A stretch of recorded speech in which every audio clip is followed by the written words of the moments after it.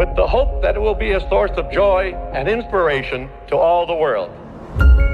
In Disney's 102-year history, there have been many defining moments and countless achievements. Today, we celebrate another thrilling moment, the creation of a spectacular new Disney theme park resort coming to Abu Dhabi.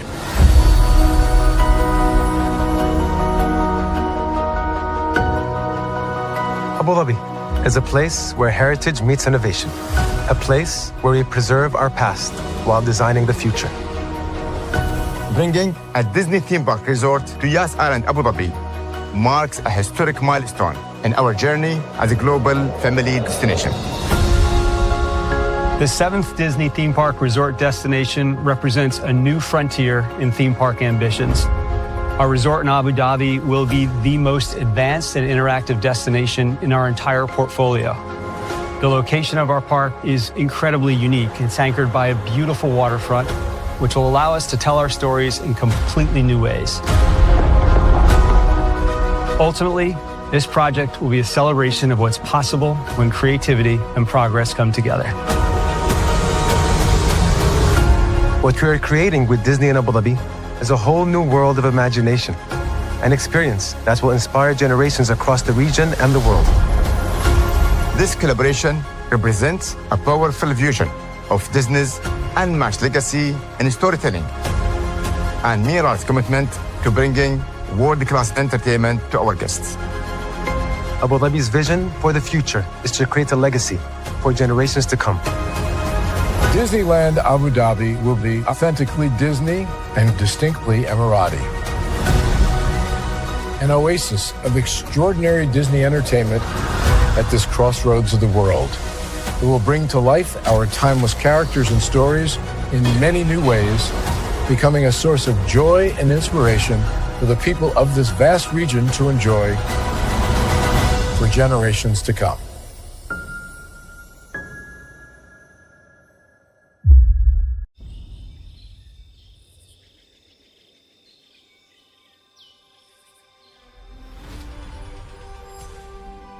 Here you leave today and enter a world of Mickey Mouse! A world of princesses.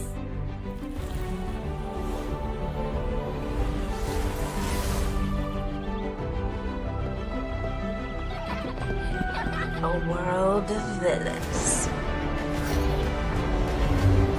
And heroes. Raise your sabers!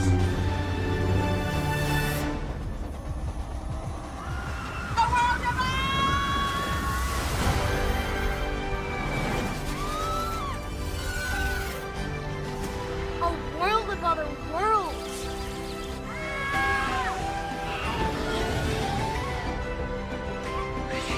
A world of all the favorites.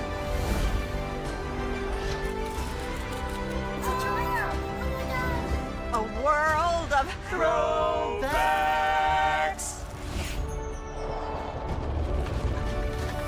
A world of for whatever you love. Infinite worlds await. Open your eyes. Think of the one place you've always wanted to see.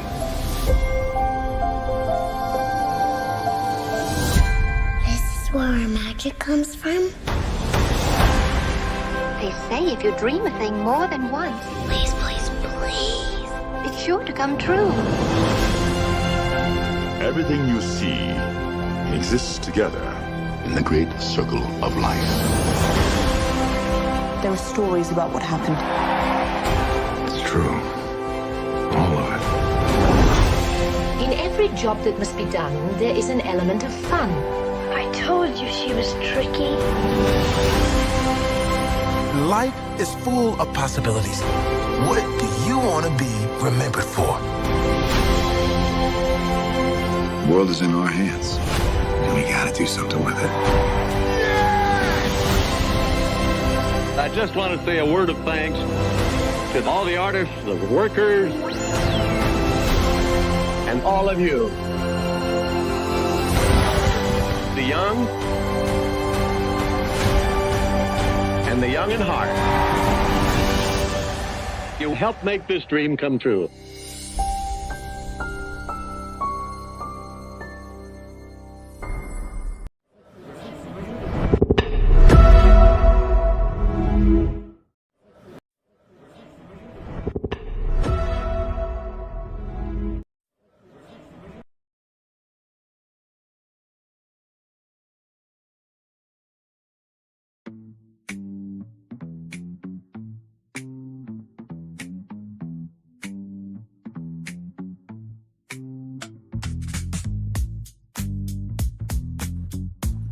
Well, hello to you, and welcome into another edition of Braille Lee's Virtual Tour Live. Glad to have all you here in the building with me. We are live on tour. This evening is another Disney Live. Yes, there's a lot of people talking about D23 content. So much was announced at the Horizons showcase, which was the theme park showcase. But there is something else afoot going on in the world of Disney. If y'all remember, there was supposed to be a project on a particular lake called Lake Nona, right? That was going to be the home rather, for Walt Disney Imagineering and some of the Parks and Resorts division, right? And then there was the Ron the Dumbass versus Disney and the Don't Say Gay bill, law thing, whatever majig you want to call it. And also, too, there's supposed to be affordable housing being built on the West Coast with Disneyland Fort and on the East Coast with Disney World, right? And so my good friend, filmmaker, he said that Disney had until 2028 to figure out what to do with this. And y'all, what I'm about to pitch for y'all, like I said, I created the village of Spindlewood Station and what Bruce and Caroline's and Walt Disney Imagineering's ass in terms of their Villains Land concept art with the village of Spindlewood Station. If you missed that stream, go back and watch it after this one. So, what plan do I have for Lake Nona? I got one for you, and believe me, you is going to help Disney out in more ways than just bringing Imagineering, okay, over to the East Coast. So let's get to it, because Hire is waiting. Those available, but either way, we got to go on tour. Yes, indeed, we do. Let me take down this iconic intro here. You see that virtual tour background? Yes, you do. And we are broadcasting live virtually from the Walt Disney World Resort there. Yes, indeed. Once again, I called Disney and they made it happen. I appreciate that. So you see that virtual tour background? Yes, you do. You hear that virtual tour music? Yes, you do. And then there is me. Hey, everybody, welcome in. Glad to have all of you here in the building. Now, of course, there is one thing we do here that is different than any other Disney stream that you will see. We got to bring in our good friend, Walt Disney, to help us out with this here. So give me one momento. Hopefully your Friday is going well. I went to Buffalo Wild Wings, got me the hot barbecue wings. They are back. They are just as delicious. And then there was this Buffalo Zoo cocktail. Oh my God, so good. All right, so with that being said, I just took a little bit of a lead day, but I'm here with y'all. Glad to be here. Let's get to it, because we have a whole lot to talk about and a whole lot to get through. So let me bring up Walt Disney. Hey, Phil, good to see you, good sir. Welcome in. Glad to have you here. All right, Walt, do what you do, good sir.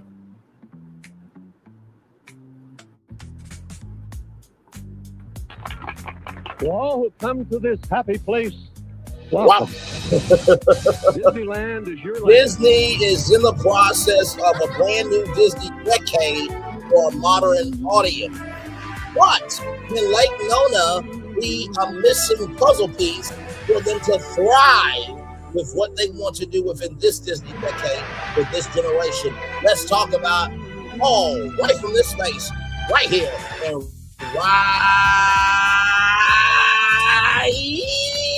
now, baby. Yes, indeed. Welcome in, everybody. Braille Lee here joining you for another Disney live stream. Lake Nona, they have until 2028 to figure out what to do with that. In addition to that, there's an animation building that Is it still getting a lot of play? Well, if the magic of Disney animation can come back, maybe there could be some new life in that animation building inside Disney Hollywood Studios. I have a plan for that too. We are about to have a wonderful time. Per usual, wow, glad to have all of you. Man, being an announcer that never gets old. Dude, it's a wonderful let's get to it. Here we go. This is a global event as Walt Disney World, Disneyland Paris, Tokyo Disneyland, Hong Kong Disneyland, and Disney Cruise Line join Disneyland in celebrating 50 years of magic. It's the happiest celebration on earth.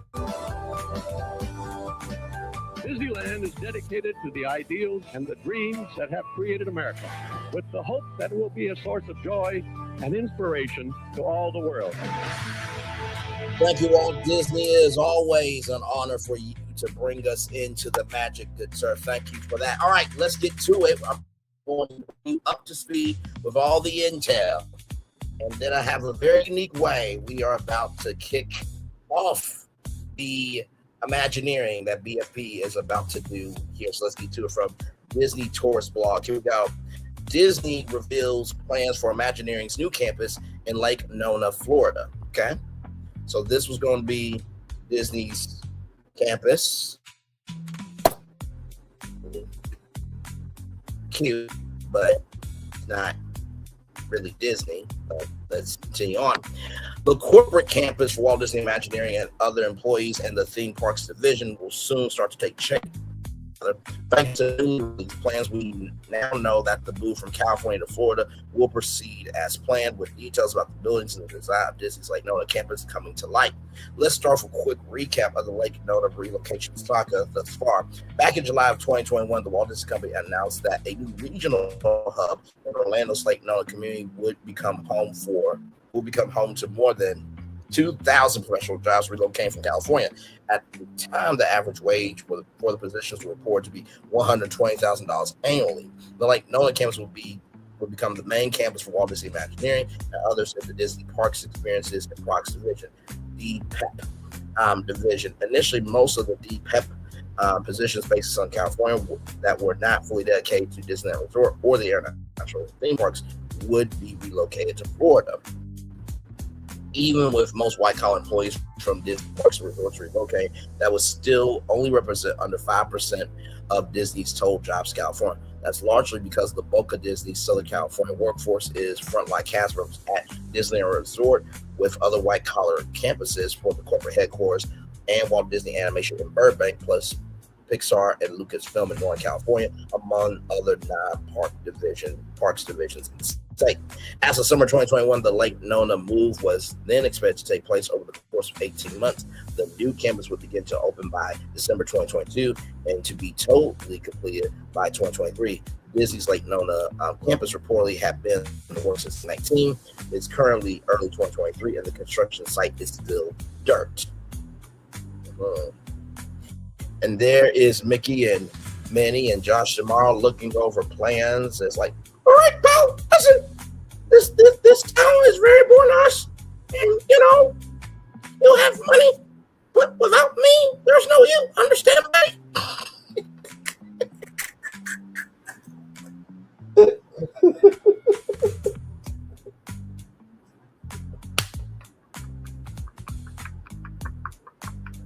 Let's keep going. That's what it looked like. Do you see the hand placement right here? Okay, do you see the hand placement right there? I just wonder, what is it like for Josh Jamal look at Mickey? Because, look at his eyes. His face is his face. Okay, all right, moving on. Let's continue on, everybody.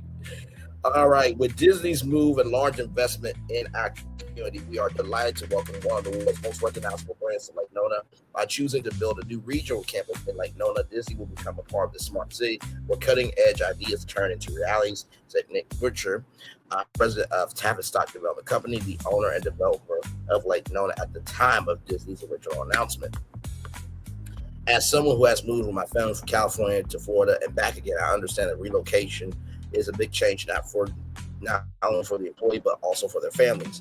DPEP Chairman Josh Tamara wrote in a letter to employees. Therefore, moving these roles to Central Florida will take place throughout the next 18 months, providing flexibility and timing to accommodate individual situations and needs.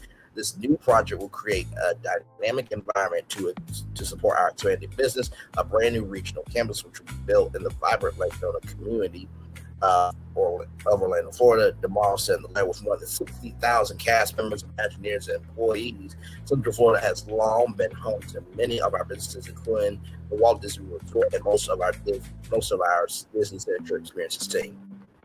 So that was going to be the campus there. Okay, all right. Lake Nona is a master plan community developed by the aforementioned Tavistock Co. and is located southeast of Orlando International Airport. It is home to facilities like Nemours Children's Hospital and the University of Central Florida's College of Medicine. For the Californians reading this is the closest comparison. The closest comparison is probably Irvine and its eponymous real estate development company. Up and coming area of Central Florida, Lake Nona is already home to a respected roster of companies, including Mobility Solutions, Chopra Global, Cisco, GE, General Electric, Guidewell, Hachi, Johnson & Johnson, or Johnson & Johnson, KPMG, Liad, Limitless Minds, Lithium, Nemours, Signet, I think that's Signet Junior, Siemens, Signature Flight Support, BBA Aviation, SimCom, U.S. Tennis Association, Veteran Affairs Administration, Verizon, and more. So I believe that this is probably one of the hospitals, I'm assuming. I believe so. According to public records in Orange County, the Disney Controlled Dynamic Campus LLC purchased real estate from Lake Nona Land Company LLC, which is connected to Lake Nona developer Travis Stock Development Company, for $46.6 million, or approximately $776,666 per acre back in fall of 2021. Disney has projected it could spend up to $864 million to build the campus, but it will be eligible to claim more than $570 million in tax breaks over 20 years for the project from the state of Florida, right? So let me do a little mathy, okay? All right, back there. And so hopefully you guys, this Friday is going well. Calculator. So $864 million minus 570. So basically, they will actually be building it at $294 million, which is actually a very cheap campus. Just keep it in the buck. Because those tax breaks will shore up and reduce the cost of everything, right?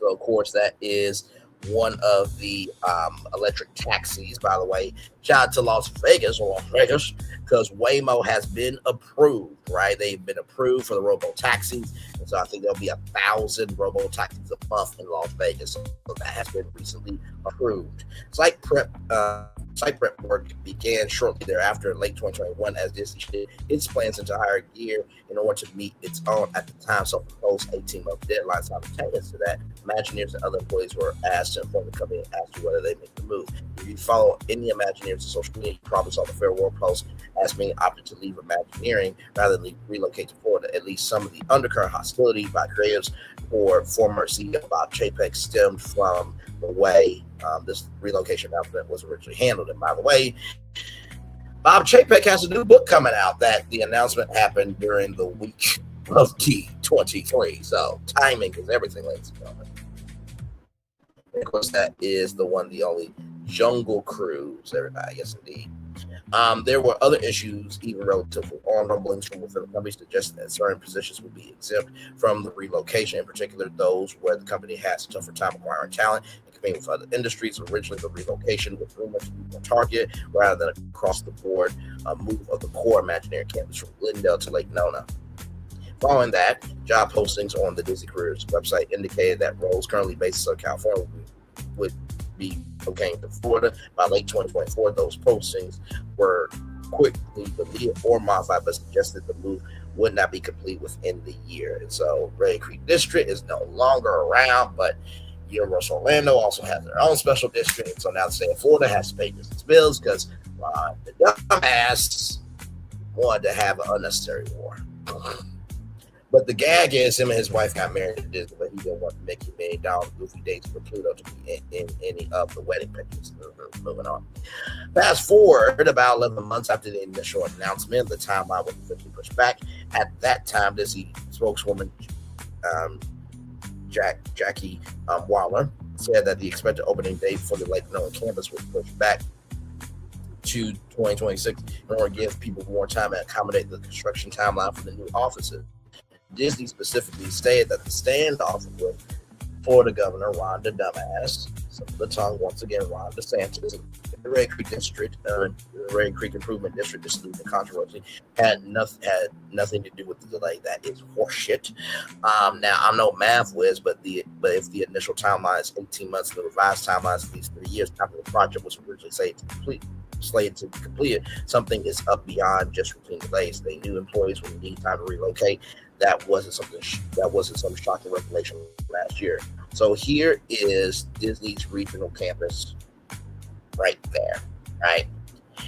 And it's a 60-acre campus. I want you to keep that in mind because as we see here, there is a children's hospital here. There are apartments, a performance club. So basically, music and entertainment and everything in between. And of course, you have a lot of health over here. Of course, you have an elementary school. So Disney being next to this actually works out for them because guess what? If the hospital needs theming, Imagineering is right there, right? If they want to have an Imagineering day at the elementary school, it's literally right there.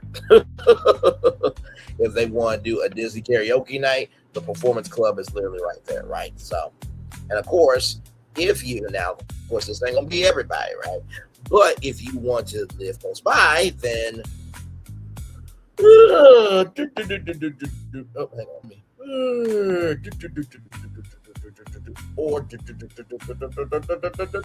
I'm at work.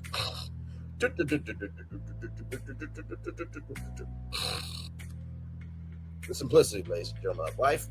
Now we have the first major update since last June. The plan below comes courtesy of a report in Growth Spotter, which reveals that Travis Stock submitted an application for a framework master plan on behalf of Disney. Per this global architecture firm, Hawk, H-O-K, is leading the design work for the project alongside Harris Civil Engineers. The application was filed in time to get on the March 9th agenda for the city's new development review committee.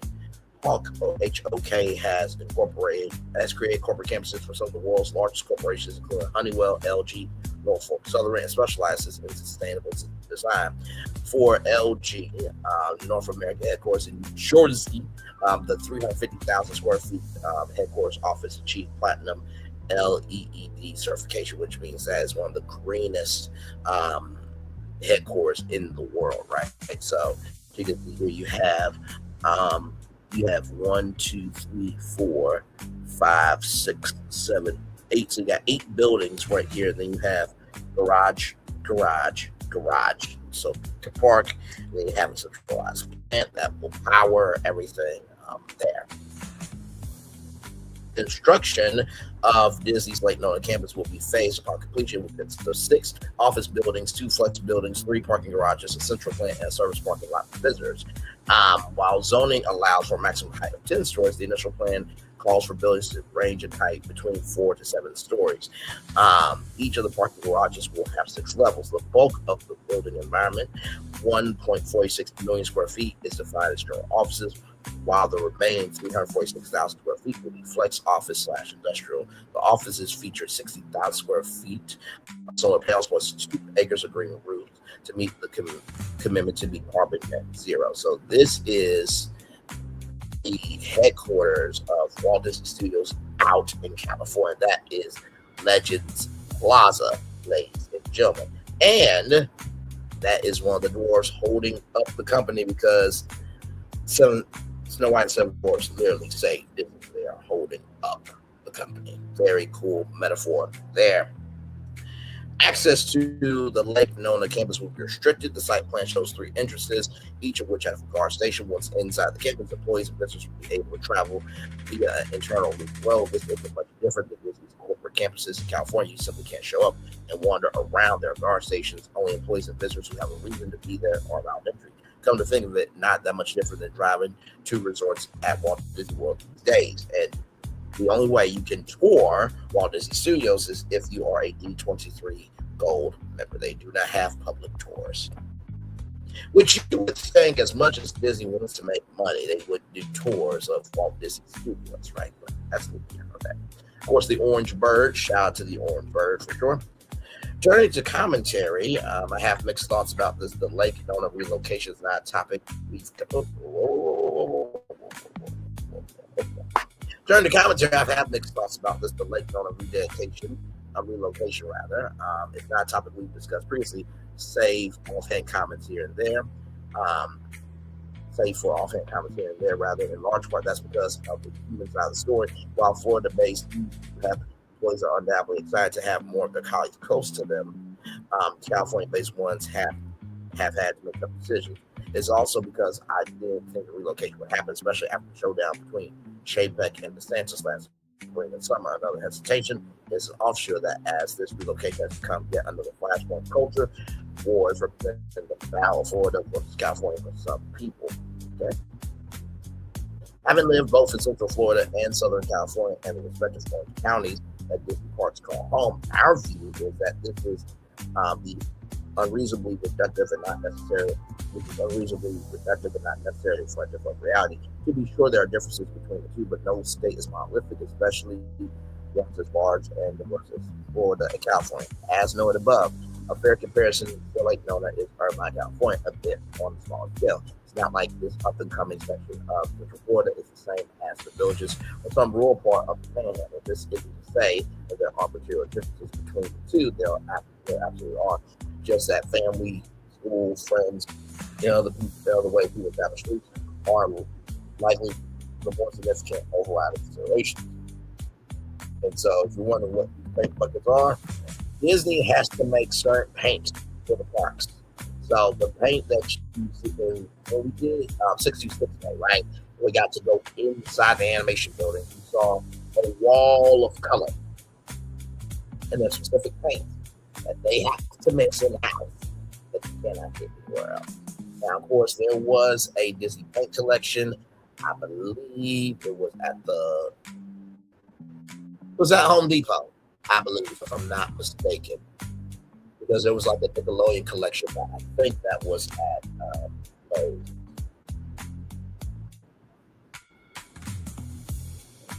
Was the Disney paint collection at Lowe's or Home Depot?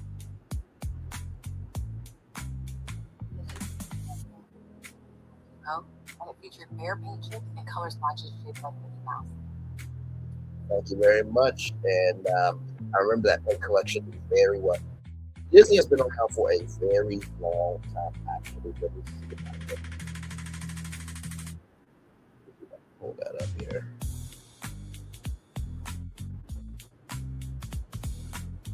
I had so many of these color swatches. I mean, just incredible. Give me a minute.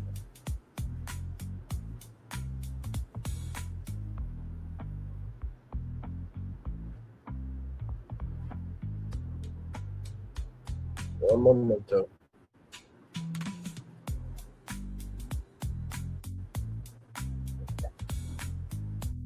There's a book.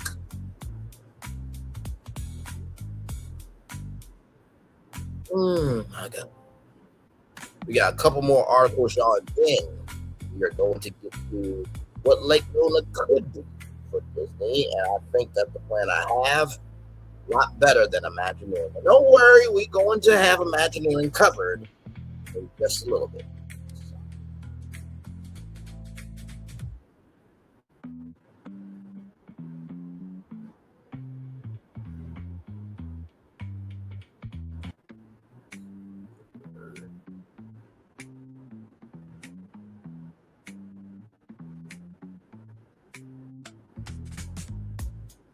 I swear to God, I love that underbed of Give me one moment, y'all. So here is the color swatches that were at the Home Depot. This was a real thing right here. Okay, this was a real paint collection at the Home Depot. Those of you who remember, you remember. Okay, now I'm not telling Disney what to do, obviously, but if you think about that World of Color Boardwalk Hotel, you can figure out these paint colors and utilize it inside the rooms at the World of Color Boardwalk Hotel. Okay, so you're welcome. All right, let's get back to cold. Yeah, all right. Rather than turning this into another topic on corporate governance, we're going to look at this from a different perspective, more specifically the viewpoint of Walt Disney World fans. Even if you are a Florida Citrus fan, it must be acknowledged that there's a ton of history in Glendale for Walt Disney Imagineering. And it'll be sad to lose that. It may have seemed insignificant to newer fans, but the creators walking the halls and the offices of the early greats of WED have had to have been inspiring and more important, and have been inspiring and important and reflected in the work product. And by the way, Walt Disney is in California, so take that and move to Florida. It just doesn't make any sense. That's why Disneyland's beloved, because Walt Disney actually walked the park. Now, a lot of people say Walt Disney did not walk Walt Disney World. While he did not walk inside the physical Walt Disney World resort, he did walk through the orange groves that he was buying in secret. So technically, he did walk Disney World, all right?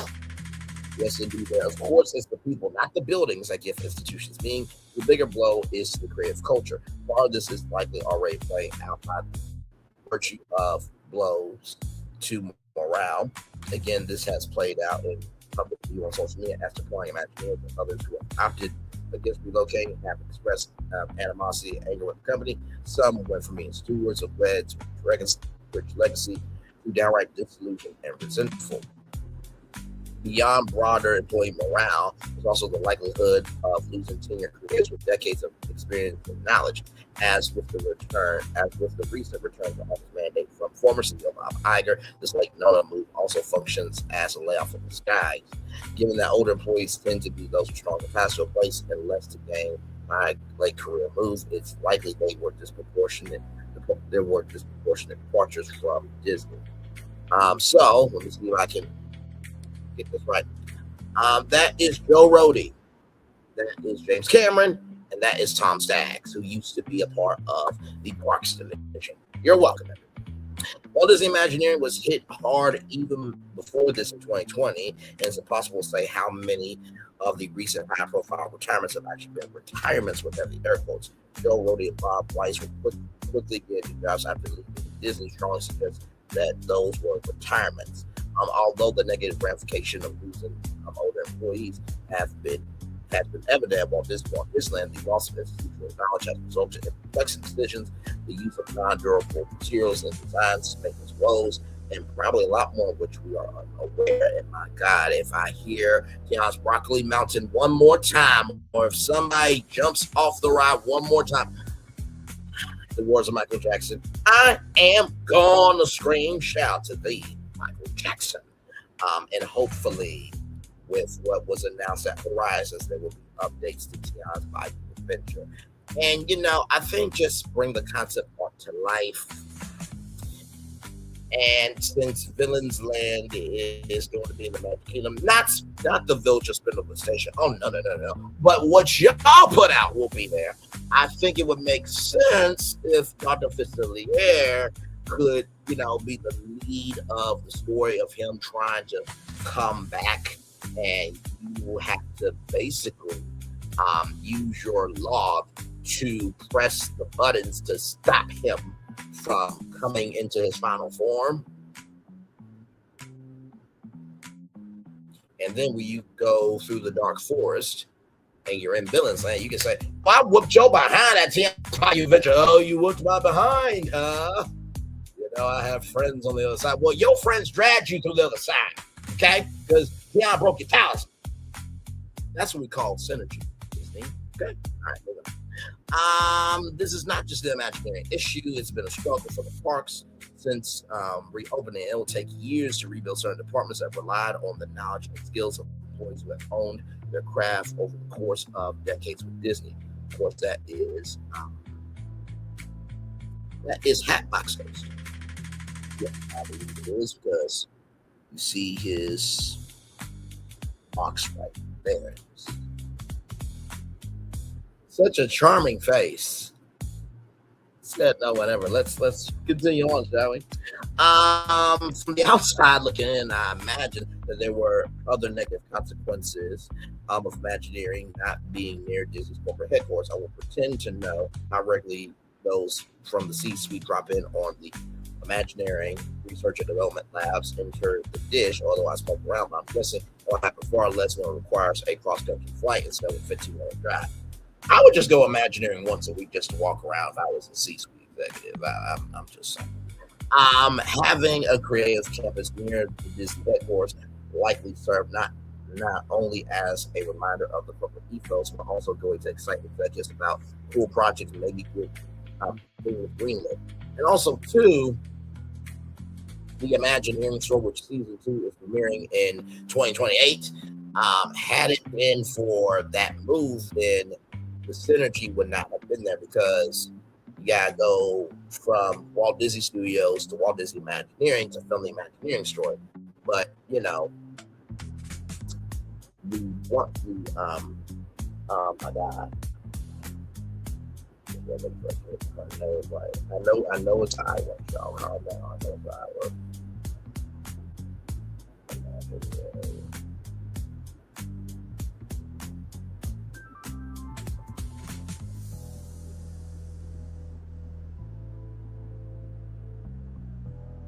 Leslie iWorks will have to fly from California to Florida, back to California. So, thankfully, it's still in California. Creative, already did that.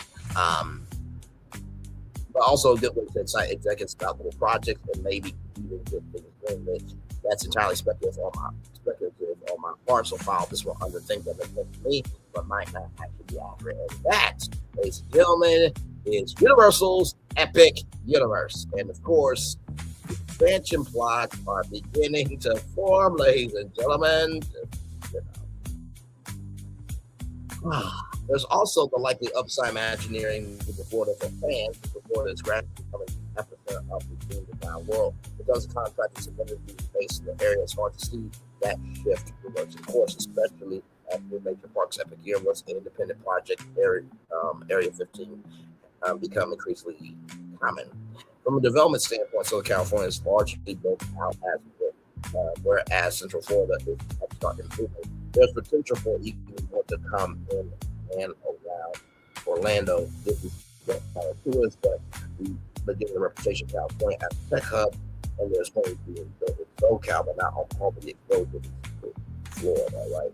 And of course, the tiki room in the tiki room. Yes, indeed, that is that tropical hideaway. You lucky people, you. Let's continue on. I'm such a geek.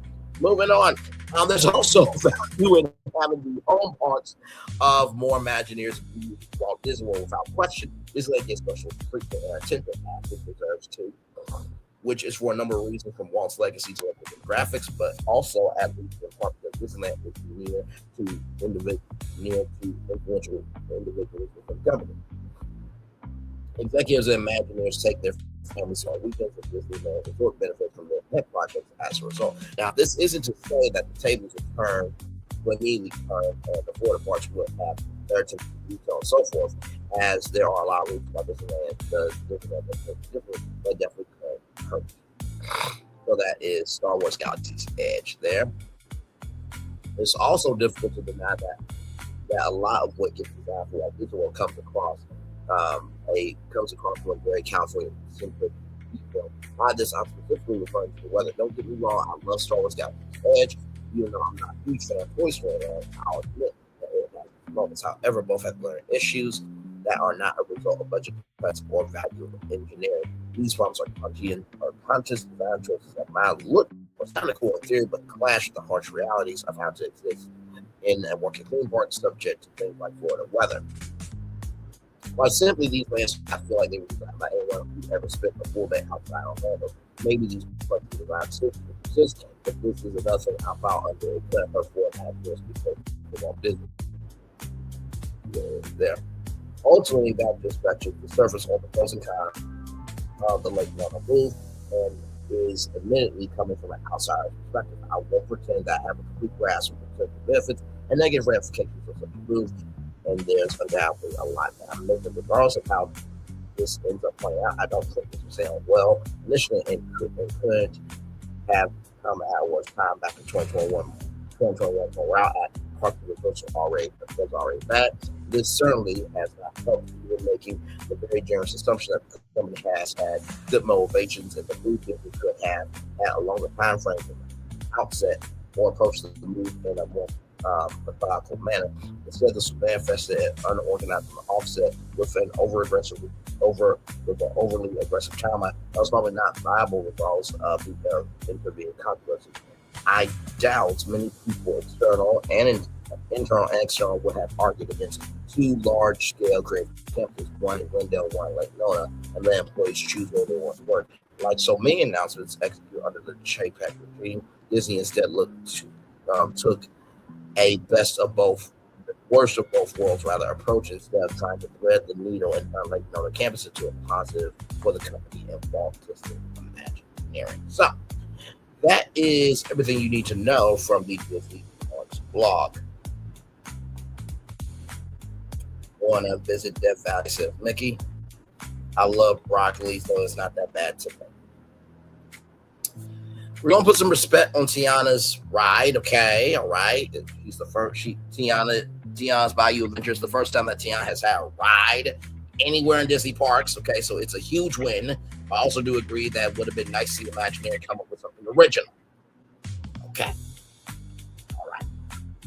Although, if you wanted to incorporate Lewis and Tiana's Bayou into Splash Mountain, I think nobody would have had a problem with that because it's bringing Songs of the South and Princess of the Frog together because it's an animal-based ride. Okay. So, with that said, right, we also have this article here.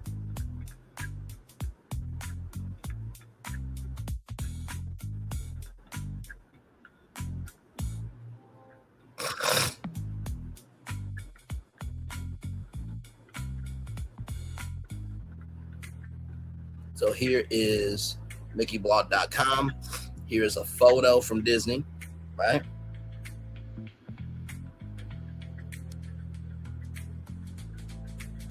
So there is a, no.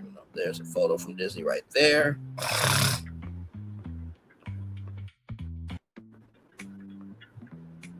And it says here, Disney now hopes to open Lake Nona by 2026.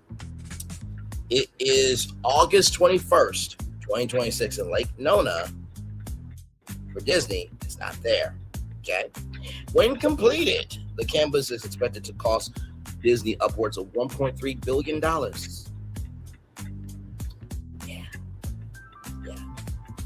So that is from Disney blog there. And then let's get to Blog Mickey. Shout out to Blog Mickey there. Here it is here. Now, this article came out May 30th of 2023. Disney has until 2028 to develop Lake Nona property. So 2026, 2027, 2028. So 3 years to figure this thing out. A September 2021 memorandum of repurchase option sheds light on just how much time Disney has to develop the Lake Nona property previously carved out for headquarters campus for its theme park division. As we previously reported, Disney had planned to cancel the development of an estimated $1 billion project in Lake Nona, citing changing business conditions, among the reasons that they have decided not to move forward with the project. The question then becomes what Disney will do with the 68 Lake Nona project. Back in December 2021, we took a look at the extensive work Disney was doing to prepare the site for construction. Documents filed with Orange County show that Disney can't hold onto the property forever, though. They'll be forced to sell or develop the land by late 2028. According to an agreement between Disney's Dynamic Campus LLC and Lake Nona Properties Holdings LLC, Disney has to hit certain construction milestones to avoid a repurchase option. The two milestones are at least 250,000 square feet, 250,000 square feet of gross interior building area by September 2028, and at least 500,000, 500,000 square feet of gross interior building area by September of 2031. If either of those construction milestones is not achieved, Disney must offer to sell the property back to Lake Nona Property Holdings LLC at the purchase price. Disney has only said that the plans to move forward with Disney Parks experiences and Parks Campus have been canceled, but they have not made any announcement about what, if anything, they plan to do with the land. It's possible that Disney could develop the land at a later date should business conditions improve. In our opinion, the Lake Nona debacle will be looked back on as a significant development in the history of Walt Disney World. Disney was on the precipice of moving its theme park creatives to a campus just 25 minutes from Walt Disney World. At the risk of sounding too dramatic, this relocation could have changed the course of Disney World's history, putting 2,000 of the top theme park creators and executives just minutes down the road from Walt Disney World were forced to focus on property unlike anything we may ever see again. As for the actual future of Walt Disney World, that remains to be seen. Currently, topics that just like former Disney Parks Chairman Josh D'Amaro, now the CEO of Disney, Josh D'Amaro, Walt Disney World former Walt Disney World President Jeff Vail, are trying to balance publicly optimistic message with the reality that the business environment for Disney in Florida is unfavorable. So, with that said, what are we going to do with Lake Nona, right? We have 3 years to develop a land. Thankfully, I have an idea. Now, I was watching a guy named Reese Waters, and he's very funny, right? And he has this song, and I think that this is going to be the way moving forward for all my pitches for Disney, Universal, Six Flags, or any business I see that could blend pop culture entrepreneurship or pop culture entrepreneurship.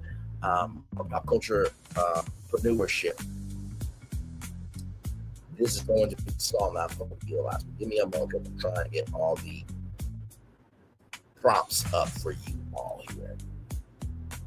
Once I have them up, then we'll play that song. It's a very unique song, so I don't want anybody to feel a way about what's going to be on the screen. I just want you to listen and watch the words, okay? Just trust me here, okay? All right. Come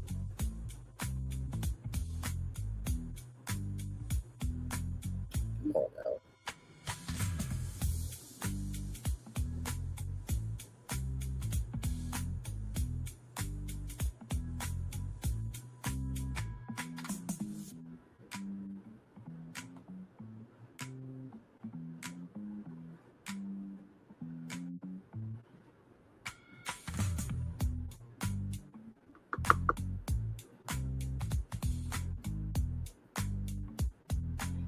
Oh my God, technology.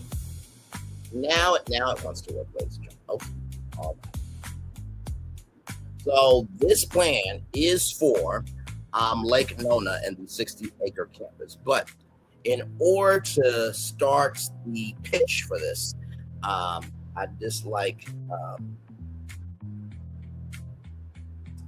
didn't mention living. I didn't mention living. Okay.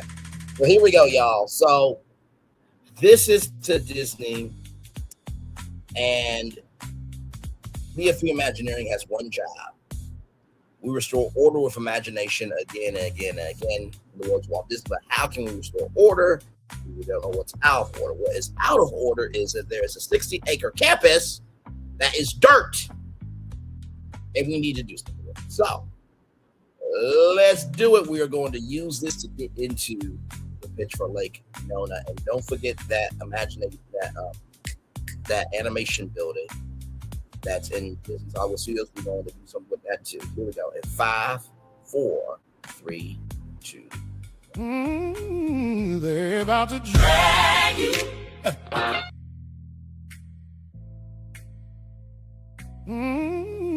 They're about to drag you.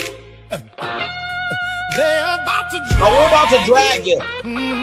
We are about to drag you, Disney. In these comments. In these comments. Oh, we're about to hammer you, Disney. Oh, we're about to drag you, Disney. In these comments. In these comments. In these comments. We're about to drag you. In these comments.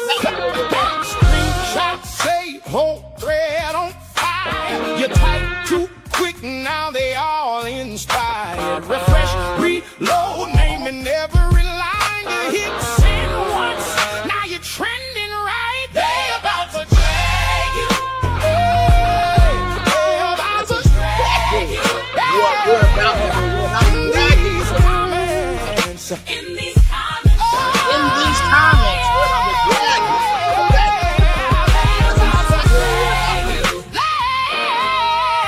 about to drag you. In these comments, in these comments, in these comments, laugh, reacts, flood, every clap on beat, one wrong word, now they quote your tweet, say you did too much, say you're not that guy, you can log on now, but receipts don't die, they about to drag you, they about to drag you.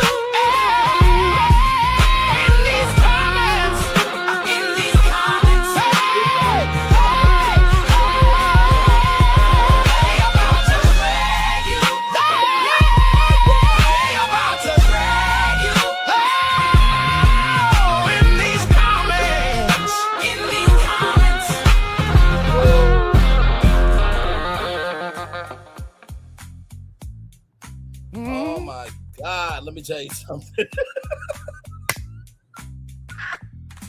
You're about to drag Disney in these comments. Listen, I did not make that, okay? There was another person who made that, okay? Listen, I just like the song.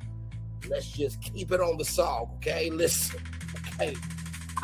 And by the way, please don't install no toilets on no on no grave site, okay? Please don't. That's tacky, wrong, and disrespectful. Now, with that being said, let's get ready to drag Disney in these comments, all right? Oh my God.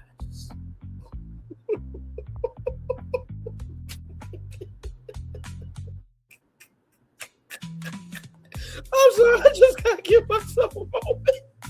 I actually did that live. Hey, they about to drag you.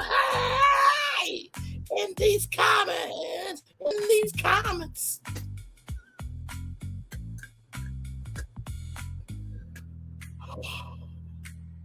If y'all ever need a laugh, just look up that song. Okay. All right, let me clear.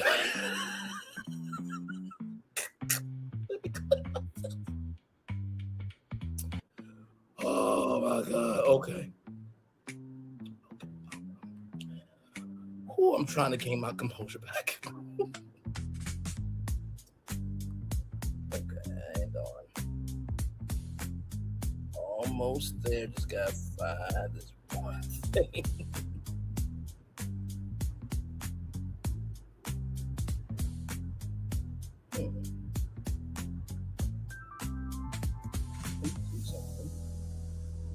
Oh, you know what? There it is. Okay. That's what I'm looking for. All right. I'm like, I know I have it.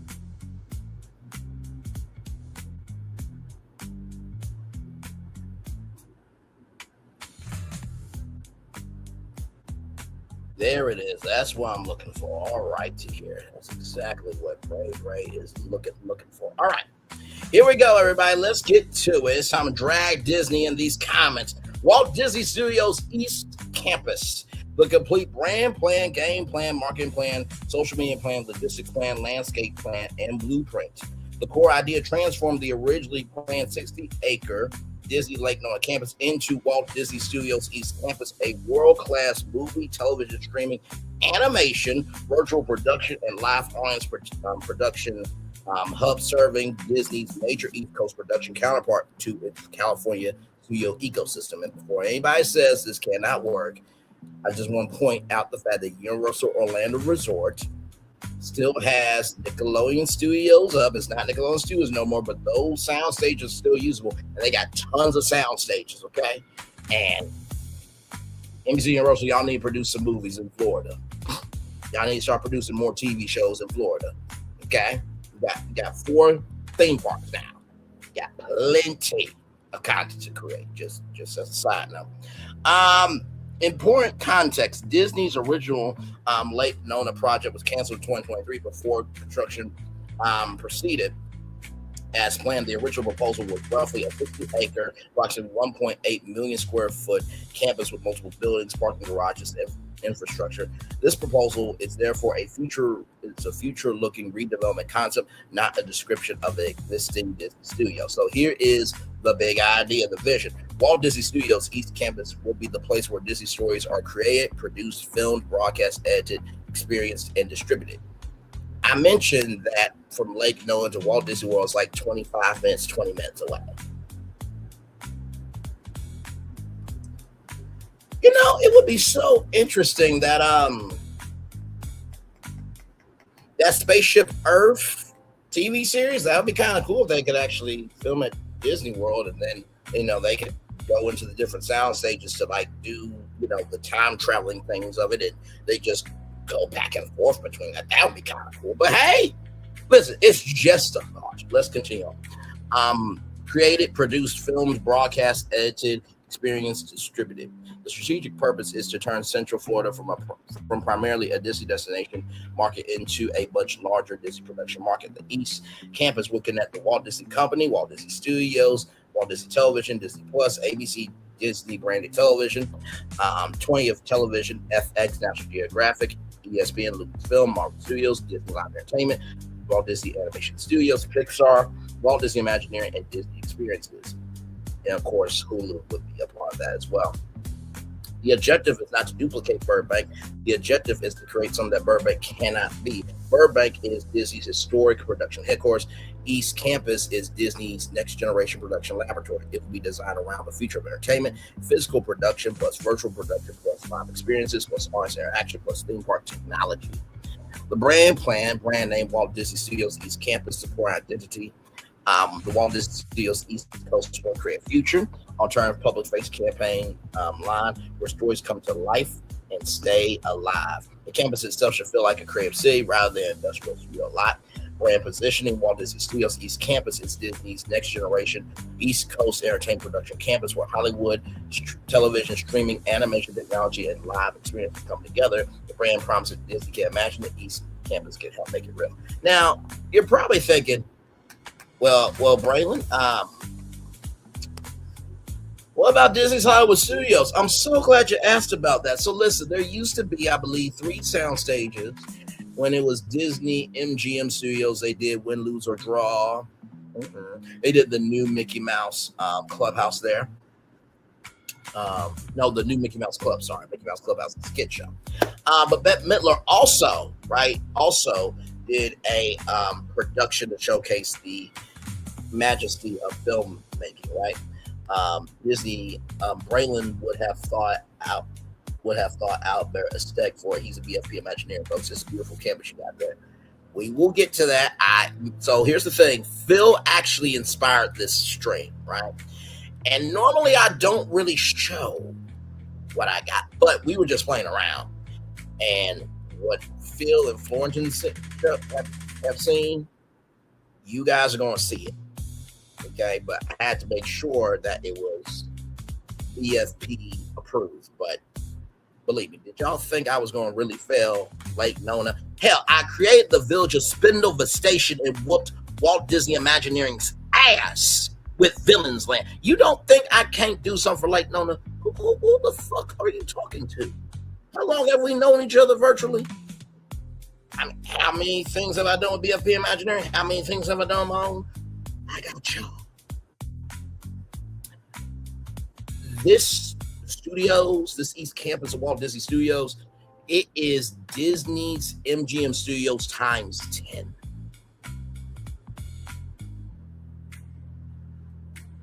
And there would be public tours of this campus. Let me say that again. There will be public tours of this campus, and there will be public tours of this campus. So you don't have to be a D23 Gold member. Okay, so if you want to see the Walt Disney Studios, you gotta be a Gold member. But for the East Coast, guess what? You can add that to your Walt Disney World vacation package. Yes. So you can do it for the vacation package, or you can buy a separate ticket. Let's just say that you're just in Florida, you're doing your own thing, you ain't going to the park, but you do want to experience Disney. You can go to Walt Disney Studios East Campus. You're welcome. Let's continue on here. The brand architecture, Walt Disney Studios East, the master production brand, East Campus Studios, film and television production, East Campus Live, talk shows, award shows, concerts, and live arts productions, East Campus Labs, technology, AI, gaming, virtual production, and creative experimentation, East Campus Experiences, Disney Experiences, and Imagineering Research and Development, East Campus Screening House, premiere screenings, and Disney industry events, East Campus Academy, education, internships, and professional creative development, East Campus Village, restaurants, public programming, and the campus community. And you know, since we're talking about the campus being such an integral part of Disney, could y'all do the Disney content career program like the Disney college program, where grown adults like myself, Phil and Florentin, can be flown out to Disney World and live in the content creator apartments and be able to create content at Disney World for a year or so? And we also work at Walt Disney Studios East Campus. You see, Disney, this is how you utilize synergy. Okay? All right? Because let me tell you something. Universal should do it. Universal should do the Universal Content Creator Program, where they buy some apartments that are not too far away from Universal, and you get to film content inside Universal Land Resort, and that content can air on NBC, Bravo, or Peacock. And then you make a partnership with Versant. Y'all can do what you want to do. But once again, we are ahead of the culture per usual. Let's continue on. And if you don't believe the website won't crash, you're out your fucking mind.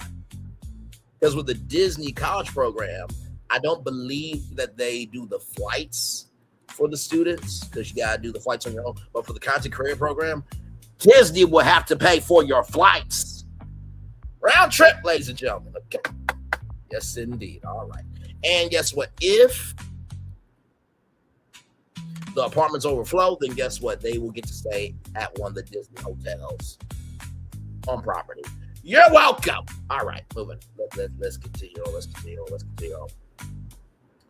The game plan, phase 1, build the foundation, years 1 and 2, secure the site development approvals, create the Walt Disney Studios East leadership structure, build initial sound stages, develop the virtual production campus, build post-production facilities, establish ABC and Disney television production capabilities, establish relationships with Central Florida universities. That includes Full Sail University, build workforce development pipelines, recruit productions from across Disney. Establish Florida as a major Disney production center. The first production should be internal Disney production. This is essential. The campus should not open and then search for business. It should open with productions already scheduled. Potential inaugural categories: Disney Plus Originals, Disney branded television series, ABC, unscripted productions, talk shows, holiday specials, obvious events, Disney documentaries, Disney experiences content, Disney Park specials, ESPN specials, and behind the scenes programming.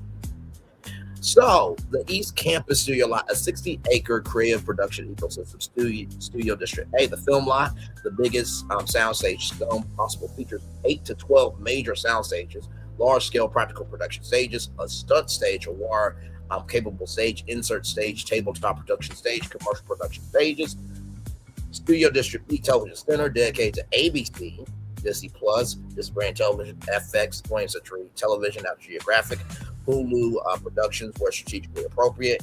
And of course, this will be ESPN as well. But ESPN actually has production facilities at ESPN's Worldwide World of Sports. This district could include scripted television stages, multi-camera sitcom stages, reality television stages, competition show stages, interview studios, and daytime television studios. So imagine a daytime talk show from Walt Disney Studios East Campus, and if they need to go to Walt Disney World, take some in-park content for the talk show, then oh my God, there it is, right? Or you could just, I don't know, maybe take the theater that hosts the Frozen Air after show and turn that into a daytime talk show inside the park, like iVillage Live was at Universal Orlando Resort. Yes, there was an actual TV show called iVillage Live broadcasted from Universal Orlando Resort. Let's continue on. East Campus Live, the live television. Just give me one moment, everybody. Give me one moment. I'm sorry, y'all. Ooh, okay, there we go. Okay, we got Gucci. Okay, all right. Hi, everybody. Good to see you. East Campus Live, the live television and audience production district. This has become one of the most exciting parts of the entire campus. Studio facilities include Studio 1, a 500-person live audience talk show studio. Studio 2, a 1,000-person entertainment and music studio. Studio 3, flexible studio for interviews, digital programming, podcasts, YouTube, creative production, social first shows. The East Campus Theater, a 2,000 to 3,000 seat production theater for Disney specials, premieres, awards, fan events, concerts, comedy, live broadcasts. Sorry, y'all. And you know what will be funny too? Imagine Destination D23.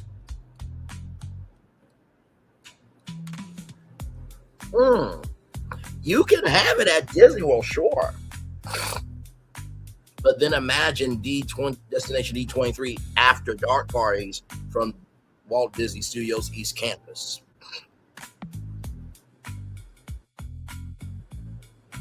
Moving on. You see how that works? The Disney Morning Network. One major strategic opportunity would be a permanent live production ecosystem in Central Florida, potential productions, ABC Morning Specials, Good Morning America, vacation broadcasts, holiday broadcasts, Disney Plus live shows, ABC News Entertainment Specials, Disney Parks programming, red carpet shows. The production could move between the studio, East Campus, the parks, Walt Disney World, the resort hotels, Walt Disney World, Lake Nona, Orlando. This gives Disney something extremely powerful, a permanent production state connected to one of the largest entertainment destinations. And imagine, right? You are filming a movie for Disney, right? Guess what? You could stay at the Contemporary Resort and then get in your car and go over to the studios, which is about 20, 25-minute drive. Film there, go back to the hotel, be in the park, all that stuff. It's the simplicity, ladies and gentlemen. Let's just say, for example, I'm on Good Morning America. Guess what? Guess we're going to broadcast live from the park, of course. But guess what? GMA is live from the park from 7 to 9. And then guess what? We, tape additional content. But then we do some Disney Plus content that is exclusive there that we film from Walt Disney Studios campus. Let's continue on.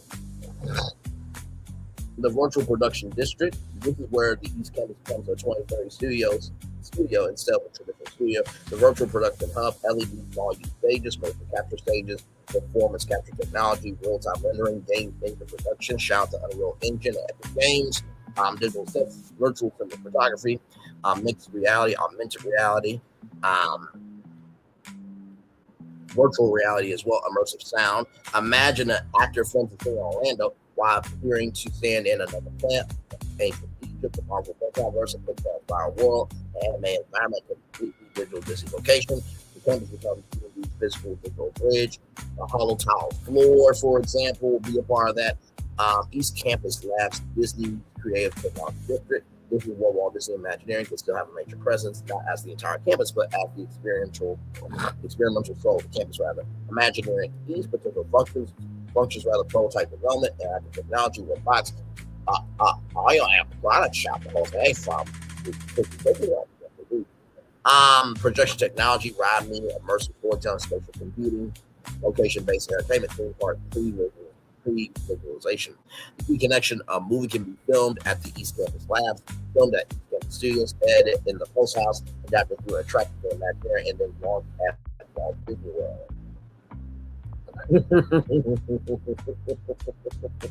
That's the unique Disney advantage. The post-production house hosts a central creative finishing facility, departments editing, color grading, sound design, ADR, foley, music recording, mixing, visual effects, finishing, localization, dubbing, captioning. Production should not need to leave the campus to complete their work. Shoot here, finish here, deliver from here. Unless they need to go to Walt Disney World first or something, then they gotta go to Disney World. Is basically a movie set. The Disney Career Studios, this is very important. This is where the campus becomes culturally relevant beyond traditional Hollywood. Disney Career Studios East, a dedicated facility for YouTubers, filmmakers, social creators, podcasters, emerging storytellers, Disney fan creators, influencers, journalists, and different talent, different programming. Career in Residence program. Creators spend weeks or months developing new projects. Disney Studios, short form and social production, and long form content as well. Career sound stages, professional facilities, fungible or accessible to Disney programs. Disney Story Labs, incubator for new shows and franchises. Fan to filmmaker, Disney fans submit concepts and receive professional development. Or fan to Imagineer program. Yes, indeed. Or fan to producer program as well, fan to host program, fan to C-suite executive program, where you can actually learn how an executive is supposed to move and make decisions for this, that, and third. The marketing plan, the launch campaign, is now open. This campaign introduces a simple message. Disney has always had the magic. It has always made magic California. Now the East Coast plans to make it too. Campaign phase one, the announcement campaign name Disney Makes East. The campaign will introduce the campus through architectural reveals, soundstage reveals, filmmaker testimonials, Disney talent announcement, virtual production demonstrations. Campaign phase two, the creative community. Campaign Your Story Starts Here. Target artists, filmmakers, television producers, college students, creators, production professionals, actors, writers, animators, technologists. The campaign makes one promise: you no longer have to leave the East Coast to dream at the highest level. Campaign phase three, the public opening, a week-long opening event, the Walt Disney Studios East opening celebration, potential activities, opening night special, studio dedication, concert, celebrity appearances, summit, student showcases, behind-the-scenes demonstrations, first on screen for campus debut before a live major broadcast on ABC, streaming live on Hulu and Disney Plus. And go ahead and do it on ESPN because sports content will be filmed here as well. Social media plan, the main account, Disney Studios East. Content pillars made here. That's the first thing. Behind the scenes footage from productions. Number two, East Campus Live interviews and live events, storyteller spotlight, directors, writers, creators, crew. Build the future technology and working production. The live day life on campus. Number six, from the archives, history. The next take, short form educational content explaining filmmaking, or long form, because the Imagineering story is like 40 minutes for a full episode. So I think people would be open to that.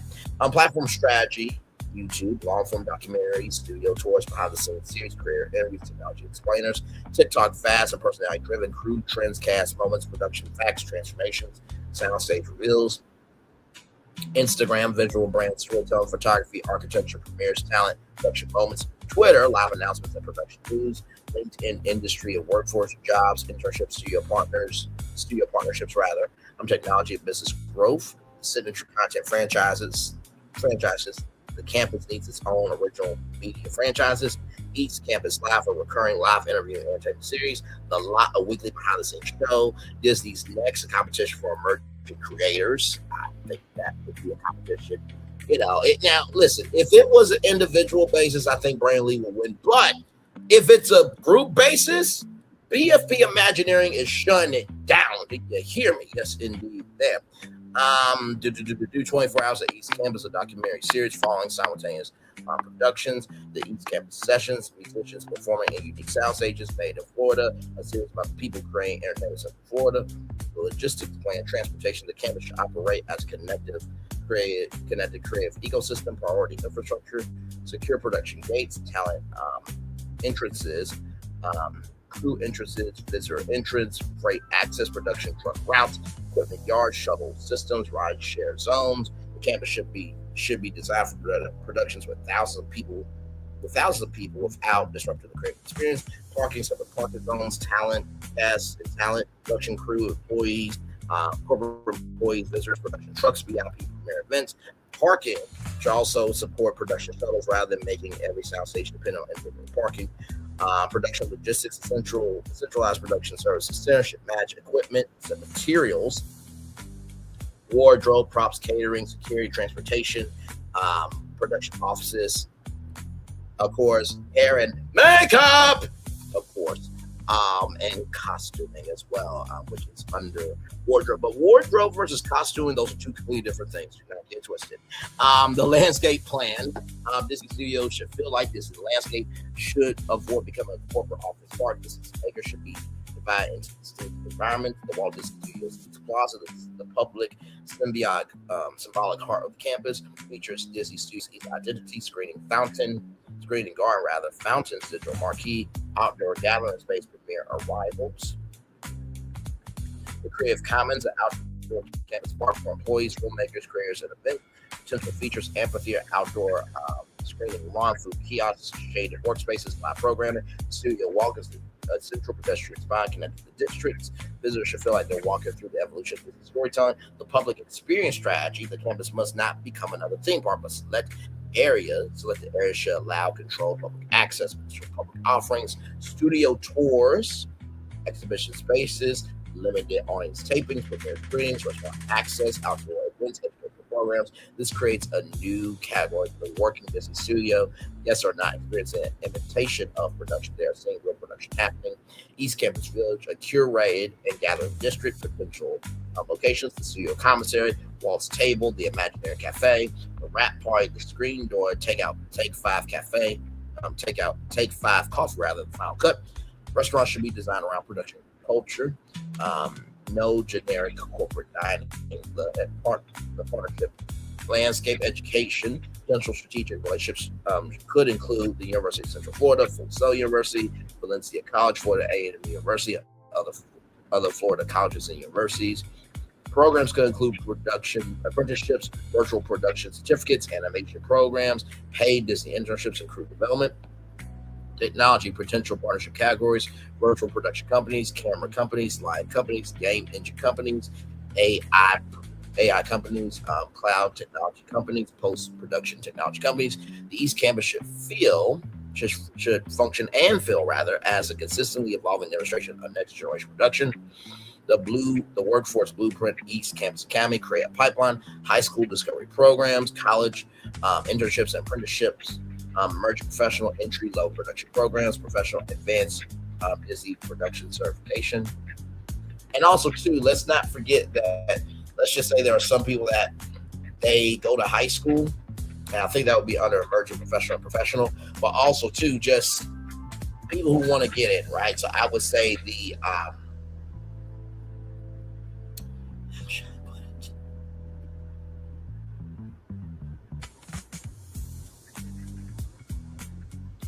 fandom aiders. So fandom creators, so fandom aiders. I think that could be a part of this as well. The Disney Crew Program, a formal initiative to develop camera operators, grips, electricians, editors, production assistants, costume professionals, hair and makeup artists, sound professionals. Disney should not simply build the studios. Disney should build the workforce.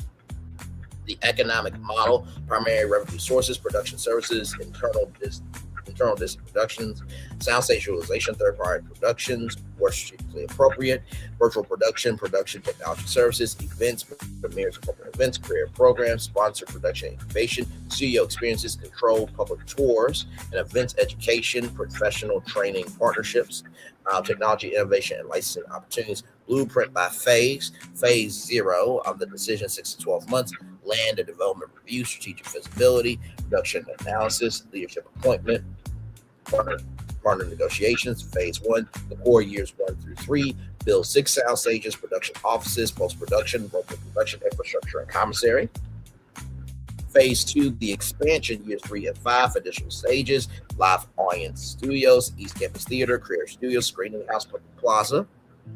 Phase 3, the Creative City, years 5 and 8, expand Imagineering Labs, Academy, Village, Advanced Technology Center, expand post-production, public studio experiences, the organizational blueprint.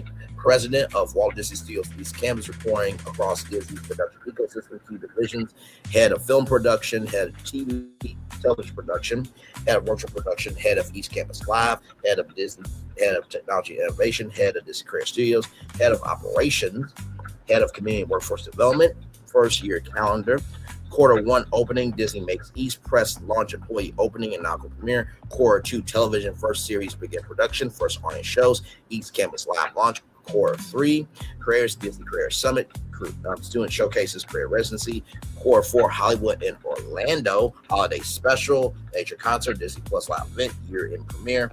24, the biggest strategic advantage, the campus will sit within the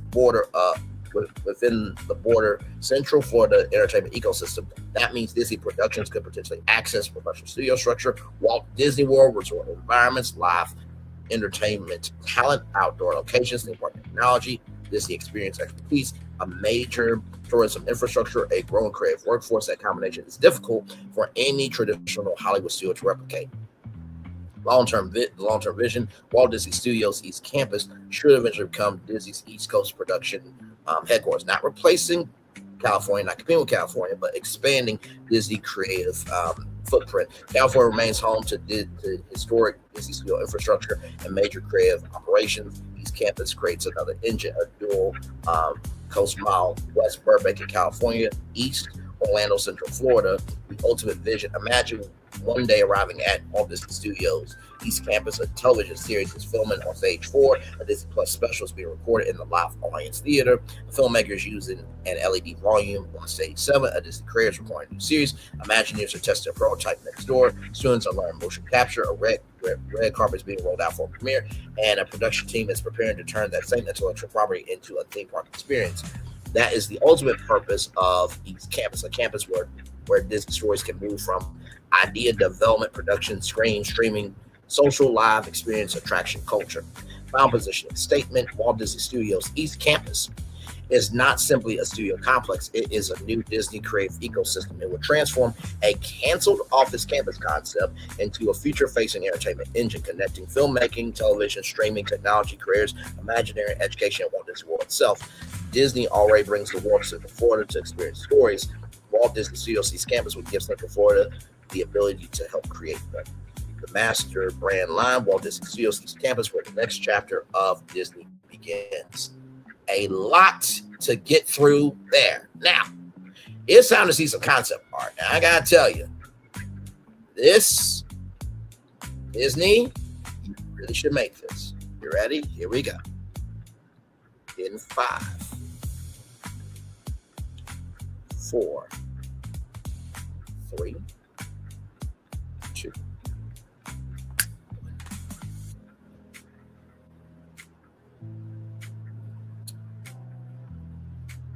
Huh? Yeah, you see that, right? Imagine all that. You got soundstage, you got Earfield Tower.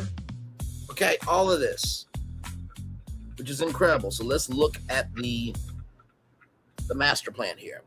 So right here, right, is main entrance plaza. Number 2 is Studio District A film lot. Number 3 right here is the Studio District 8 Television Center. Number 4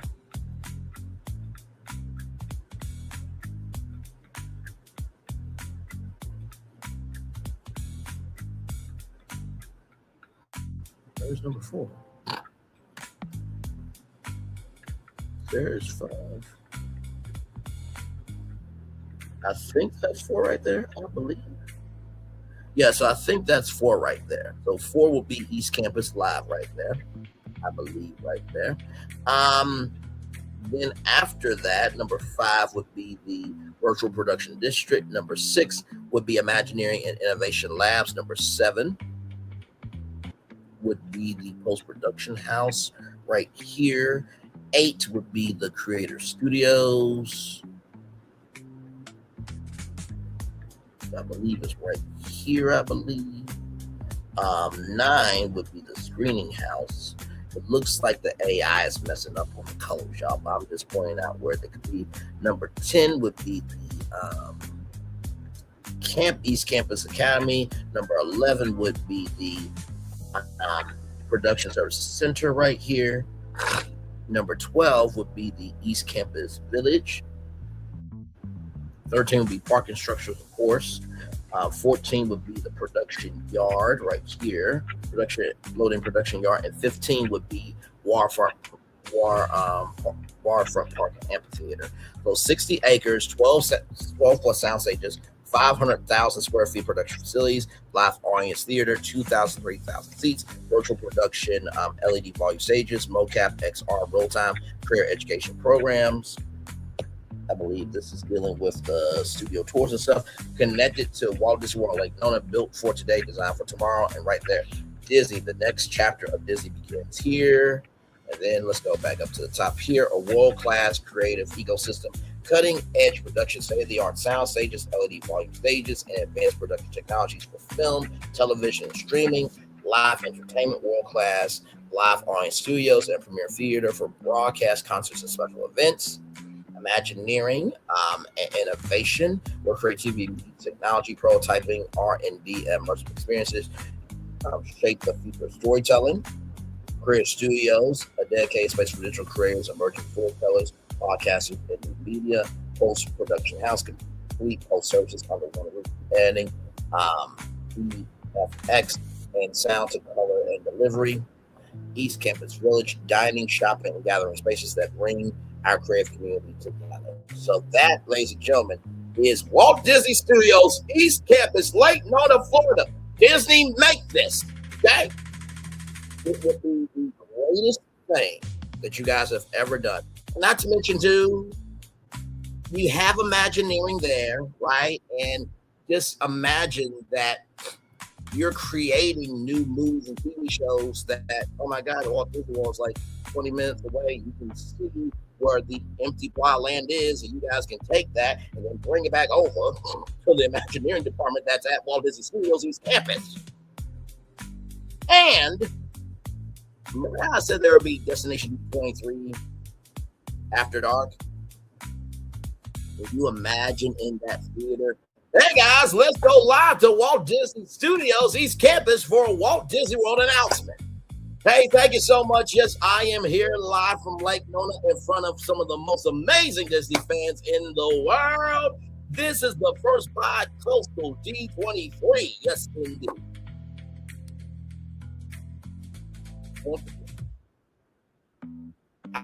I just produce greatness. I don't produce no L's ever. I'm worth the $2.5 billion investment every cent you have to do it. So that is the pitch for that fair. But that's not the only pitch. Oh, no. That's not the only pitch I have. So as you guys know, let me bring up this article. Because there was something that you guys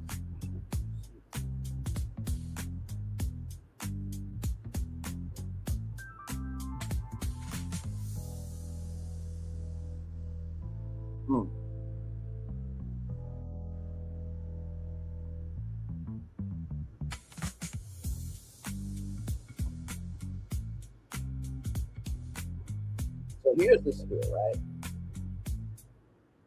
So this came out in 2025, but this is inside the building where Lilo and Stitch was made. Okay. All right. So right here, Walt Disney Feature Animation Florida, right? So all these were created in Florida. So the biggest ones that we love today was in Florida. So The Little Mermaid, 1989, Beauty and the Beast, 1991, Aladdin, 1992, and then Lion King, 1994. In the early years, the work was set to think under the watchful eyes of curious guest quarantine the back of Disney animation, but not in the way that it should be. So this Walt Disney Studios East Campus, Lake Nona, Florida, would be a return to that.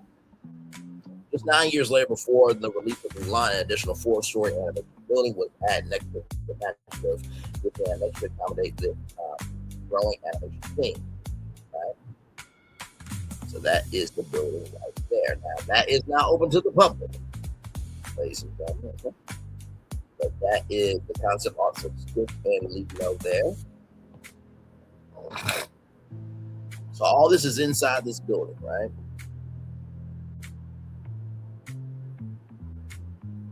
So right here, on quiet days in my office, about every 10 minutes or so, I can hear Slinky Dog say, "Whoa," as he drives the football, and I walk to my car later. The aroma of equal Dr. Smoke ribs at Roundhouse, found up Royal Barbecue with Tiffany. The landscape of Hollywood Studios has changed a lot over the years, but inside feature animation, much has been preserved from that days. As part of the digital integration team for Disney Experiences, I help share the latest news and history about your favorite Disney destinations across the globe on Disney Parks blog. For this great team, it isn't lost on us that we're working in-house with Disney history. Each morning, I walk into the door of feature animation created by Sleazy, one of the log-shaped vehicles from Snow White's Scary Adventures, and Winky, a blue car from Mr. Toad's Wild Ride. On the lobby, cast members from all over Disney World often gathers for special backstage events, like our recent Earth Day Bash, where I have my phone taken with a ferry during my lunch break. So there is Winky, one of the vehicles from Mr. Toad's Wild Ride. Of course, there is a screening room there. So this building is inside Disney World. Okay. All right. Then, of course, this is a hallway here. And all this concept art, y'all, is just incredible. Meet the Robinsons. Yes, indeed. I know.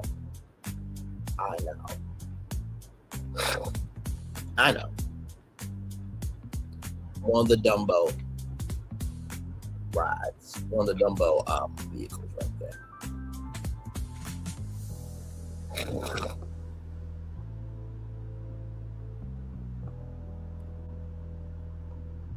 So you're probably wondering, well, Braylon, this is some great Disney history. What are you about to do with it? Well, this right here, the windows were open where people could actually walk through and watch the animators do what they do, right? Yes, indeed. So here is that featured wall of paint. And then, of course, some signatures there. So that is everything you need to know. So, I'm going to have to utilize that song one more time. I'm going to stop sharing that because I don't want that song to be over that. So, with that said, Disney, we gotta drag you one more time. What are we going to do with that animation building? Remember, Lake Nona was going to be the home of Walt Disney Imagineering. We just created Walt Disney Studios, East Campus, for a movie and TV production that happened in Florida, which will in turn hopefully make NBC Universal want to create movies and TV shows there. And hopefully the right network will be in those famous buildings again. Hopefully Nickelodeon Network, a spinoff of Nickelodeon. And if you do sell Nickelodeon, NBC, you need to buy it. Okay, because y'all have a partnership already. So, Disney, we gotta drag you one more time. Roll it. They're about to drag you. They're about to drag one more time. Drag you. In these comments. In these comments. In these comments. Oh, they're about to drag you. Drag you. They're about to drag you. Drag you. In these comments. In these comments. In these comments. In these comments. Screenshots say whole thread on fire. You type too quick, now they all inspired. Refresh, reload, naming every line. You hit send once, now you're trending right. They about to drag you. They about to drag you.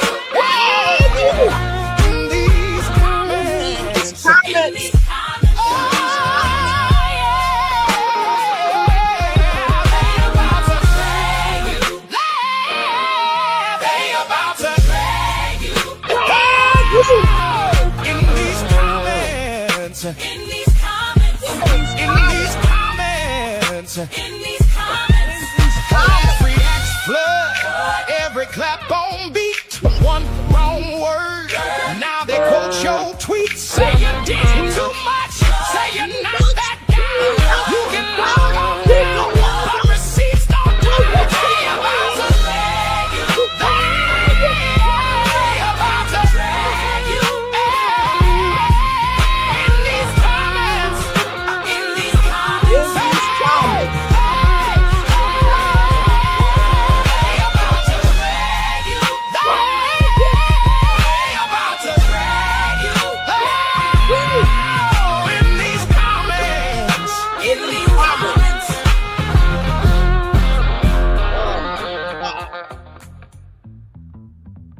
Just know, Disney, it hurts me, okay, to drag you in these comments. I just want you to know, personally, it hurts me to do this. Because if y'all had it together, we wouldn't have to drag you in these comments. But we have to in order to get y'all to do what we need y'all to do.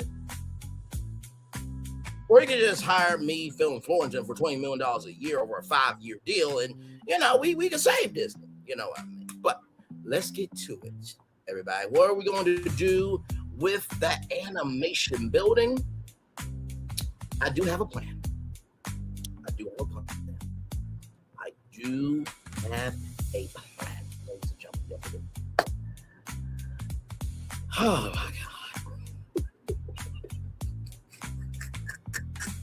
You gotta admit, it's a very catchy song. You gotta admit, it's a very catchy song. You have to admit, it's a very catchy song. Oh my God. Okay. All right. So, with that said, hang on. All right. Here we go. Go back up to the top. All right. Here we go.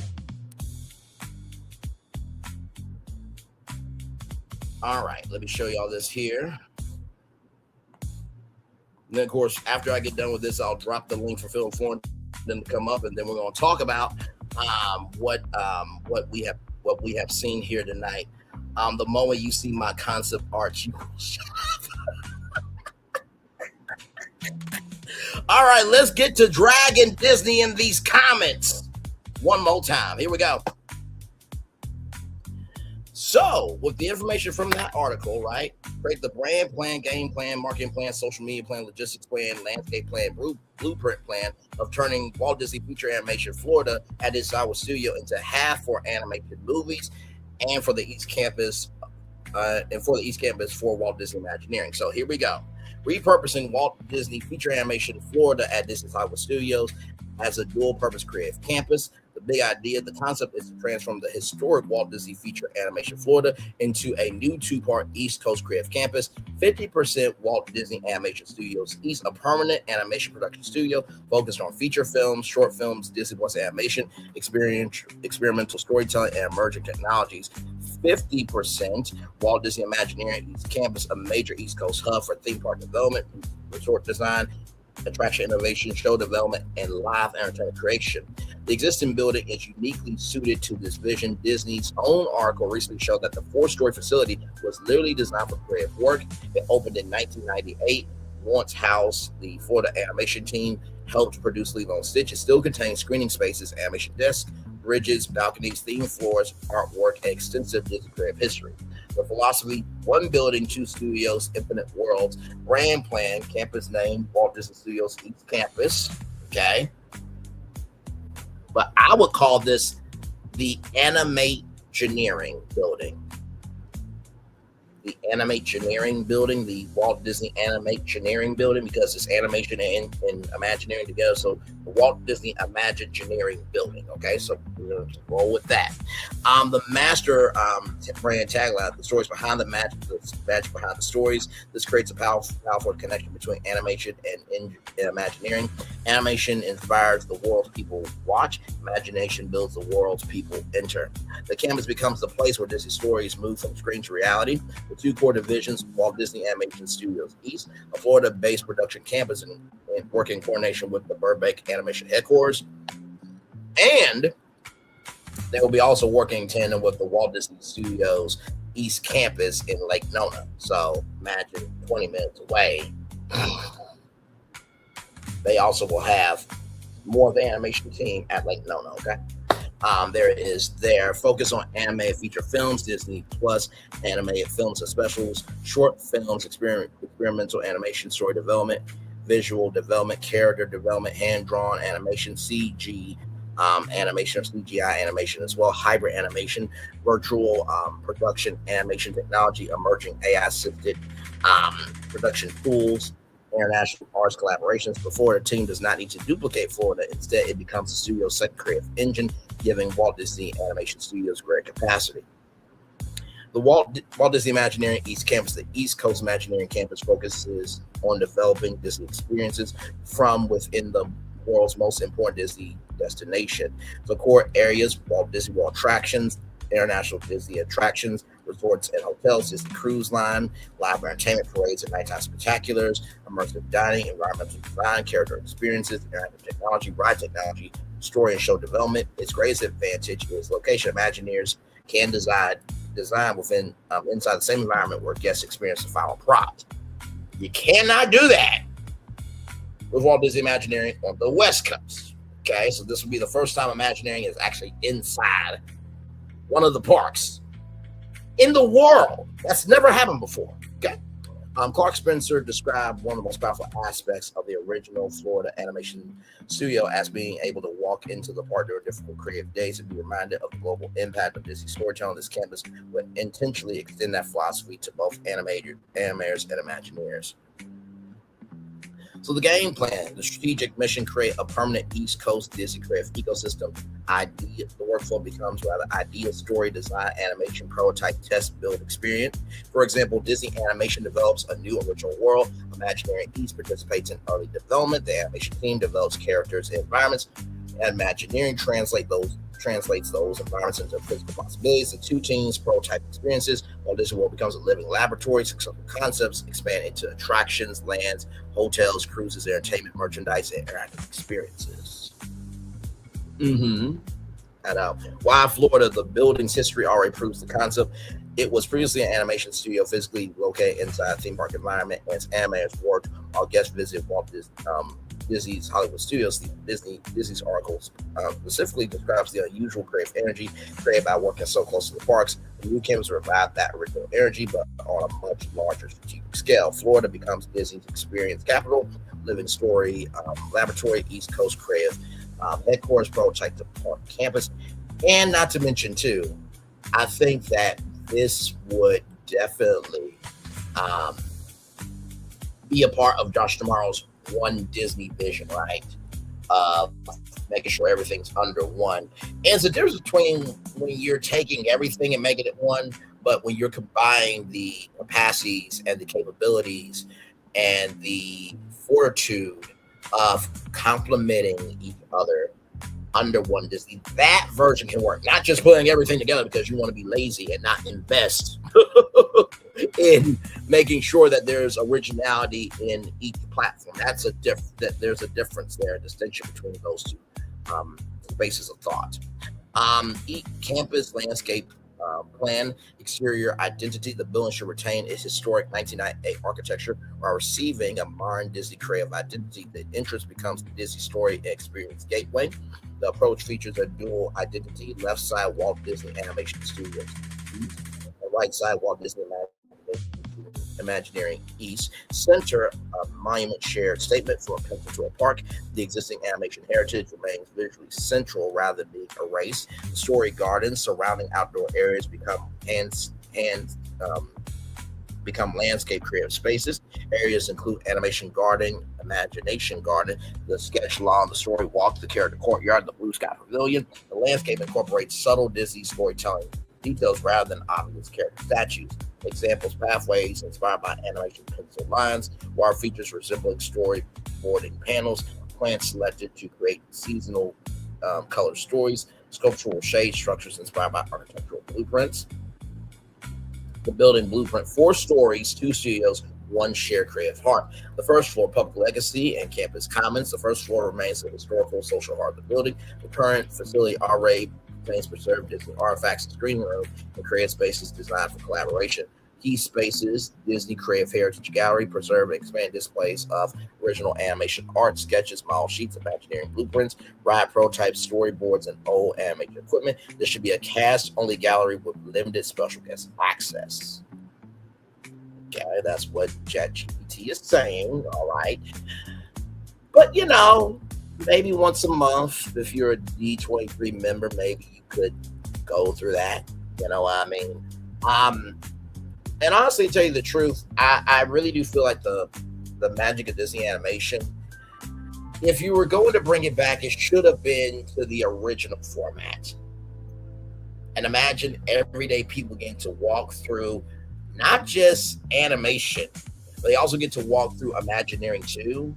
That would be amazing. So that would be my take on it, but we're following the prompt here. Okay.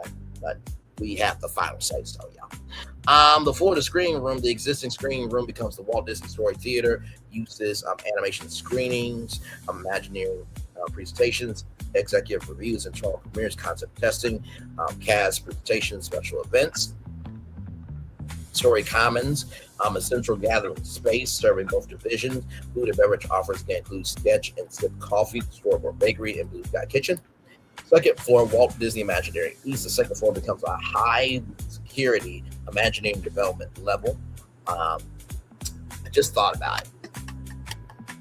What you would have to do for the tour with Walt Disney Imagineering, because we do know that there are fans that will, hi, I'm Stitch. I just want to click. Stitch, what did you do? Stitch did nothing. Stitch, why are there 1 million likes on a post about concept that we haven't pitched at D23? Stitch don't know. We know that there are people who will do that. Moving on. Departments, concept design, architecture, environmental design, resort design, attraction development, story development, creative technology, research and development, rather than historic floors. Existing Mulan identity should be preserved as part of the visual heritage. Disney notes that the second floor is streamed around Mulan and contains historical color stays and murals. So, with the Mulan identity staying preserved, world showcasing Asia, China, there it is. Thank you. Clap that team. Third floor, Walt Disney Animation Studios East. This becomes the primary animation production floor. Departments, story, visual development, character design, layout, animation line, editorial, production management. The third floor should retain its strong Lilo and Stitch heritage. The existing building includes a 69-foot Lilo and Stitch mural and the history of the production associated with the film. The new name, the Ohana Animation Floor. The philosophy, every art belongs, every story matters. Fourth floor, the collaboration floor, or the Disney Ablation floor. That means Disney collaboration against the Disney collaboration floor. This becomes the most strategically important floor of the building. It is shared by Disney Animation, Imagineering, Disney Experiences, Disney Live Entertainment, creative executives, technology teams. The fourth floor's historic Lion King identity remains preserved, reflected for the Florida team's animation contribution to the film. New facilities, the Story 2 Experience Lab, a collaboration environment where animators and Imagineers develop projects together. Blue Sky War Room, a large flexible space for Disney's most ambitious concepts. The Experience Simulation Studio, where Imagineers test dry environments, attraction scenes, interactive systems, relying sound, and guest flow. The Innovation Wing, number 5, the Florida Creative Technology Lab, a major investment should create a new technology environment. Research areas, AI assisted animation, generative design, robotics, animatronics, and audio animatronics. Shout out to Jose once again for the Enchanted Tiki Room. Visual projection technology, virtual reality, augmented reality, mixed reality, interactive ride systems, virtual production. Important principle: technology assists the artist, it does not replace the artist. Let me zoom into that right there 2 more times. Technology assists the artist. It does not replace the artist. Technology assists the artist. It does not replace the artist. AI is a resource, not the source. AI is a resource, not the source. AI is a resource, not the source. But if you listen to Capture the Magic, he will say AI doesn't create anything new, which I mean, we could go. For 1 minute. I was about to say, do we need to go back to this?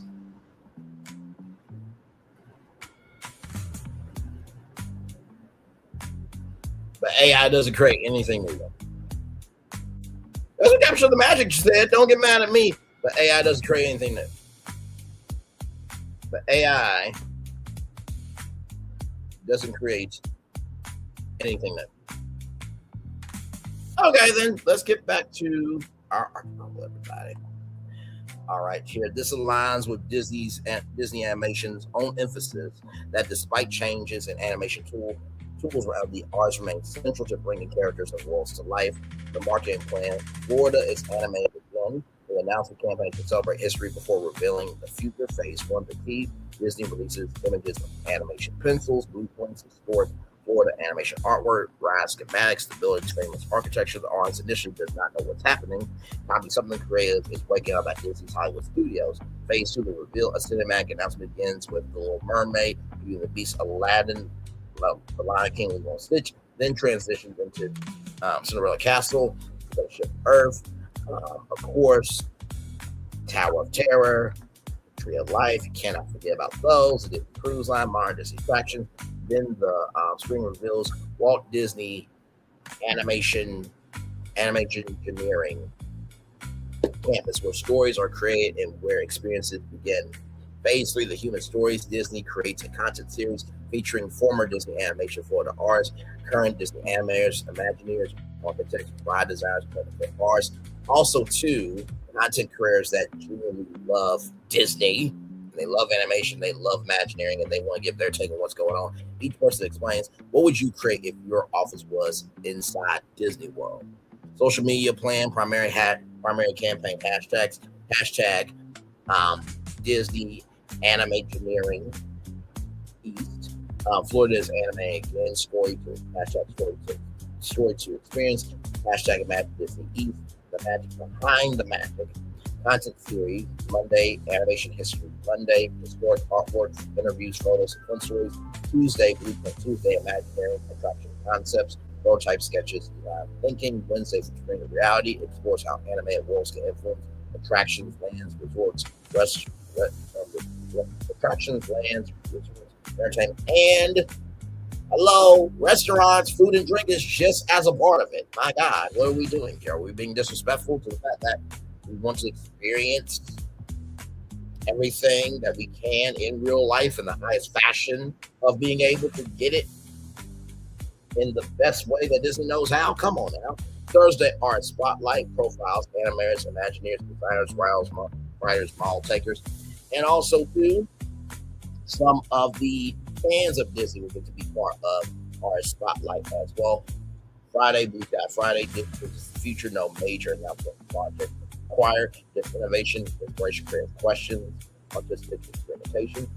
Logistics plan, access structure. The campus shall operate through 4 access levels. Level 1, public, special behind the scenes opportunities and control programming. Level 2, cast, general Disney cast and campus employees. Level 3, creative Disney animation and Imagineering teams. Level 4, confidential restricted projects and high security development. Security, because animation and Imagineering involve confidential intellectual property.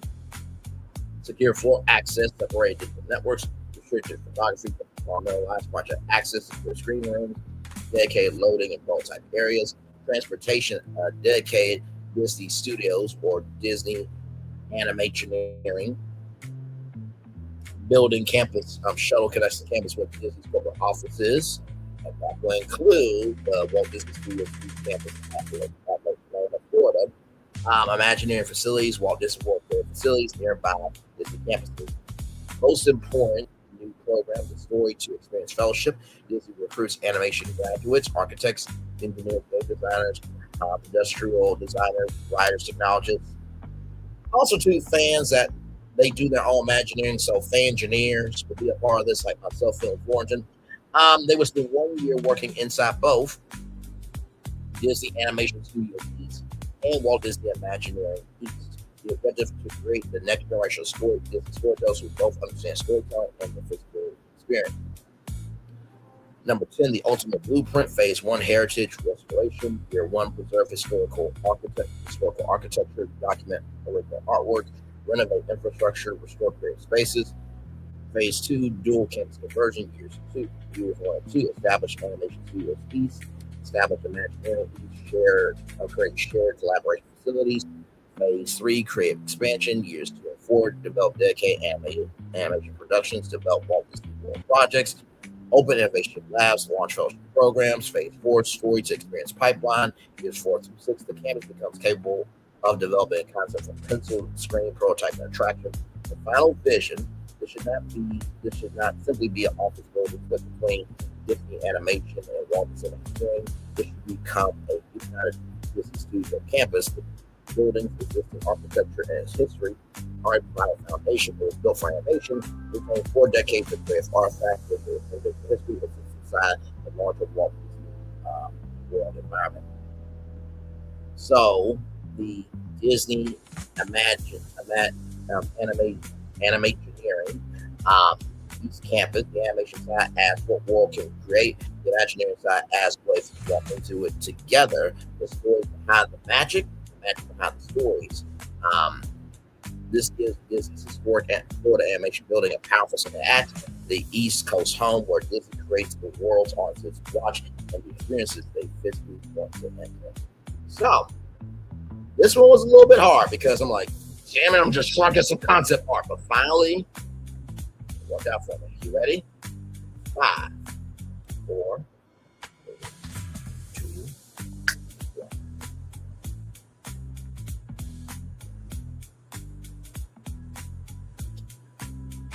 Ta-da!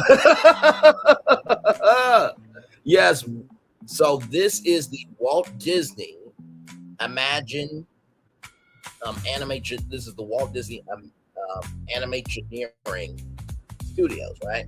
So you have Walt Disney Animation Studios East and Walt Disney Imagineering East. So this is a 50-50 building, right? So Walt Disney Animation Studios East, films, shorts, Disney Plus, experimental storytelling, emerging technologies, arts, and storytellers.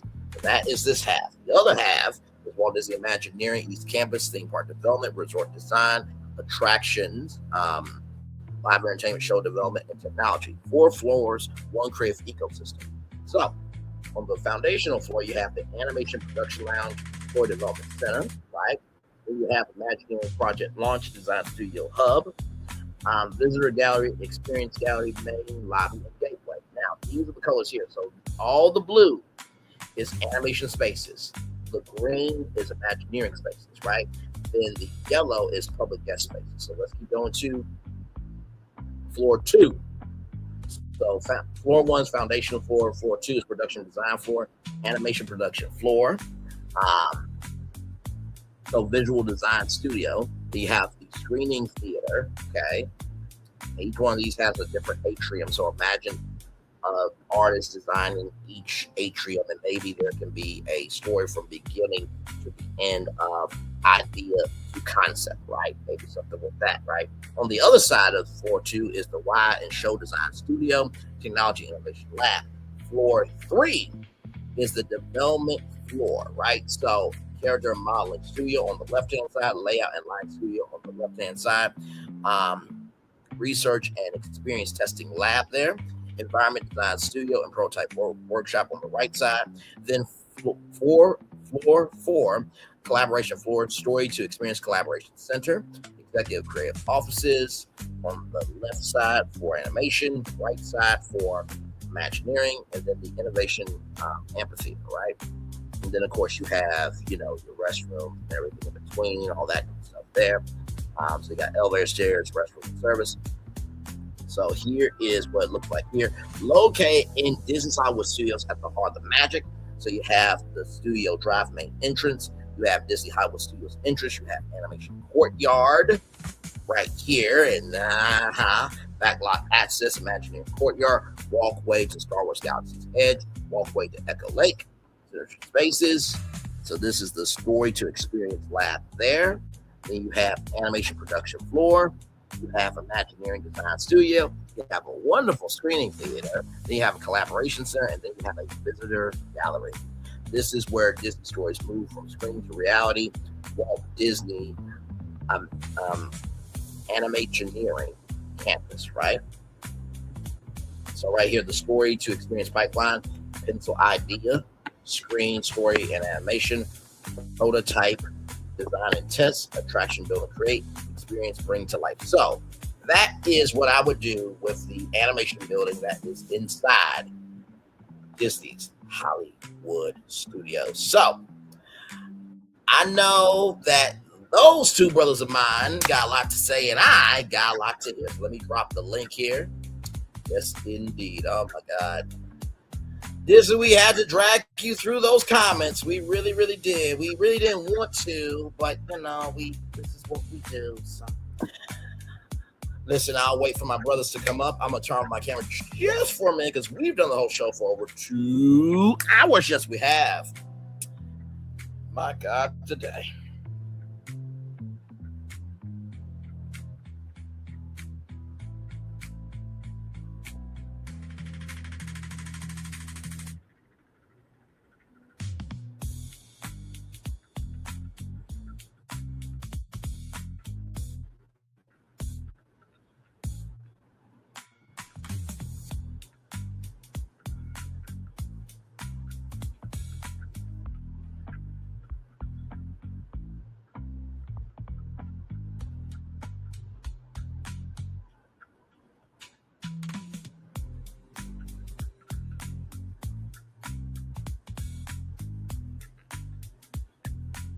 Yes, indeed. I am just chillaxing here.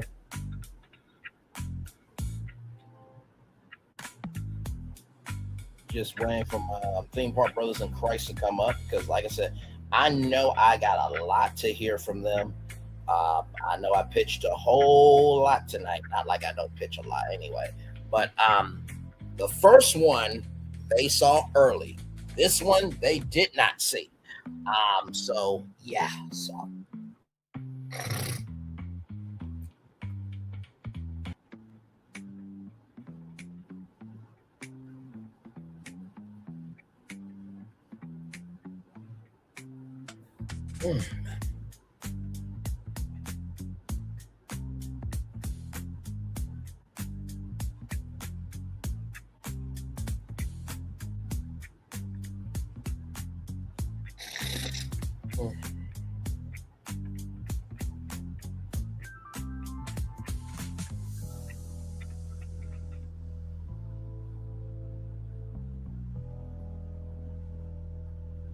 All right, guys, just let me know when you're ready to come up. I'm just chilling out for right now.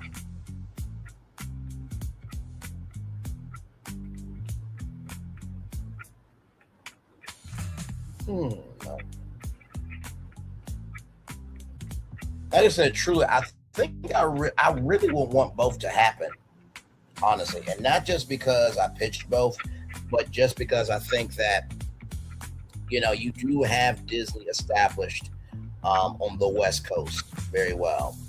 But the East Coast is a hidden opportunity for them to really establish themselves. And like I said, they have Walt Disney World. I like how much more do you need to be inspired than to have a theme park as your workplace? Like, how much more do you need to be pushed? You know what I mean? So hopefully they will end up making it do what it do with both concepts. So.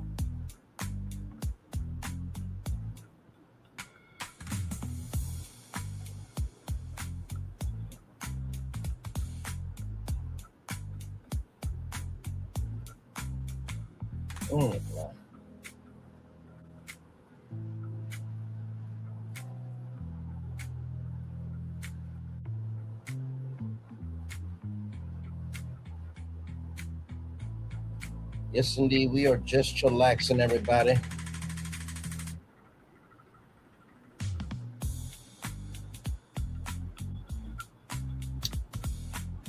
Oh, man.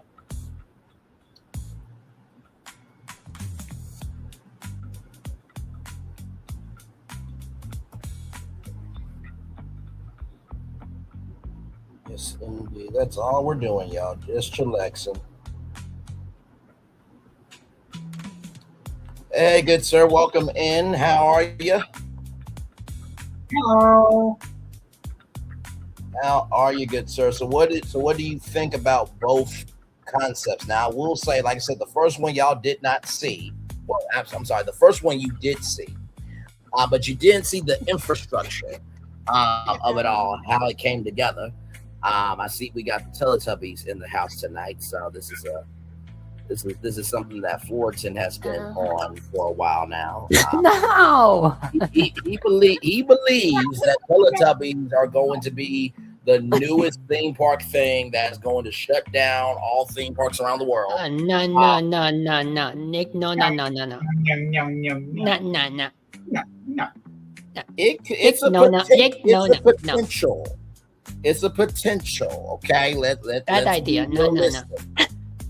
But no, sincere. What do you guys think of both concepts?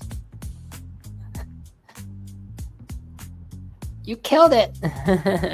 Thank you. That's why I labeled it Extreme Makeover, Lake Nona Disney East Break Downtown Hall, because you got to remember Extreme Makeover Home Edition built homes in a week. I'm like, well, this took some days to do, but we made it happen. So I'm so jealous right now. I want to be Tinky Winky. Tinky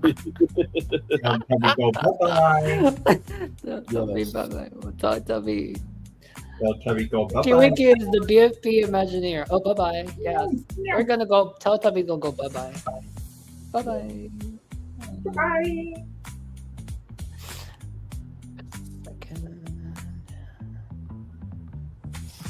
So what are your guys' thoughts on it, or how do y'all want to take this conversation? Which one do you want me to have up to start the discussion?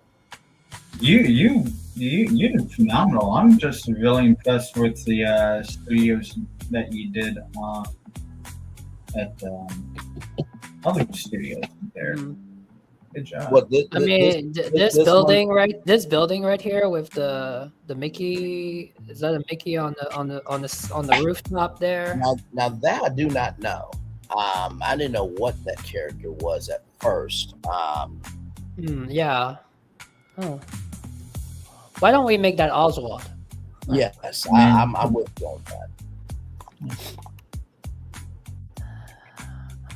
I'm definitely with you on that. Wow, so you say so which one did you say did you like the first one, Phil, or this one?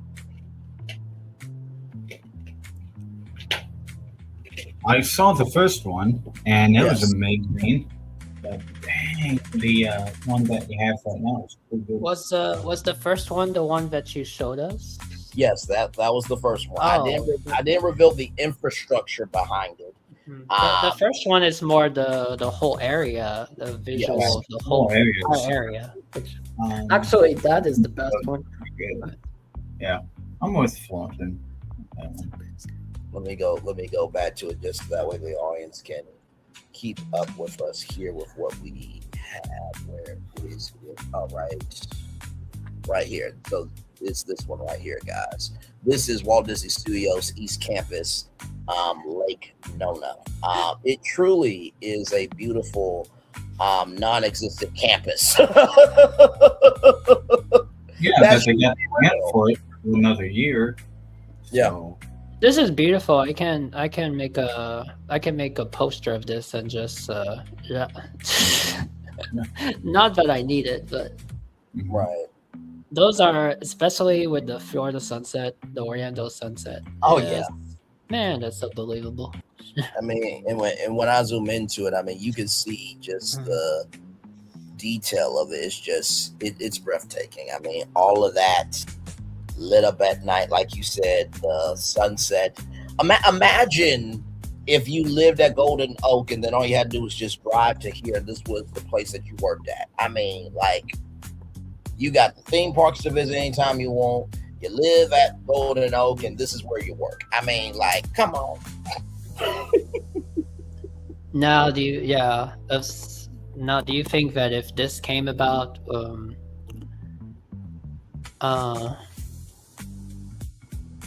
well, Universal has their studios at the West Coast. Yes.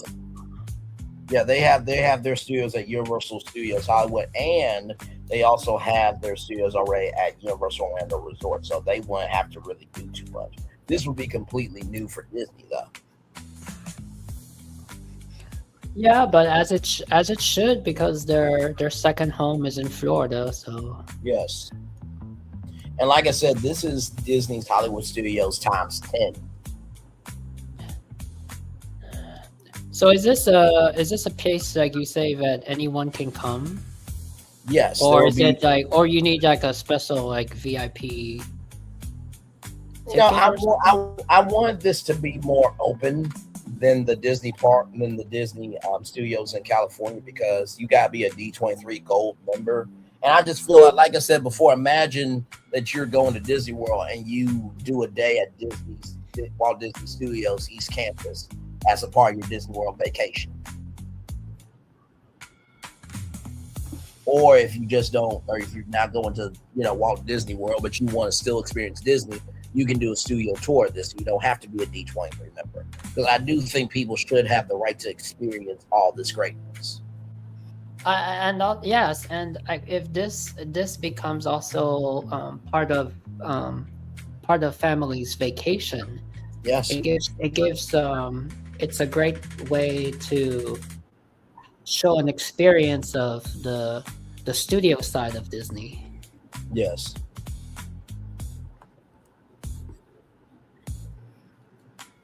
I mean, can you imagine if I moved down to Florida to do Brainley's virtual tour 5 nights a week live on Disney Plus and Hulu, and I just lived at Golden Oak?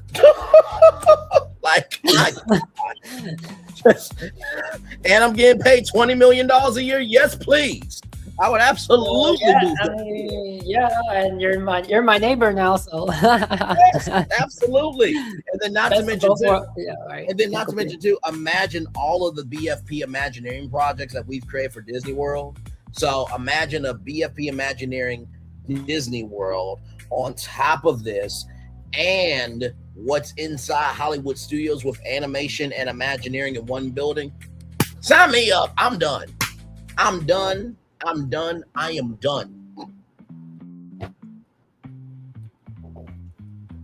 I made a funny Sora. It was like y'all never saw it yet in my archives. One day I find it. It was a since we it was more like a Sora made of transportation, like we were in the bus or a tramway or something.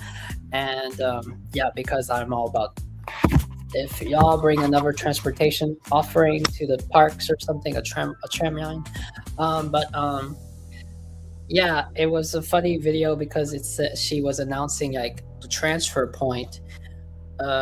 Transfer to next destination is BFP Imagineering East Campus. Oh, that's funny.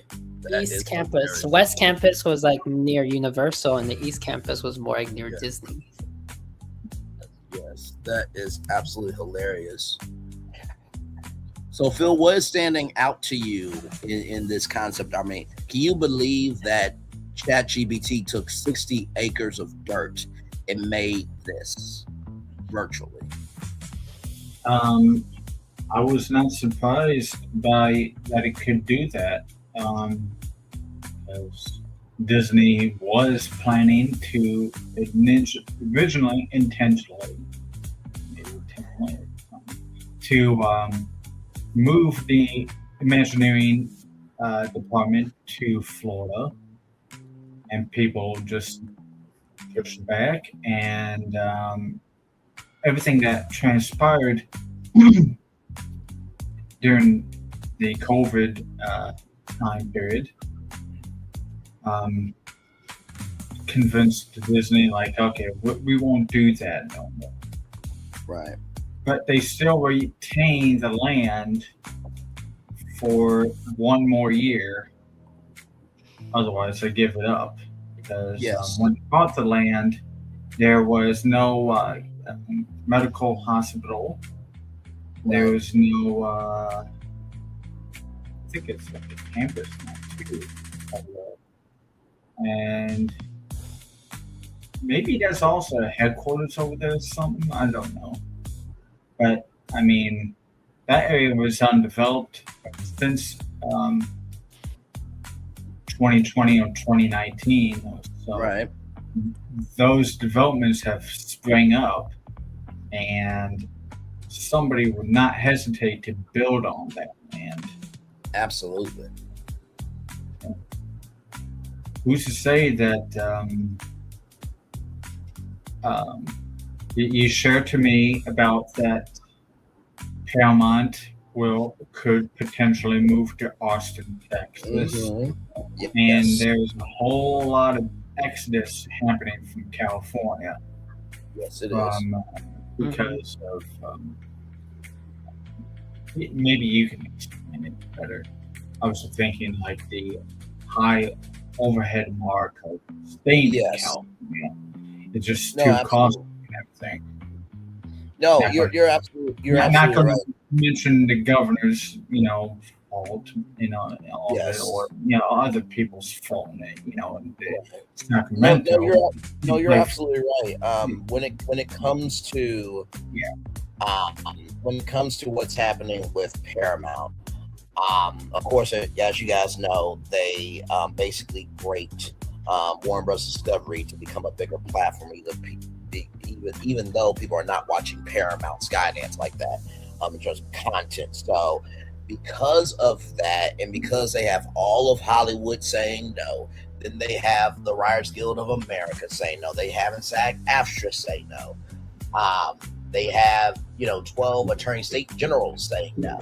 But the interesting thing here is AMC movie theaters, Cinemark, and I believe Regal theaters, all the movie theaters have said yes to the merger.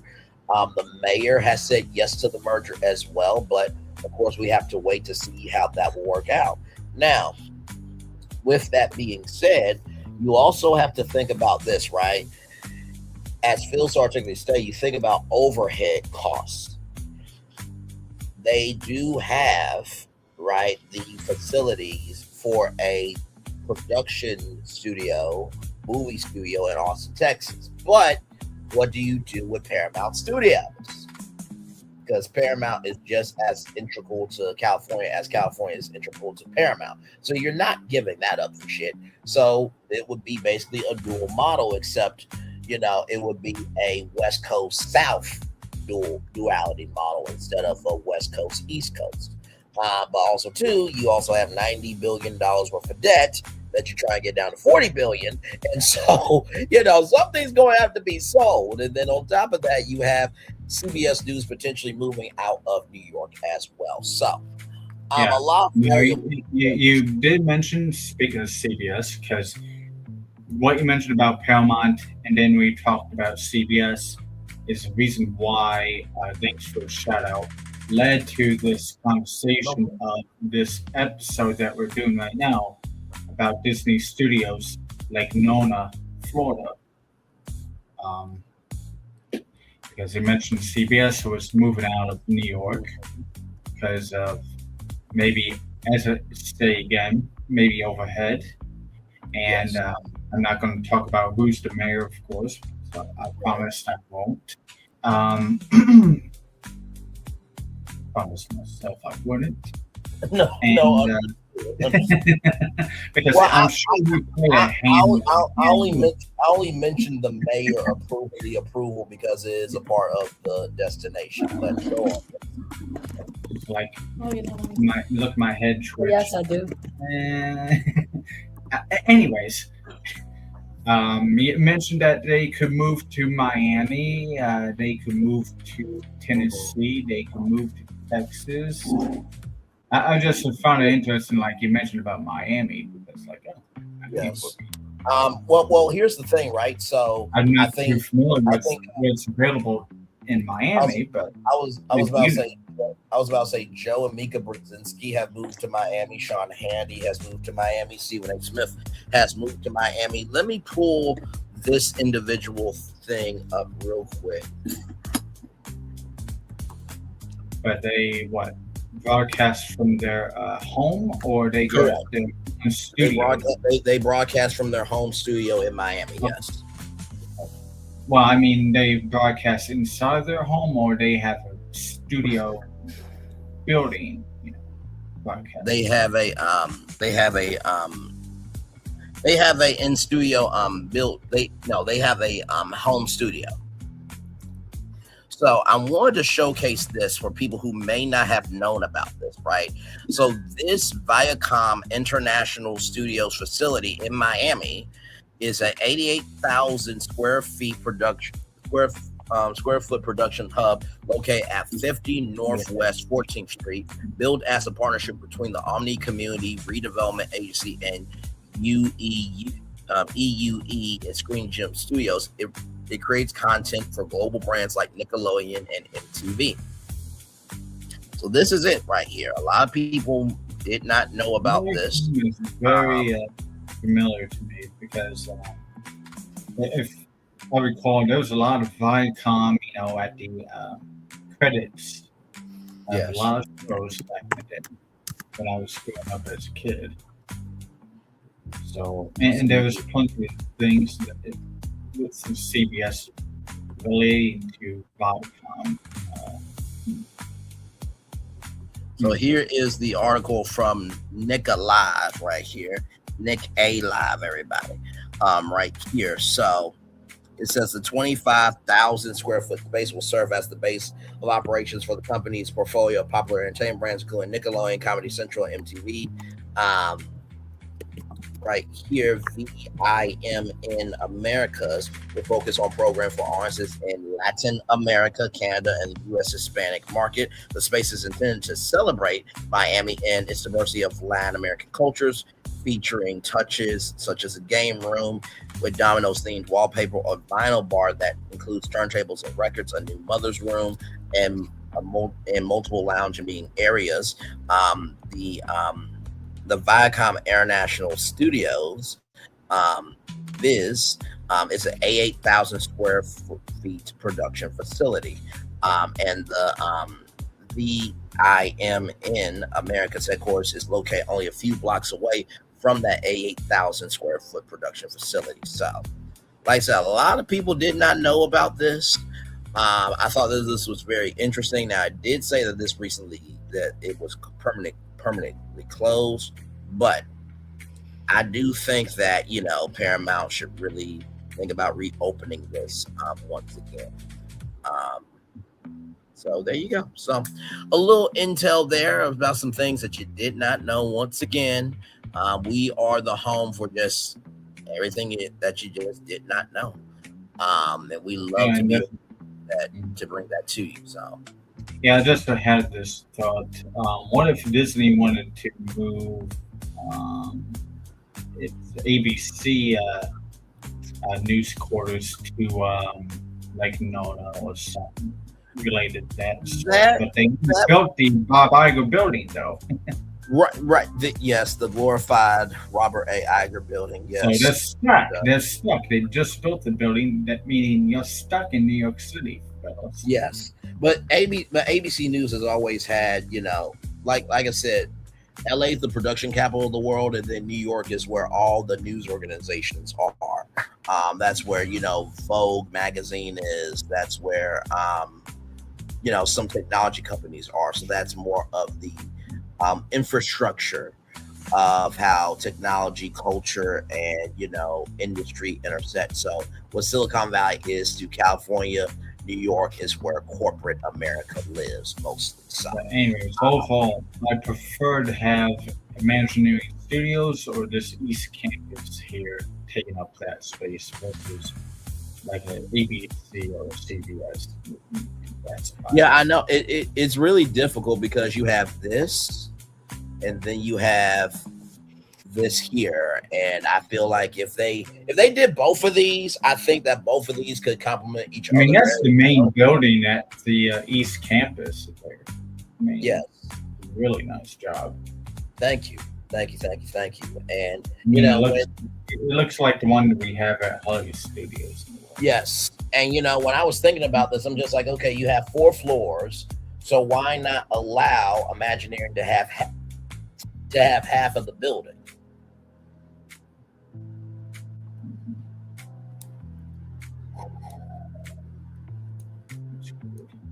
And not to mention it's located inside Disney's Hollywood Studio, so this would solve the fact of moving some of Imagineering to Disney World, and the bulk of Imagineering could stay in California. So, yeah. And then I love this part. You see how like ChatGPT just came up with the floors and how it would be one ecosystem with all and all of animation having spaces to share and collaborate and everything. That's what I like.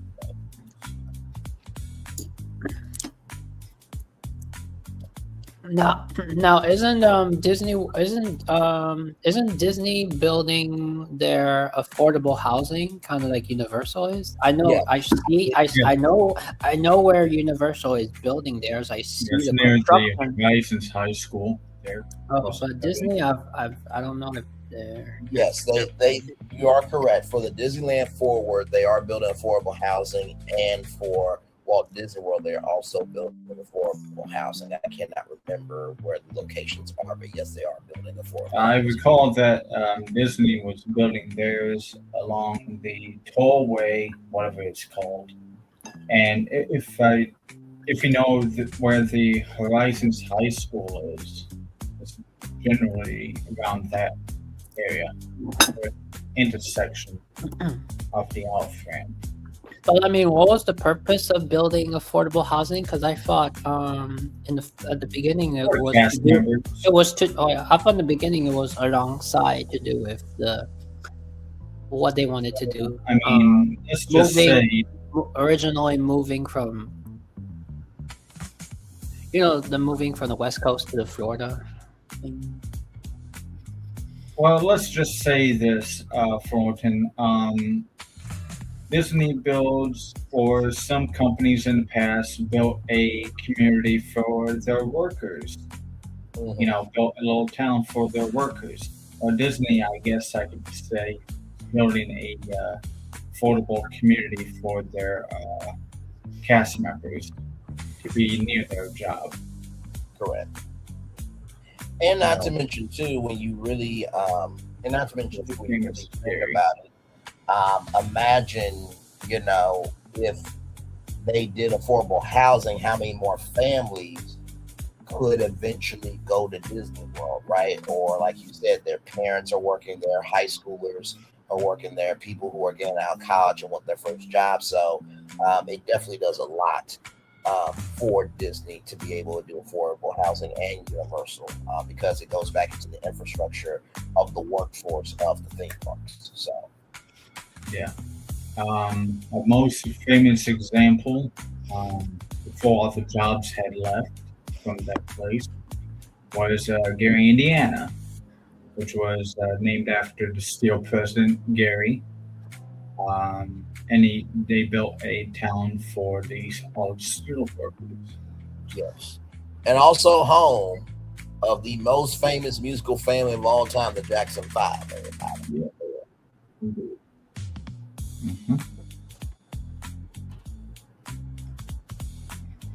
I mean, this is just absolutely incredible. Like I said, this building and this one here, where is it? Right here. And this one right here is just hire us, Disney. Good damn. We ain't gotta keep dragging. I love how I just noticed in the corner it says artist concept only. Yes. I just noticed yes. Because this piece of work this artwork here is a masterpiece. It looks so realistic. Oh Thank you very much. By the way, let me come on camera and let the Disney fans know. This is not happening. This is not happening. I repeat, this is not happening. We do this to inspire. Absolutely. That's all we do. Please, for the love of God, do not post this and tag Disney and say to them, y'all are building this East Campus in Lake Nona. And also, by the way, please, under any circumstance, do not take this photo right here and also tag Disney and say y'all are going to be taking the animation building to create the imagine.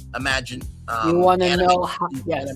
The Animagineering building. Please don't do that. This is to inspire what can be with along this picture right here. Because if y'all do that, Disney could potentially come for us and be like, so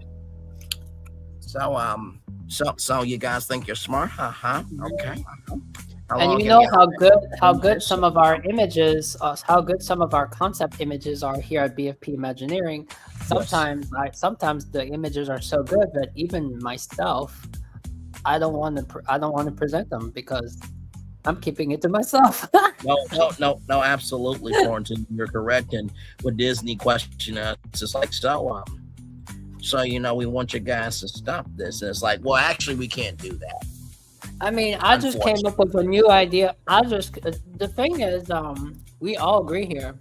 Every time we come up with new ideas on the spot, every single show, every single time, and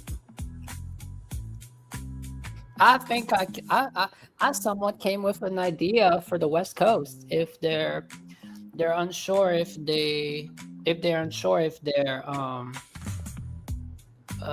avatar would fit in, people want avatar, but they're not sure if it fits with it fits in the location. Right. I came up with something else. It was all Tinky Winky's fault, guys. It was all Tinky. By the way, I watched Bricky's video about how Avatar can bring something to can bring something to California Adventure. And you know what I said to Bricky? Hang on, let me see if I can bring it up. I want to bring up the comment and read it to you guys live because I feel like you guys are going to be like, Braylon, you did not actually say this, but it's all in love to Bricky. This is no disrespect. Bricky is definitely. Oh, did Bricky read your comment? No, he did. I don't think he's going to read my comment.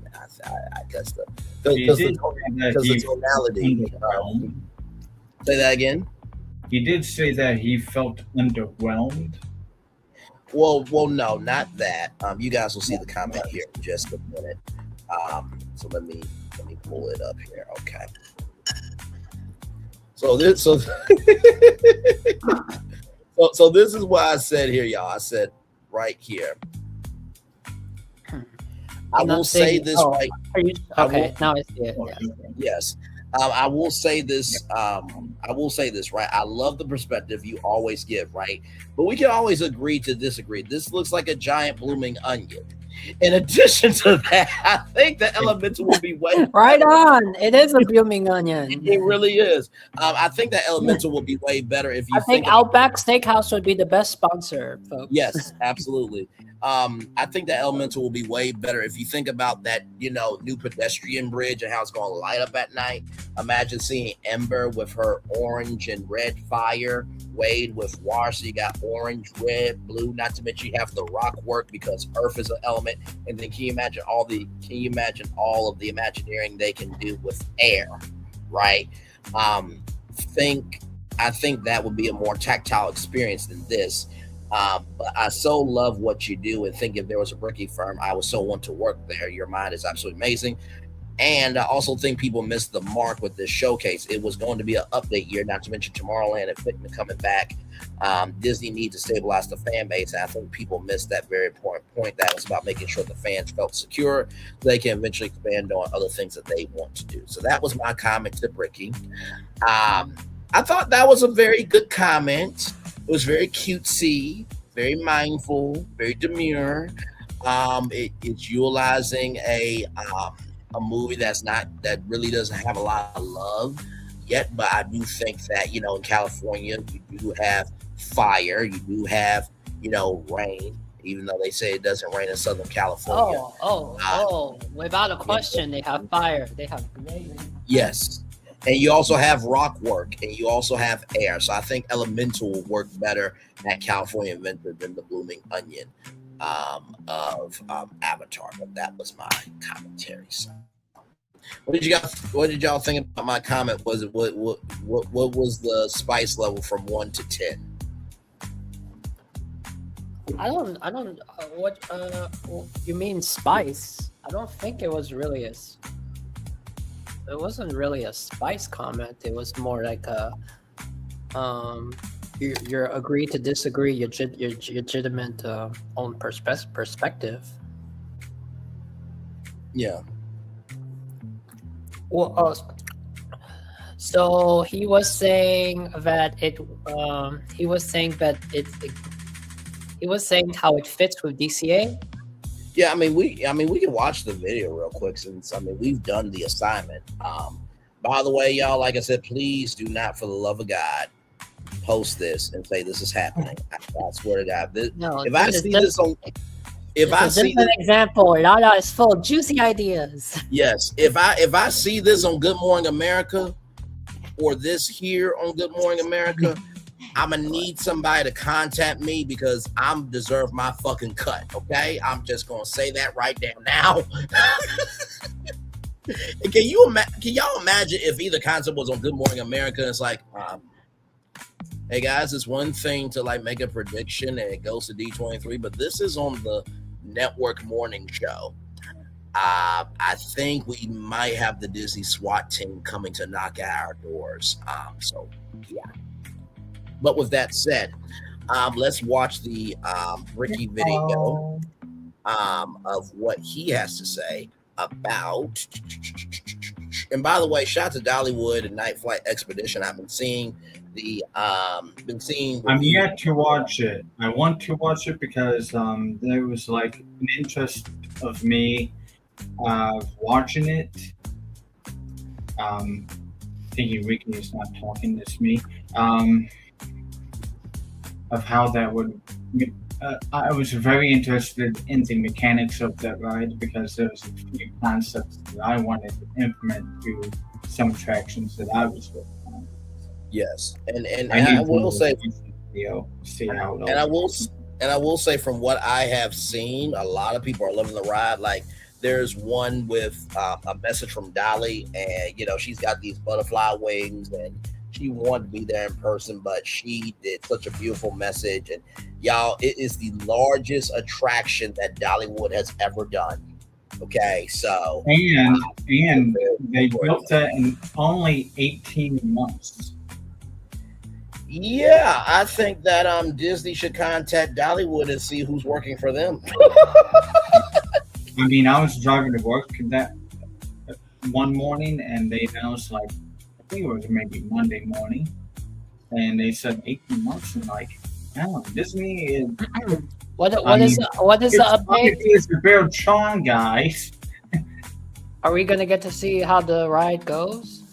No, so because this is pass holder media preview, they do not want anybody at all to film the ride. Now they have filmed the queue, right? Okay. And in one of the videos, there's a phone number of Expedition Company, and if you call that phone number, you actually do hear a voice message from that company. It's really, really cool. But shout out to Dollywood. I know we don't talk about Dollywood because we don't want to, but because people love Dollywood over Disney World right now. Okay, like if you go to Dollywood, you are going to have a good time. The maintenance, the upkeep, and the sincere energy of that cast and crew, they love what they do. So they don't really need any help from BFP Imagineering. When they need help, we will be there. But we also want to recognize all the other parks as well. So here is Bricky talking about the blooming onion of Avatar at DCA, Disney's California Adventure. Here we go. It's a pretty powerful statement that we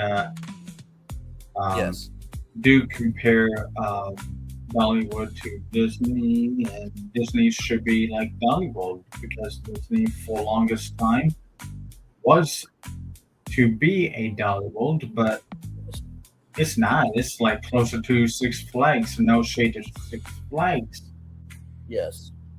And Six Flags, we want you to win. I already did a live stream where I pitched Sharpie and Six Flags. If you guys missed that, please go back and watch it. I think that actually would help out Six Flags in a tremendous fashion, with it being the first theme park based on color. It would take World of Color, but just flip it for Six Flags. And then you guys got to see it at night. It was a great stream if you missed it. All right, here we go. The comparison, well, not comparison of the Blue Onion and Avatar. That's what we think that is. But here is Ricky's commentary on the Blue Onion of Avatar. Here we go.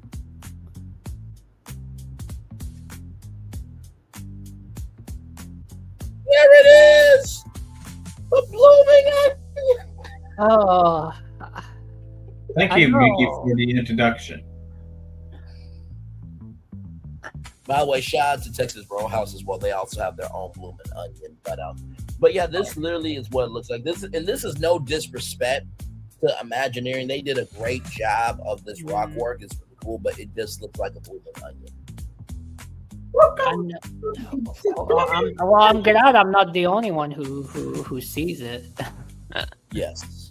So, was this in the? I don't know. Have you guys seen Avatar: Way of Water? Did we see this in the film? I think so. I haven't watched it. Do you see the blooming onion in the film? I never watched the film. Anyway, who cares if you see it in the film or not? That was enough. You know, a lot of projects. What is interesting? A lot of projects. You would. We had a defining explanation why Carsland fits perfect in DCA, but I mean, all the recent projects. It's almost as if these recent projects were supposed to go in other places. So when you see Piston Peak, for instance. Piston Peak, the whole environment, like, can you imagine the Piston Peak as an expansion to Carsland in DCA? And like, it would fit there because I wonder if Piston Peak seems more like a California thing. But yes, if you did a California thing, I don't know. There is wilderness and there is some wilderness in California. So, I mean, you could do, Exhaustimity National Park. Yeah, I know, right? Because you have because the Golden Gate Bridge used to be the entrance of DC8. Yeah, that's a great idea, actually. Yeah, since we're trying to you make, you know what? I feel that if you were not doing this Avatar thing, and you wanted to change Hollywood Street, the Hollywood Street. They did Big Hero 6, but they're supposed to did it better. They're supposed to did it bigger. They're supposed to did like a whole San Francisco. They're supposed to do you have already instead of the Hollywood Street, you should have made it a whole San Francisco, like San Francisco Street, instead of that tiny area for a mini Big Hero 6. Because San Francisco, yes, it's like a Japanese version, but it's still San Francisco. San Francisco, and DCA is California. And then, like, your idea, you have the San Francisco Street, and then we can expand onto the Yosemite Park. I mean, that's what makes it California DCA bigger, not this blooming onion that seems to be like, well, we're trying to hide you from the DCA environment. We're trying to immerse you. This is like immersing me, but like, and like I said, the spiral is keeping me within. Yes, but no, I will say, Imagineering did do a great, because I mean that's a hand carved model of rock work. So like, no disrespect to Imagineering, that was very hard work to do. But it's just. I think we're not a fan of. I'm not really a fan of the blooming top, but what is on the water and the caverns and caves, that's stunning. Yeah. Yes, indeed. Phil, you got anything before I continue to play it?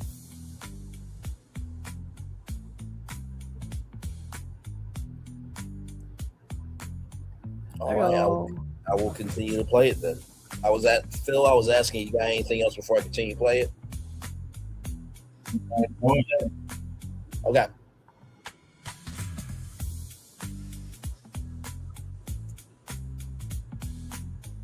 Oh, we cannot hear it. Sorry.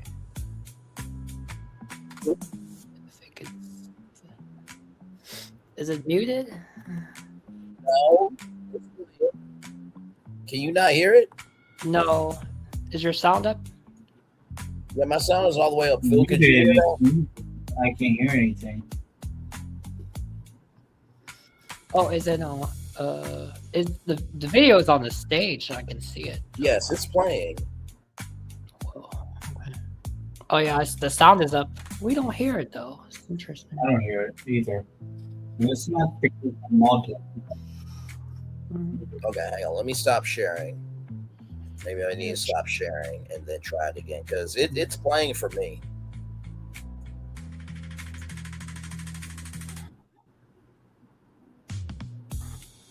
Okay, let me try it again. All right, let me pull it up here one more time.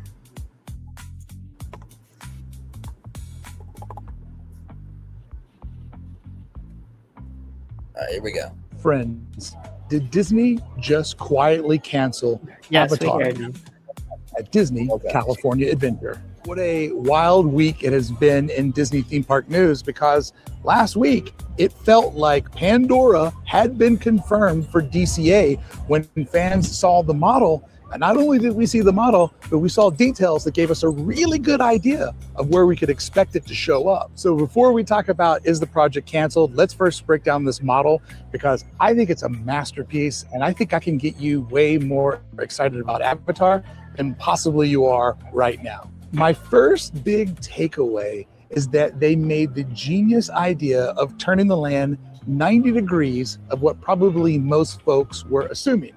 Because you think, oh, we're putting a land someplace or an attraction someplace, and you just imagine walking straight into it. But the fact that they turned it was brilliant. Let me break down why this 90 degrees, full circle, is the right way to go. First off, it fits the space way better. Of course. They did file permits to remove several ticket booths right there, I believe, where that image is at. I saw an article somewhere, or maybe it's those ticket booths in the plaza there. Okay. Just if I find the article, I'll pull it up, but it's not. Okay. Thank you, good sir, for that. Appreciate it. It was brilliant. Let me break down why this 90 degrees is full circle the right way to go. So first off, it fits the space way better. You only have so much room going back in this direction, even when you add in the transportation hub. So turning everything long ways gives you plenty of more space. And importantly, it puts the big ugly box or show building over on Harbor, where it should be. Therefore, it can have trees that go along it, maybe some nice big giant billboards that promote the next thing that's coming to Disneyland or Disney Plus, but it just does utility outside of the park. Most importantly though, turning it gives the opportunity for something amazing to happen in the area that is the transportation hub today. Like, this is truly Disney forward thinking. So the rock work on this side would have unbelievable force perspective.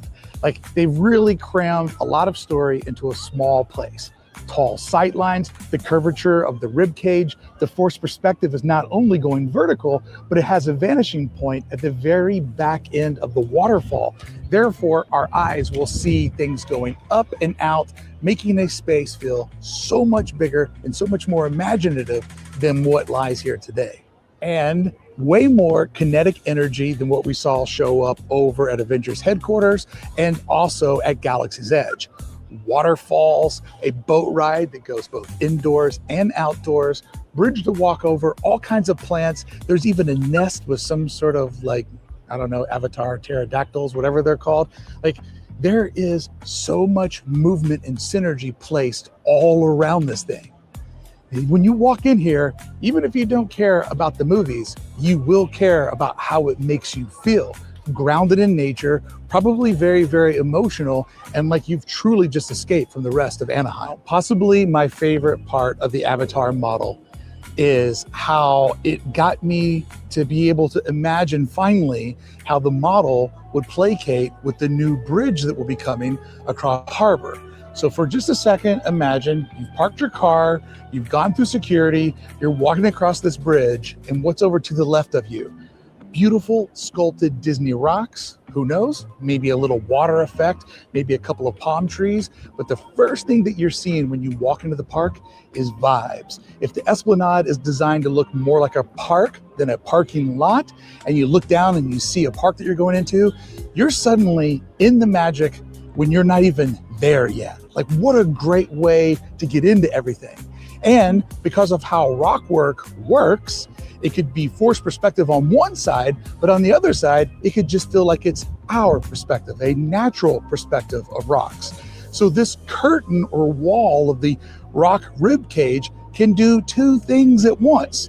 Keep folks inside of Avatar fully submerged into that story, but folks on the outside of Avatar getting that spring in their step as they're walking across the bridge to kick off another amazing visit to Disneyland. Like, this attraction fits the scene better than Zootopia ever could, because I'm a fan of the way Zootopia looks. I love that architecture, but that only works when you're on the ground in front of that forced perspective. That architecture on the side of the bridge would look goofy when you're walking along the backside of it or over the top of it. And then there's the attraction. 30 guests per boat is a real sweet number to get people circulating through what would be one of the most desirable rides, not only at DCA, but I guarantee you the entire Disneyland resort. So as time goes on, we'll break this model down even further. But for right now, for first reactions, I'm telling you, this is a future home to vibes. And kind of the part that makes me the most excited is 2 years ago, I started predicting that the monorail would stay where it was at, and that this concrete jungle that exists right here would end up being a large park. And we would come in off the street into a park-like setting, and then we would enter Avatar, giving us that perfect compression space that we see outside of Star Wars Galaxy's Edge at 2 of its main entrances. Not jarring, not shocking, a well-placed portal to take you someplace that feels totally exotic, and I think worthy of a trip to the park. And keep in mind, when you study this model, and I spent probably 2 hours doing so on Friday, this is only half of the model. Man, do I hope we get to see what lies on the other piece that we're not being shown. So Avatar, even though it may not be your favorite IP, trust me, this boat ride, these effects will be amazing, but even more than that, the way that it fits into the Disneyland puzzle is a lock. Friends, I need you to do me a quick favor. Please hit subscribe so you can go on the B23 journey to 100K. When I get to 100K, it's going to unlock not 1, but 2 trips for the channel. Been working really hard. Would love your support. Make sure you hit subscribe, because that's the easiest, freest way to show up when we do this again. Now back to today's video. Here is where the problem lies. Everything else inside the Imagineering Pavilion got a little bit of stage time at the D23 Horizons panel. And by a little bit of stage time, I literally mean a little bit of stage time. They kind of rushed through all the things that fans wanted to hear the most so they could fit in the entertainment and comedy. You can watch the video I put up yesterday if you want my take on that. But the one thing that got ignored was Pandora Avatar coming to DCA. It was just a subtle one line of like, oh, an Avatar's coming in the future. When I saw that on my live stream that I was doing, I just said, oh, we just heard them cancel Avatar. Like, my spidey senses went off immediately that was a polite way of being like, yeah, I think we're changing our mind, which I can't believe I'm saying this, but I really, really hope that they don't. Which brings us to Tomorrowland in today's story. And honestly, if you would have told me last week I would be connecting Avatar to Tomorrowland after D23's announcements, I would have been absolutely shocked. So to put it politely, last night's Tomorrowland announcement, I would have to say was possibly the most rushed and sloppy version of this announcement I could ever imagine. It is a moment that literally many of us have been dreaming of for decades now. And it was just kind of like mumbled, and you couldn't figure out what was going on. And a lot of people are confused because they think that Thomas said that it would be happening with the 75th anniversary. I just went back and read the transcript from last night, and he just kind of said with looking at the 75th anniversary and then onto the 100th, everything starts with tomorrow. So There's a huge confusion that this is somehow going to be done in the next 3 years, but that simply hasn't been said anywhere as far as I've been able to see. But that's the thing. There's really no information on Tomorrowland other than an acknowledgement that they're working on it. And don't get me wrong, I'm excited about that, but man, oh man, does that complicate everything that they've already told us before. We have learned so much and also so little. What a talent to be able to do that to people. But honestly, doesn't a very sloppy and rushed and hard to decipher Tomorrowland announcement? And I will just well said, Bricky. We earned so much, and so Oh, and listen, not to say that I am a PhD at doing that, but I am a PhD at doing that. I'm telling you just enough. Yes, you are. Yes, you are. That's all I'm gonna give you guys. I mean, that Imagineering episode.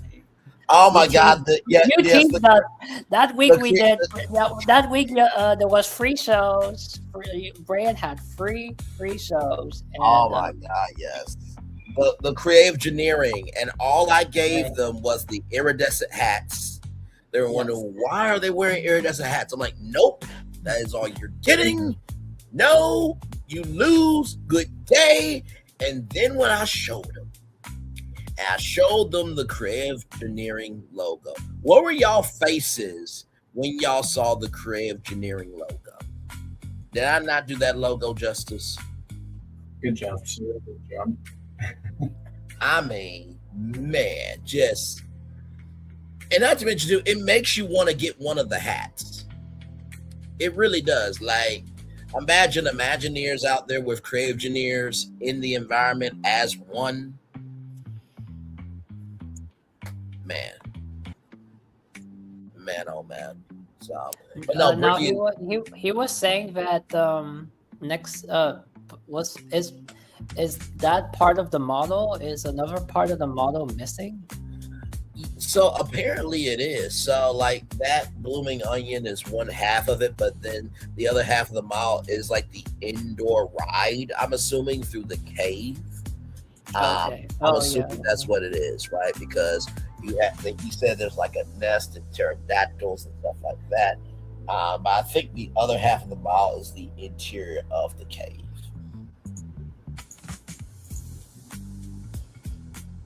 So let's keep going right here, everybody.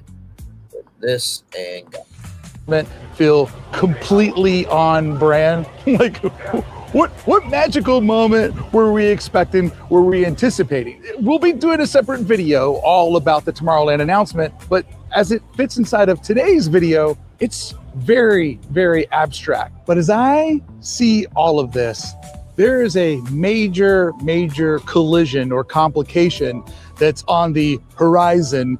And I think that's what we should talk about right now, is the you can't do all three at once theory that I'm cooking up over here.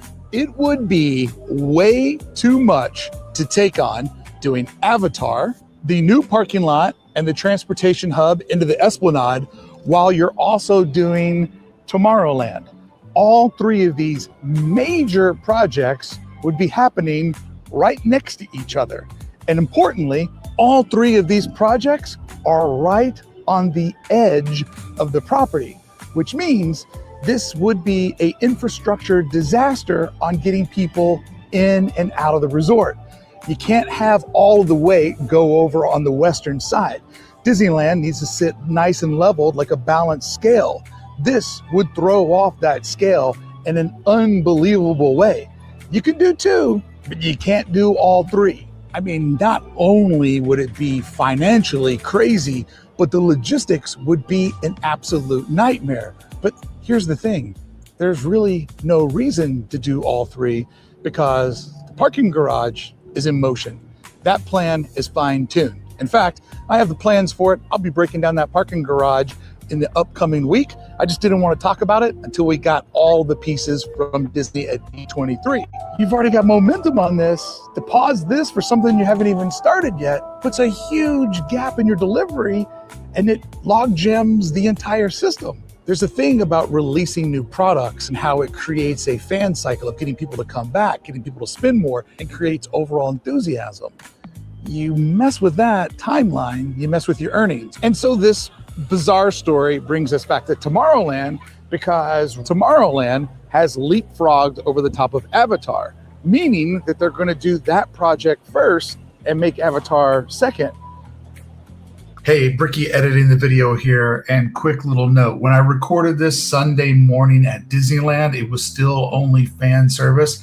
I went over to D23, talked to some different people, and realized Disney has indeed announced through the media, not through their own press release, but through the media, they have announced that Tomorrowland is going ahead of Avatar. So that part of today's video is confirmed, but this was all filmed on me working on the idea of what if. Now back to Mark in the Park. Thank you so much for watching today's video. And if you want to support the content, head over to heybricky.com and buy yourself a beautiful hat. Let's do the math real quick on if this is true, then what exactly does that mean? Maybe I'm just arguing over a fan-created rumor, but what I do love about today's video is this is a creative stress test. And this is something you should actually do to huge projects. You should gauge it against, if this doesn't happen, what are the results? And if it happens this way, is the other way better? Because after last night, we definitely know that Tomorrowland has the loosest of loose plans. I bet you'd be surprised how long it takes them to design and figure out that solution. An easy win on stage turns into a very complicated process in reality. And I get it. I understand people want this like tomorrow. See what I did there? But you can't rush it. And all of this like false demand inside of the company really makes me worried about the plan, because clearly at this moment, they don't have one that they feel comfortable sharing. Trust me, Disney would have loved the opportunity to have a beautiful piece of concept artwork, because that would mean that they actually have a beautiful piece of concept artwork that could go out and tell the story. We won't see that probably until 2 years from now. So I would say that probably the next 2 years are development, 2 years of fine tuning, 2 more years of construction, or 3. Like, this is probably a 6-year off project, 5-year off project. I mean, even if they put their muscle behind it, I think 5 could be the fastest. But what does that mean? And does Disney know yet? And I mean, I get it. My priority is definitely Tomorrowland over Avatar, but my priority is also to see the park constantly evolving. So why not do this while you're designing that? I mean, think about it. This is going to probably take 3 or 4 years. Designing that is probably going to take 3 or 4 years. The same team doesn't do both of those things. Both can easily exist in the same reality. As somebody who's managed lots of big creative projects, I don't see why you would do this first and then do that one second. Like, I don't know why one has to steal the joy of the other, unless there's a bigger part to this story. So back to Pandora. I think if they do indeed end up doing a Tomorrowland first, this project is most likely over a decade away. And the fact that how fast the world moves, 10 years might as well be 100 years in pop culture and in entertainment. So I really hope that this isn't going away, because as somebody who's worked like around the clock on projects, when a project gets this far, a lot of creative people have put their heart and soul into this thing, and it is soul crushing when you learn that it's not coming. And look, I'm a fan of the Zootopia land, but as I've come to think about it, Avatar, Pandora, is a way better fit for this parcel of land. And I hope you take this next section of today's video in the way that it's intended. I do believe customer service is one of the most important things any business can have. And I also believe that when you create art, you should listen to your fan base. But I also strongly believe that you can't let your fan base guide you. And I'm worried that that's what's happening here. And that actually makes me worried about the future of the Disney parks. Let me explain, because I know I've already ruffled some feathers, but you kind of got to hear me out here. I'm going to show my age, but I see the demographics. You're old farts too. Beastie Boys, Weezer, and Radiohead. all bands that put out phenomenal first albums that really exploded. And all three of these bands really definitively changed their sound for their follow-up albums.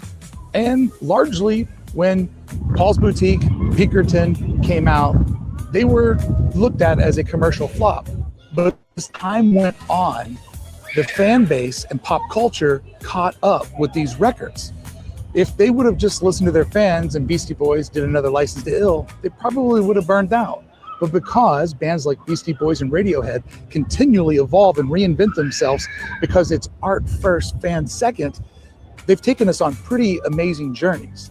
So look, I'm super, super stoked that Disney is listening to its passionate fans. A new Tomorrowland is a dream come true. Figment getting updated is exactly what Epcot needs, and Spaceship Earth is my favorite Disney attraction of all time. I love they made a dark ride for smart people, and that is not lost on me whatsoever. So all of these, as well as Fixing the Yeti, really does show an attention to detail, an attention that they're listening. But there's a difference here. That's listening on the classics, things that have been proven to be absolute no-brainers inside of the theme park ecosystem. But if the fans push back on Avatar and you listen to that, it's going to get really sloppy really soon, because fans in today's world push back on everything. And I'll tell you why. The Disney theme parks ecosystem is simply sports for people that hate sports. And I'll tell you right now, as a Buffalo Bills fan, nobody hates the Buffalo Bills more than their fans. Same could be said for Star Wars, and probably same could be said for Disney. Every action is going to get a reaction. But if you believe in it, years later, you have Guardians of the Galaxy Mission Breakout, which is a perennial favorite, and the line is always super, super long, even though everybody said that it would never be the same. They're still actively participating. The worst thing you could have is nobody saying anything. And this project has not been that. Everybody, including me, has had a lot to say, and I think that goes to show that there is a silver line of brilliance in this project. So I know what I'm saying is probably jarring to a lot of you, but when you work in the world of creativity for decades like I have, you have to understand that you can't listen to everybody. What you really have to let guide you is the voice in here and the voice in here. And it also doesn't hurt to listen to the 10-year-old that lives inside of you. But if you start listening to advice from everybody, you'll get locked up into analysis paralysis, which honestly is a poetic way to say the death of creativity. So trust me, it is really important to listen to your fans. That definitely matters. But it also matters that you don't let them guide you, because they don't know all the things that you know. I'm telling you right now, Avatar would be a masterful fit for this location. I don't care about the IP, but what I do know is that it solves so many problems. It is a very good solution, and I'm extremely impressed at how well Imagineering was able to weave it into the hopeful Disney California adventure story. And what happens here, I think, will be really telling and kind of maybe scary on where things go from here, because this could be an interesting thing if Disney starts listening to what people say about everything, because so far, as long as I've been doing this, there's a huge portion that hates everything. So who do you listen to when you start listening to the people that hate everything? But what I think would be the real crime here against creativity is just when we finally saw the vision for Avatar and Pandora, Disney decided to look the other way. Friends, I'm Bricky. Thank you so much for showing up. I'm going to be doing a video breaking down all the projects announced, but I just had to start with this one because it's so far maybe the most complex and most surprising story that came out of D23. So that's what Bricky had to say. You know, here's why I have to say this, right? I don't think Bricky is off by with Tomorrowland. And of course, we all know offhand Disney is waiting for the legendary People Mover to make its glorious return, and he will be pushing down every child to be in the first car. Rightfully so. He's been pushing it. He deserves it. In the same token of that, I do get what Ricky is saying of, you need to have at least one attraction built, right? Like he said, the parking garage is already moving forward. If you build that first, that will give you more time to really be developing Tomorrowland, right? Unless the Imagineers have already been working on Tomorrowland and Thomas Maslam said, okay, is it good to reveal that you guys have been working on this? And there you go. So maybe they do have some concept art already developed, but it wasn't really D23 ready, but they just wanted to just have some momentum. What do you guys think about that? Of at least one ride should be complete along with the parking garage, and that will give them more time to build out Tomorrowland. There is a lot I have to. There's a lot I have to say, and it's really surprising that I have a lot to say when it comes to the West Coast, because my norm is I have a lot to say about Walt Disney World projects because I'm not a West Coaster, and yeah, it's quite shocking I have a lot to say after this. If I understand the sentiment because I posted a note on my story to say, posted a note on my Instagram just to say, because we all agreed here, we all agreed that the D23 was very balanced. And I got a response, from one of our content I got a response from OG55, and OG55 he responded and he said he agreed to disagree, that, and it felt to him that it was more like a Walt Disney World D23 presentation. And when I said that it was balanced, it was I think for us, it was more balanced on the TV and the movies for D23. Right. We were very surprised by both. Nights. Yes. Especially I was more surprised with the movies and TV because it was very balanced. It was a balance of something for everyone. There were the majority of the announcements, they were films and they were films that people are familiar with. Correct. Along with some new original ideas in there. I do think one thing that they missed out on, I forgot to ask you guys this during the I hinted at this, we talked about during our wild card show, the Spaceship Earth TV show. And I think that there was a genuinely missed opportunity to be able to talk about the Spaceship Earth TV show in relation to the reimagining of Spaceship Earth. I think if there was a little bit more, of a context, conjecture, connection there, then maybe that could have, helped, the fans gain a better understanding of how Disney cares about Spaceship Earth. What do you guys think about that? That there was a missed opportunity to talk about the Spaceship Earth TV show, which was talked about leading. Oh, yes. They could have done that.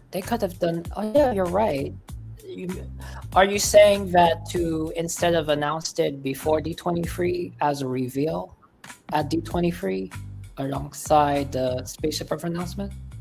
Well, no. I'm saying or just mention it again. Mention it again, but also, have the creator and the director at D23 to talk about why Spaceship Earth is becoming a TV show. And I think it would have been cool if they would have announced it at the Movies and TV showcase or presentation, and then have those two Imagineers talking about Spaceship Earth along with the two people from the TV show. So it would have been 4 people on the couch, but it would have been a more in-depth conversation of like, what are you guys doing with the TV show? Like, how does Spaceship Earth, how's the energy of Spaceship Earth going to relate to the TV show? And then let's talk about the ride and how the ride is the and kind of funny. Is the ride going to inspire the TV show, and will the TV show take elements from the ride? Go ahead, Thornton. funny. The Tokyo Space Mountain and the Tokyo Tomorrowland, that's not new, and it's almost wrapping up. It's currently under construction. So yeah, I feel that the Spaceship Earth, what they did was the Spaceship Earth was put in the category as the two space mountains. The Space Mountain in Paris that they announced they're gonna go back to its original roots, and then Spaceship Earth was in it. When for me, I understand the West Coast. If I was a West Coast, and I would understand that, you know, it's when it feels like it's a Disney World D23. Yes, because Disney World has so many projects. And now that Avatar should be something that is big. So they should have something that is being built right now or pretty soon. Yes. Now with this Tomorrowland being announced, and I don't know, is the reason why I left the comment saying is the reason why now they decide to jump on Tomorrowland is because Tokyo has a brand new squeaky clean Tomorrowland, a squeaky clean space mountain that now is like, well, look, they got a whole brand new space mountain and a whole brand new Tomorrowland, and people are gonna see that it's all brand new. We better get on it. So I would say yes and no. I'm going to explain this from a media point of view, but also a fandom point of view, and then I'm going to pass over to Phil, who will give it from the map and logistics point of view. From a media fandom point of view, I'm going to say no. Because you have to recognize Tomorrowland started with Walt Disney, right? So because Walt the park, and because he was there for the dedication of Disneyland, because we have seen him in so much footage of Disneyland, and the throwback attraction of Tomorrowland, just like the throwback attractions that people want at Epcot, like Journey to Imagination with Dreamfinder and Figment. I think that for the fans of the U.S. Tomorrowland, it was deeper for that announcement rather than the fans were excited because Tokyo is getting Tomorrowland, then we'll get. Now, this has been a thing that the fans have been wanting on their own with or without Tokyo, personally. So I think it was more about the fandom and the history of what they have been wanting for themselves, regardless of outside circumstances. Phil, over to you, good sir, for your take on my take and for your take on Florенce's question. Okay. What was Florенce's question? I was multitasking here. My question was just, do we assume that, if you had to guess, do you think that the whole, now that they finally announced Tomorrowland in the West Coast, has anything to do with the push from Tokyo?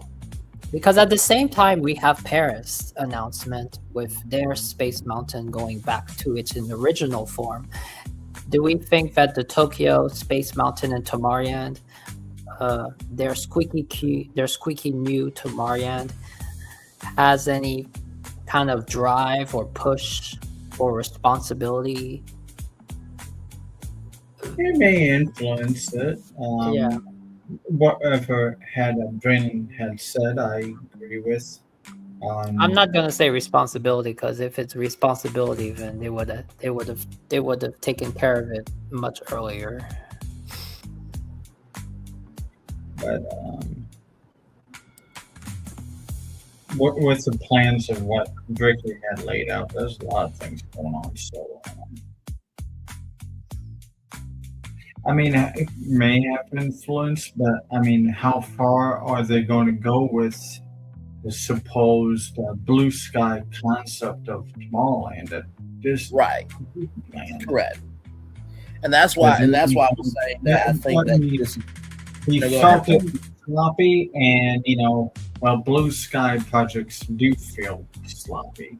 So do you guys think that this is a little bit we received a little bit too much? Because remember when I said that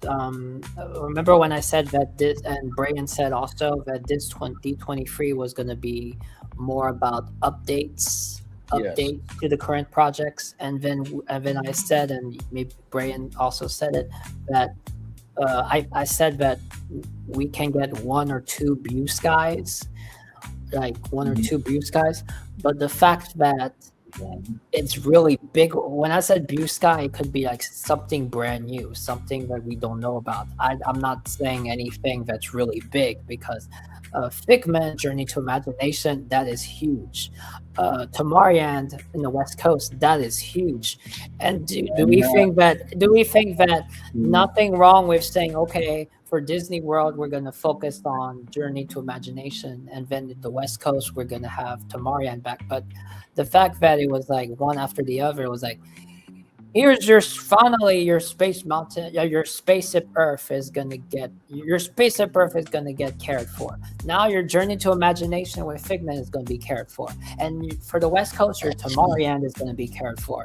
It's almost like, well, dang, throw in our faces what you're gonna care for.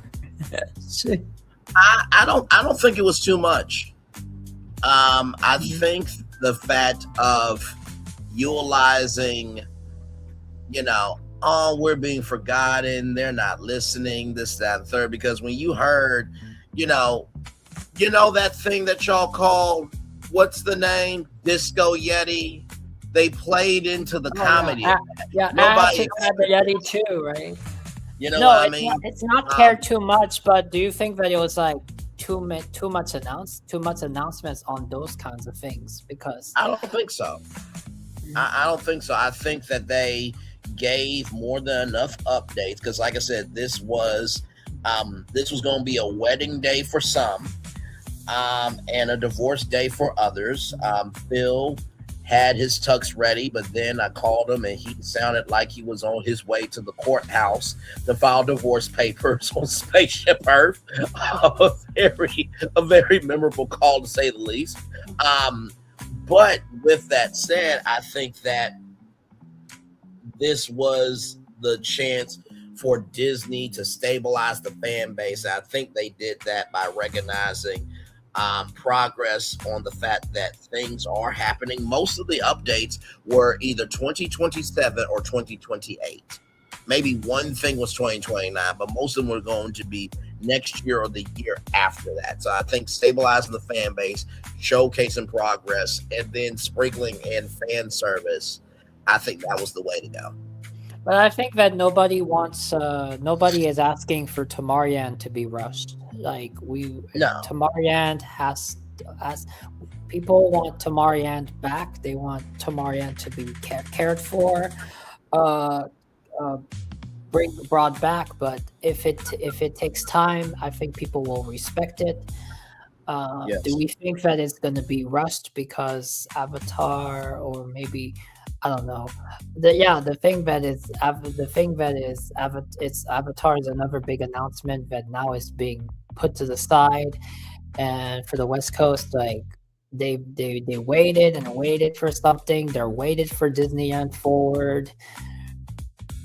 And now, even though they announced Tomorrowland, like everyone knows that it's really far away. It's like it's going to be the next D23 till you see a model of what it's going to be. So I understand for the West Coast that they're seeing Disney World and it's like a snap in the finger.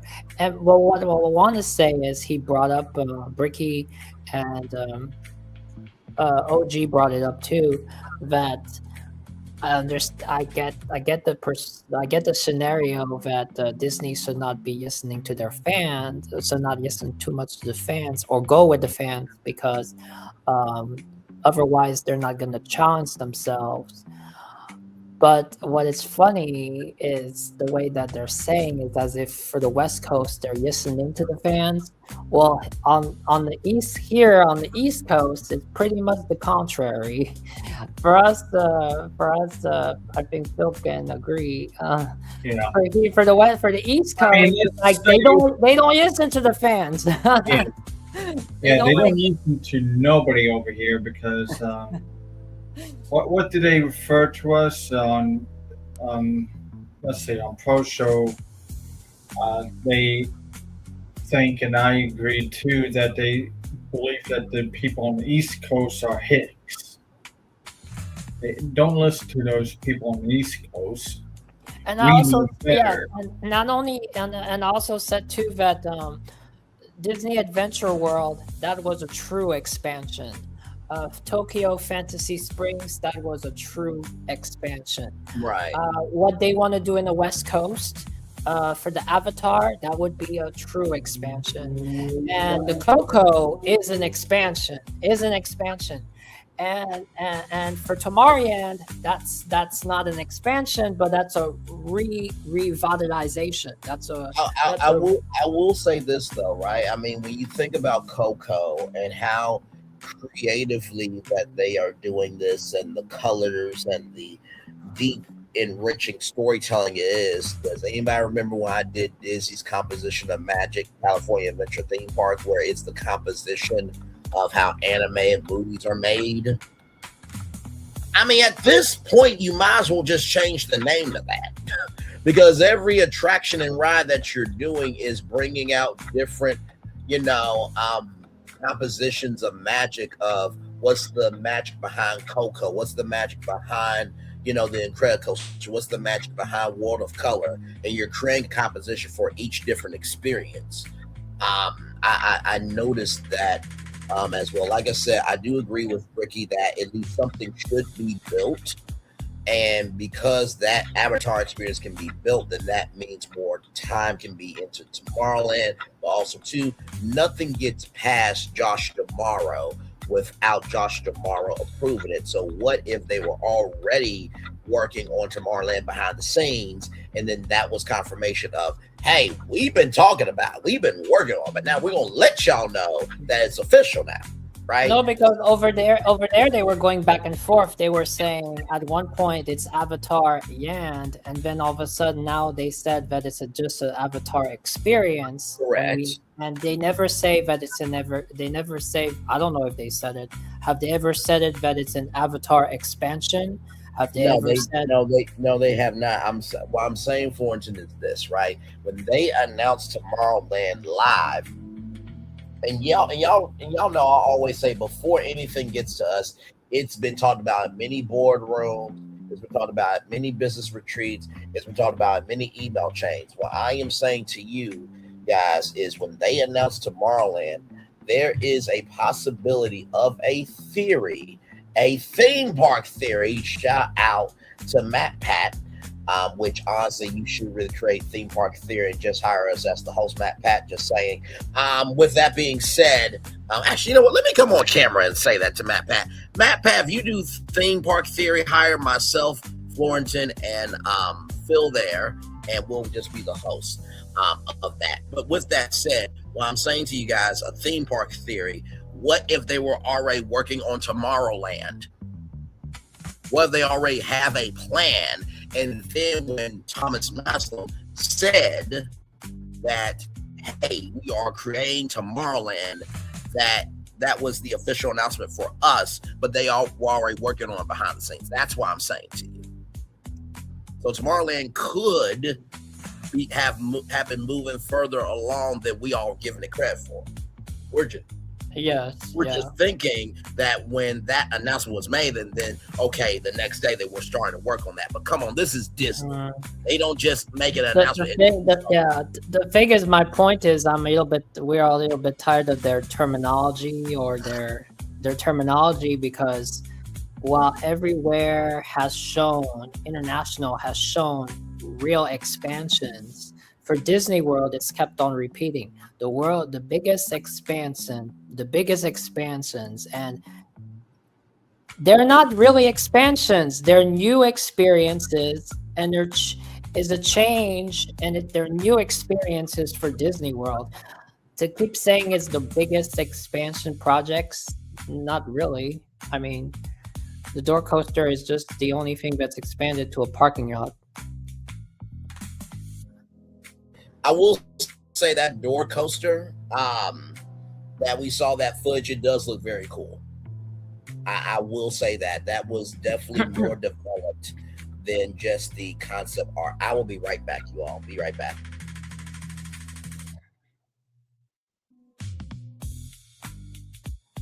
Y'all keep going. I'll be right back. Yeah. I'm just thinking. I just was looking over here and like, oh, that was the first time I ever seen a trailer for Coyote versus Acme over here on YouTube. It's 5 minutes long and I'm so excited for that film. We can watch that on your show if you want to. Well, that's the thing. I don't know about copyright. Well, it's a trailer though. So. But trailers can also be copyright too. Really?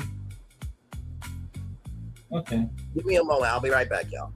But I will agree. If Six Flags had BFP Imagineering as the head of the creative department, the Coyote versus Acme storyline would be in Six Flags parks all over the country because it looks that good.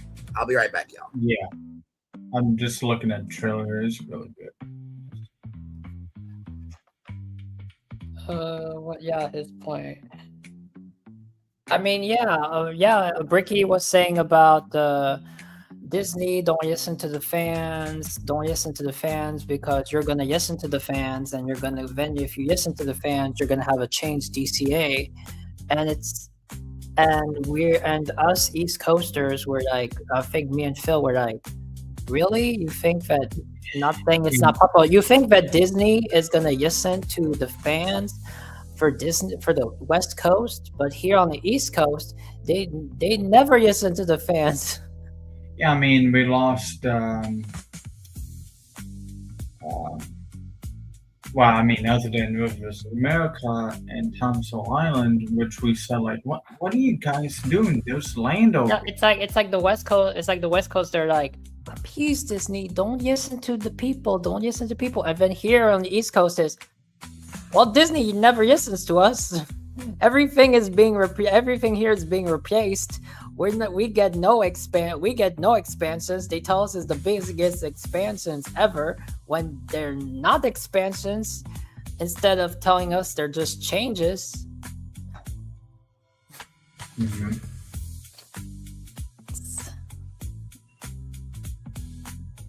I mean, like I said, I'm like going to be that one guy who goes into when they opened Frozen Ever After in Norway. All the people were like, "That should be in Magic. That should be in Fantasyland. That should be in Fantasyland." Did they go with what the people say? No. No.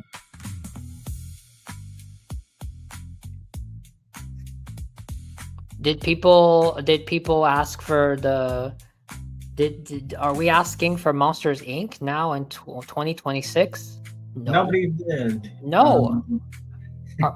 Even for Cars, even for Cars, there was the new person was like, wasn't that something that they should build years ago? Well, no, they were not going to build years ago. I think the only reason they're building it now is to do with How to Train Your Dragon and Super Nintendo World. That's the reason why now they're throwing in the. That's why now they're onto building a Cars attraction. Alone because of the merchandise. The Nintendo merchandise is crushing it. So the Pixar Cars merchandise, let's go.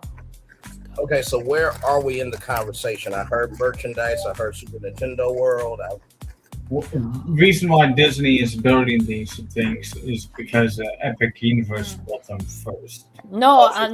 It's just a difference because Bricky is saying, or Bricky or OG55 or the West Coasters, they're saying, Disney, don't listen to the fans. Don't listen to the fans, because all these incredible challenging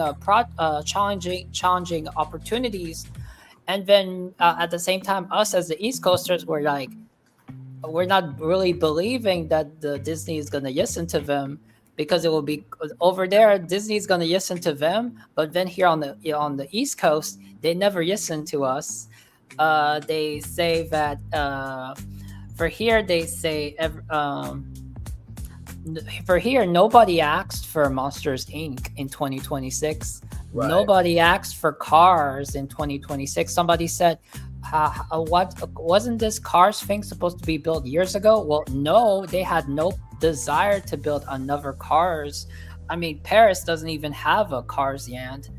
I guess the thing that really confuses me is how Bricky said that Disney should not listen to the fans, but in the same breath, he says, I am so excited for Tomorrowland.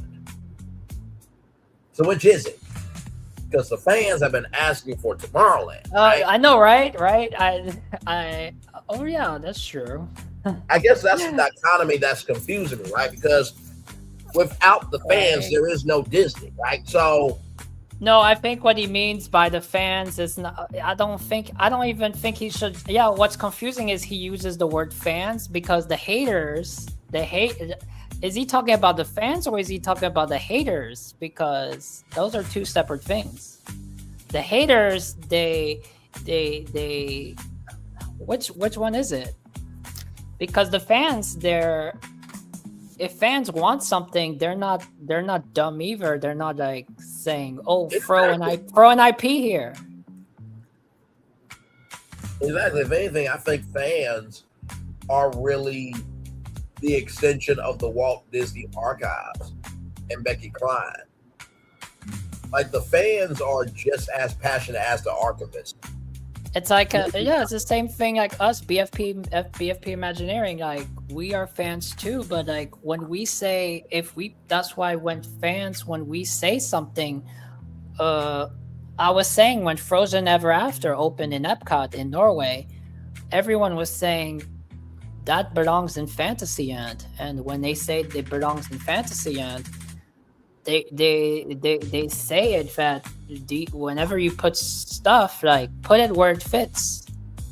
I mean, for example, I would ask Ricky, what would you think of this from an engineering standpoint?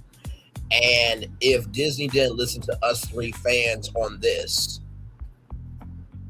then would it be better for the land to be wasted land, Ricky, or would it be better for Disney to be like, you know what, this live stream looks interesting. Oh my God, what is that? Maybe we should go for that.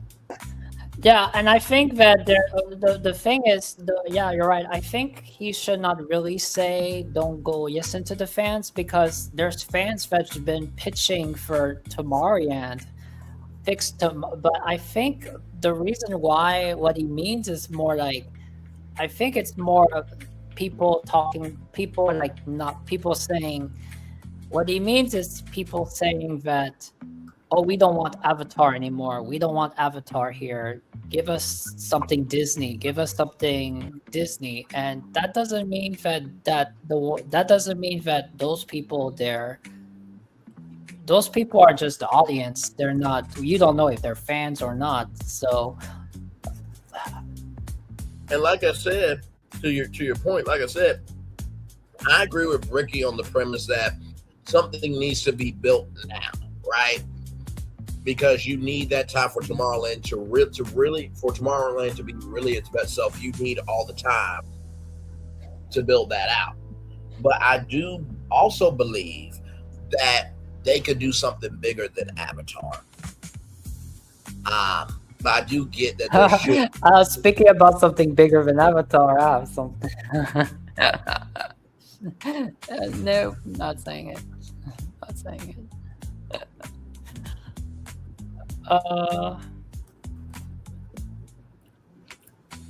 So you're saying yes, go ahead. Your theory is that they've been working on this Tomorrowland maybe already. So that's not that.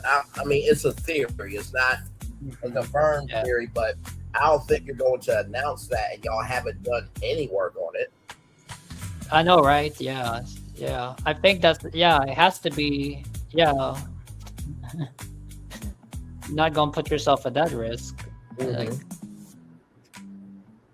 but I mean, the thing is, Avatar is a project that's going to take some years to get built, and the fact that now you're announcing another big thing that's going to take some years to be built, like, don't you guys agree that since they're two big projects now, that is going to be delayed, or both of them's going to take years to build, or you're going to have to sacrifice one, waiting more for one or the other?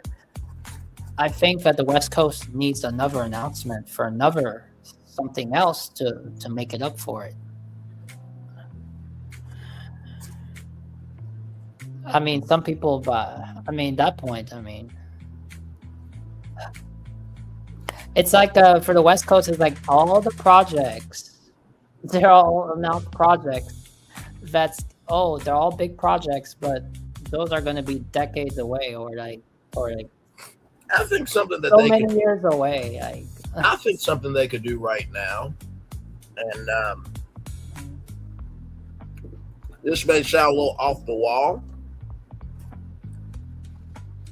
but follow the iridescent bouncing ball here, ladies and gentlemen. What if they did a villains version of World of Color? Oh, wow. Yep. Why not? Yeah. Because remember, they had that World of Color 1, right? If I'm not mistaken. That was more about the heroes and stuff like that. But just imagine you do that for a good minute leading up to, because when did they say Villains Land was going to open? Oh, the 2030s at the max, right? Let me type in my phone or my laptop, excuse me. When is Villains Land coming to Disney World?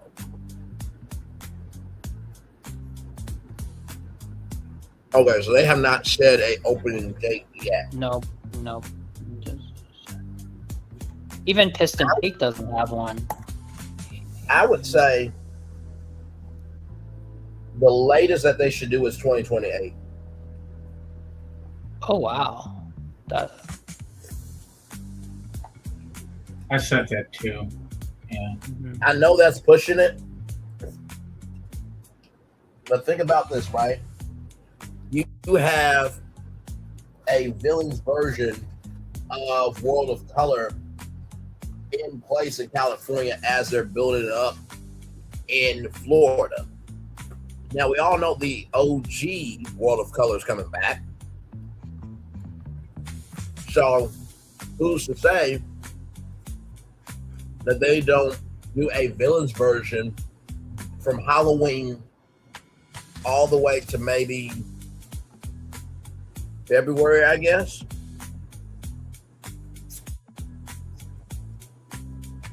Just to keep the villains in the fold.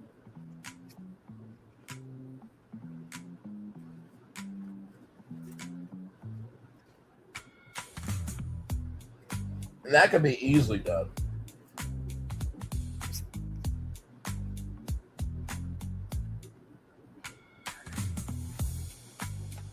Yeah, that's a good idea. That's a good idea. I didn't think about that.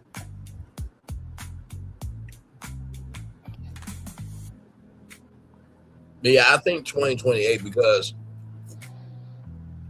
I mean, you got a couple things working for you. You execute concept art, Disney, which you really should give yourself credit for, of the Maleficent roller coaster. And then the Magic Mirror. Hello, everybody. You have good momentum on those two.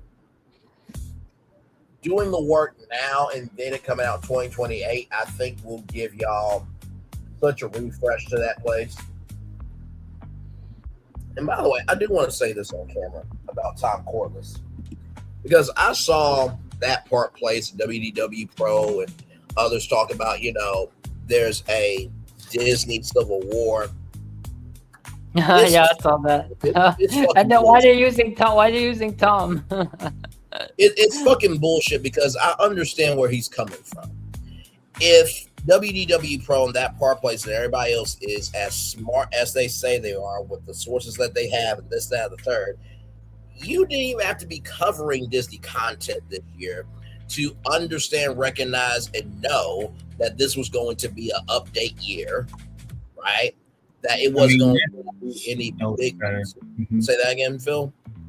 We said it all along that not to be like, expecting much. Yes. I mean, if you feel underwhelmed, I mean, I'm sorry. You guys are busy, doing this and third all over the world, especially when half of your projects. I already was going to say. I was already going to predict that the only thing I was going to say that we're going to get some really exciting international projects, because all the domestic parks projects was already before we had to get through a D23 where everything incredible was in the international parks. Yes. Now we have to get through another D23 where we know everything coming for the domestic parks, and they're going to toss up some exciting stuff for the international parks again. Speaking of international parks, now I don't recall, or I just had my mind blank out and not just pay attention at all. But today or yesterday, there was information, because there was nothing ever mentioned during D23 about it, about Abu Dhabi. But there was an Abu Dhabi article or something you shared, or one of you guys mentioned. Yes, it was about biodomes. Yes, correct. Yeah. Mm-hmm. Yeah, there's going to be separate biomes. Yeah. Right. And because you're bringing that up, I also want to get back on the point about Tom, right? I don't think Tom was saying that you're not a Disney fan completely, like you don't have a soul to care for Disney. I think what he was trying to say was we keep asking Disney to do more, right? We keep asking Disney for this, that, and the third. And when they come out with a showcase where it was actually more focused on the domestic parks than the international parks, it wasn't so much about the cruise line. It wasn't these big concepts with no finishing date. You had most years at 2027, 2028, and then you have the big shabuzi of Tomorrowland and Figment coming back. And when you say, well, there wasn't enough details. That's why you have the West Coasters saying it felt like a Disney World D23. I mean, even if they got the Tomorrowland announcement, right? But with that said, though, I think they tend to forget, and I try to hone this in with the guys here. If they were to do exactly what y'all asked for, which is a fact-based D23 without the corny song and dance numbers, OG 55, right? And they gave more facts, y'all would have been there for 6 hours. I don't think anybody wanted to be there for 6 hours of. So the ride is going to start with a corral that you go through, get on the ride, and then you're going to go through this tiny thing of a river. And thank goodness that's not how D23 works. But wait for it, and there's more. There's going to be a character over here that's going to talk to you, and then it's going to be this big. Y'all, if they really went over all the facts, do y'all really think y'all going to stay there for 6 hours? Tom was just saying can y'all just be fucking grateful that Disney is actually hitting some things, that progress is happening, and that everybody coming out of it seemed to feel like Disney still has a pulse. That's what he was saying. He wasn't saying that you don't care about Disney. Y'all are using Tom to just have content on your channel. And it's fucking bullshit because he didn't say anything wrong. He did. If you think that Tomorrowland and Figment are not bigger than Avatar and wanting more details, you are out your fucking mind. That is not fandom. That is not pixie dusters energy. That is just being factual of that Disney had a lot riding on this. And the fact that y'all are upset that there were not more details when everybody told y'all to level your expectations is crazy work to me. Back off, camera. I just had to devote time for a minute because I'm just like, what the fuck is wrong with y'all? But they advertised that it was going to be the biggest D23 event ever. They always say that every year, though. Fuck you, Bill. You're right. They did say that. Well, I want to follow up with what Brian said. And even though some of our desired projects, like something for the Wonders of Life Pavilion, was not announced, or even something that no Epcot Resort announcement, or not saying that they need to do it if you really have something or you've been working on something, but I'm not surprised because sometimes announcements come, but don't mean all the announcements happen during D23. But even though some of the stuff they're not really my thing, like Monsters Inc. and all that. For me, I was just there to have a good time and to see how eventually it's not something I would watch a whole D23 because from the past I don't want to, after the past D23s I don't want to sit through all that, but to see that it was kind of different this year, and it was a different even me and Brandon, we were like wowed by the set design. It was more cozy, it was cozy, the music choices. It's good to see a change. It's good to see a change and a different turn, right? Absolutely. We even said that it didn't feel corporate. Yes, and you know what? To that point, and let me come back on camera and explain something to Orange Grove 55, who I have no disrespect to Orange Grove 55, nor to WDW Pro A, y'all. But this is why having somebody in the theme park sector with a media perspective is extremely important. I remember OG55 said, I want more details. I feel like the talk show format kind of, shrunk the details and stuff. Here's the thing, right? For the first time ever, and Phil and Fortune, y'all let me know if I'm off. I think we got to see Imagineering have a soul. To come out, sit down on the couch with Neil Patrick Harris and be conversational about their projects and get to see their passion for it, because D23 is a corporate song and dance show, right? The pony show. Guys, look at how big this is, and da da da da. That's not really that doesn't really connect with fans. But for an Imagineer to sit down and talk about a memory of them being at Disney and how that relates to their design philosophy and how they think emotionally about the fans, that allows people to have something to hold on to.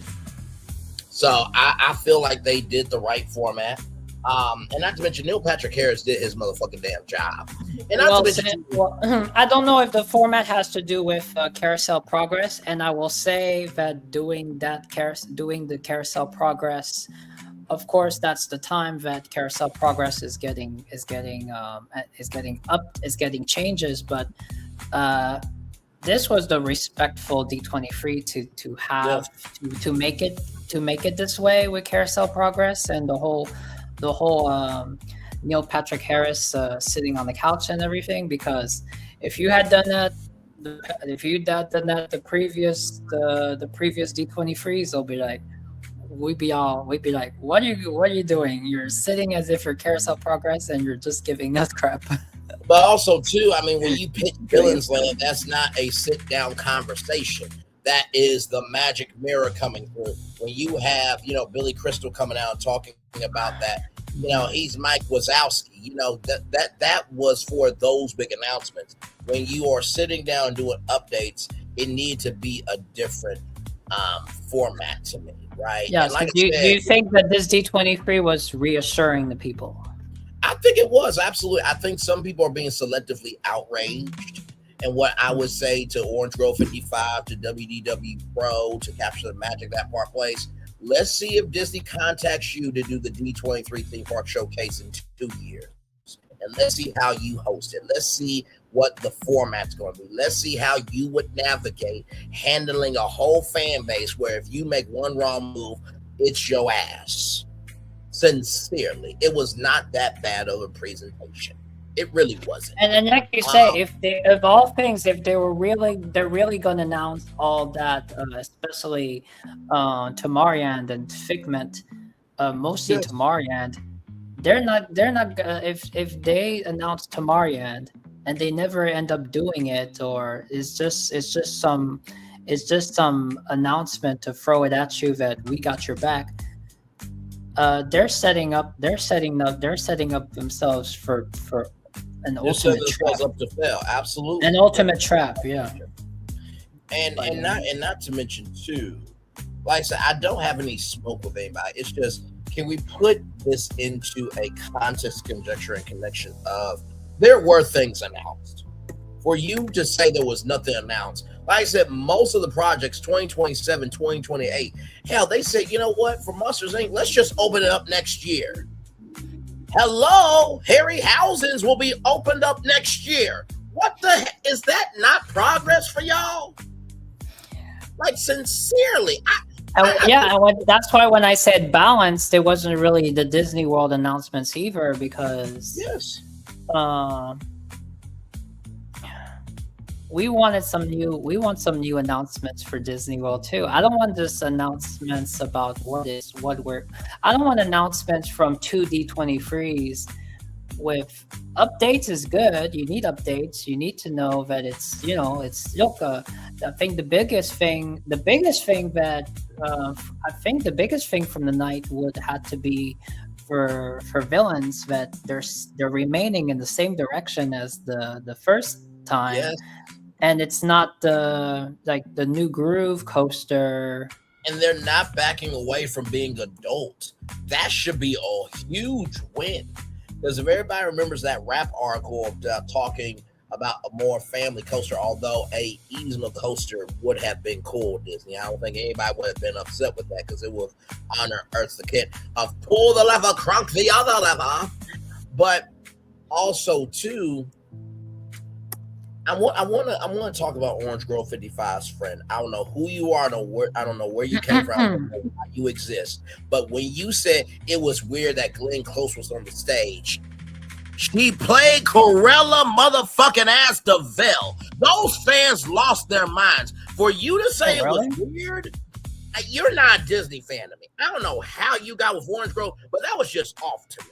Okay? And then let me ask you, who the heck said it was weird? So when Orange Grove 55 was talking about this, he was talking about with some guy, I don't know him, and this is not no hate for him, but he said it was weird that Glenn Close was on the stage. It's like, she played Corella DeVille. Is that his comment panel? Is that Jared or Capture the Magic, or was that? No, I think this was a good. Not to shade on. Was it a girl? No, it was a guy. Oh, okay. But it was just odd of like, those fans loved it.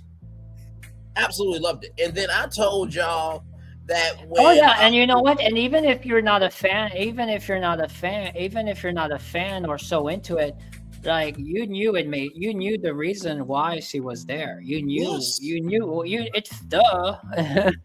to do with villains, like. And not to mention too, it was a huge revival for Glenn Close, who she did the laugh in an interview not too long ago, and that was the first time in a long time that she, went back into that character.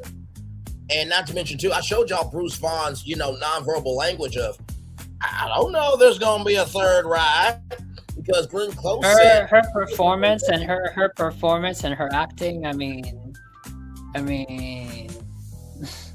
when Bruce Vaughn said, I don't know, there's going to be a third ride, and I told y'all about the teleprompters that were all over the place, on the table, on the floor, in the back. And for these big presentations, everything has to get approved.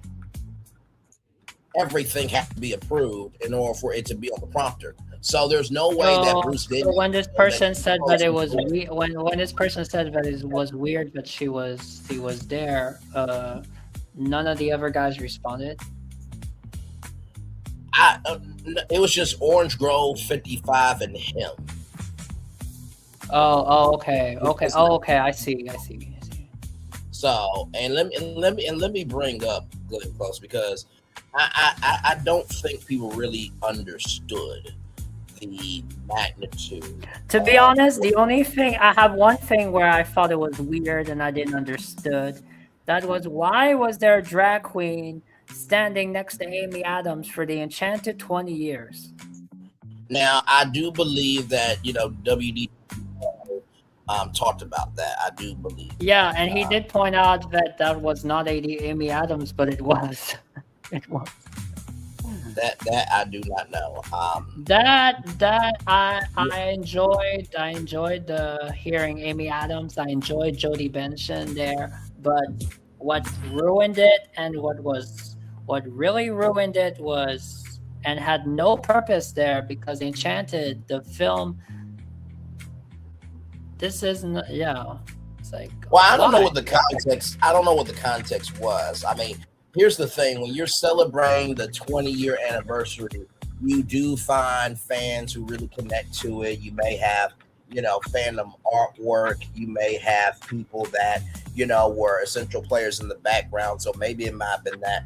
I have no idea, but still, as long as people came out for the event, that's the main thing that really should matter. Here is the moment when Glenn Close stole D23. And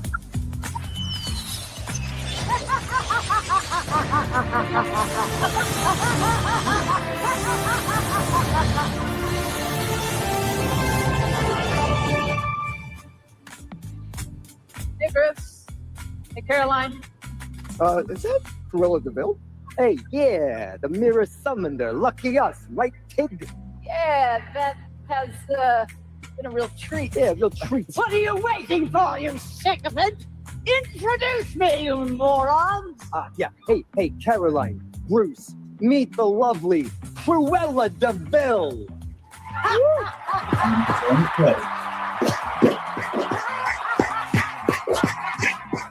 know those fans are freaking the fuck out. Oh my God! And she can still do the laugh. Oh my God. Caroline, darling, gray isn't your color. You must. You must be Brutus.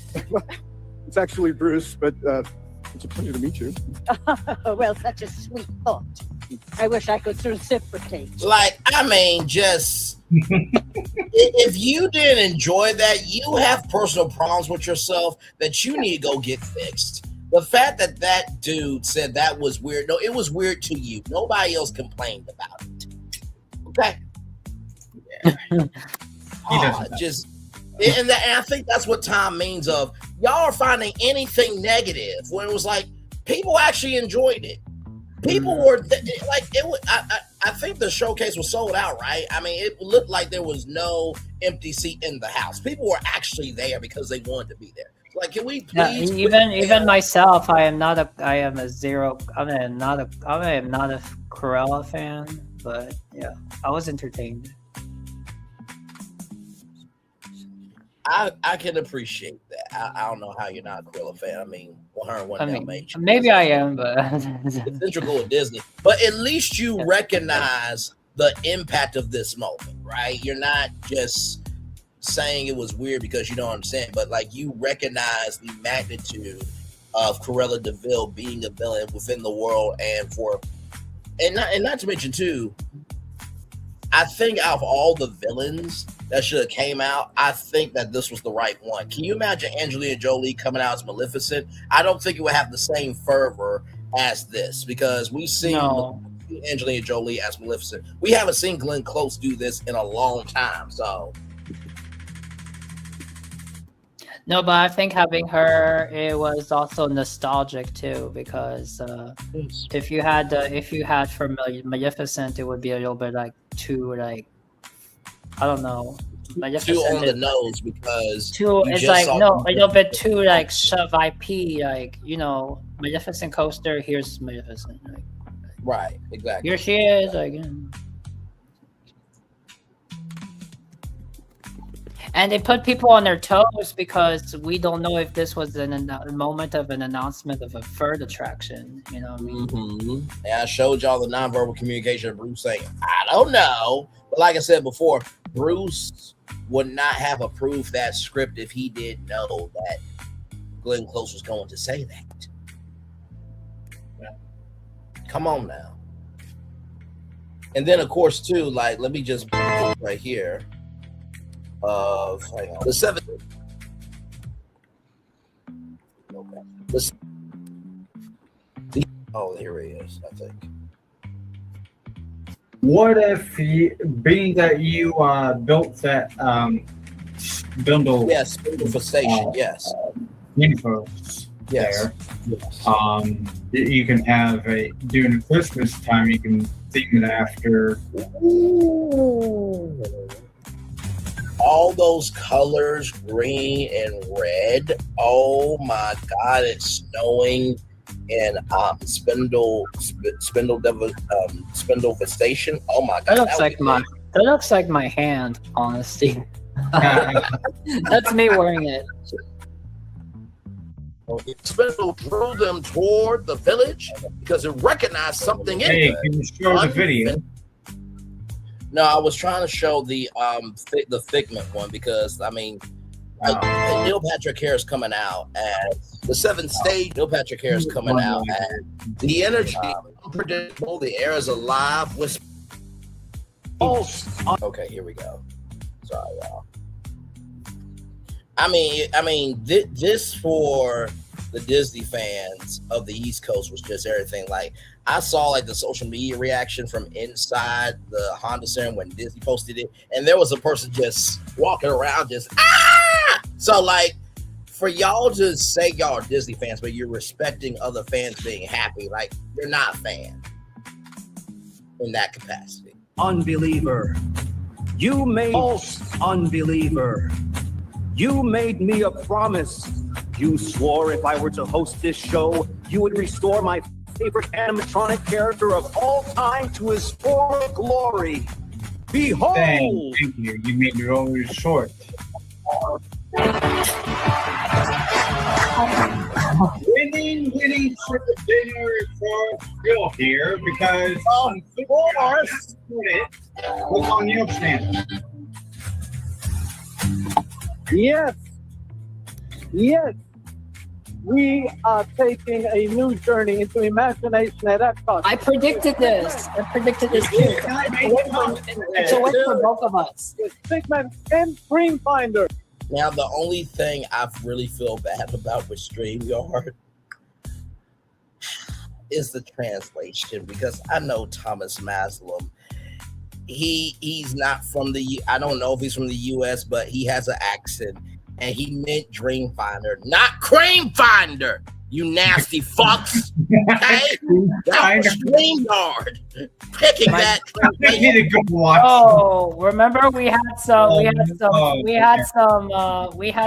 wow, it really goes with the theme of my pre-show before D23, and now this trend.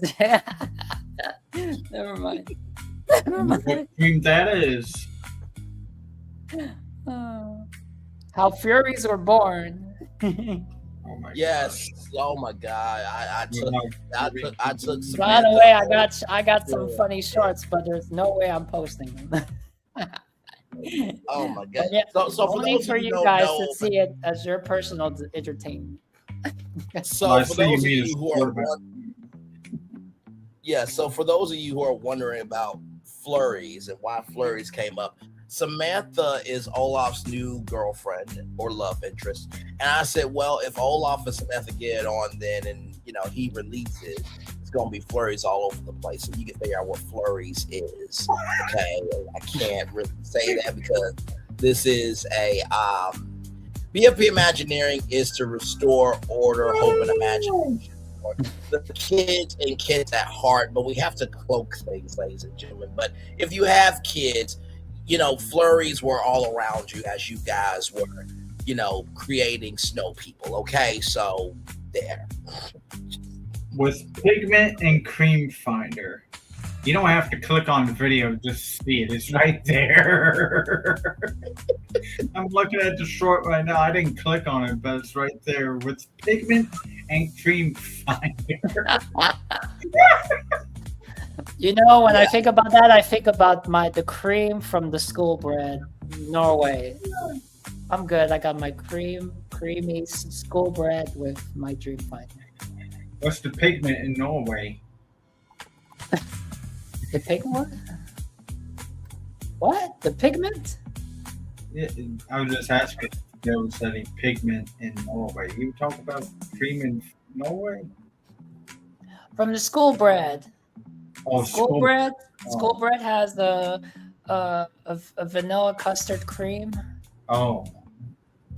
By the way, y'all, here's a more closed up version that was more far away. I actually went in later on that night to try to get some better shorts because that was a smaller version of us. But here's the bigger version here. False unbeliever. You made me a promise. You swore if I were to host this show, you would restore my favorite animatronic character of all time to his former glory. Behold!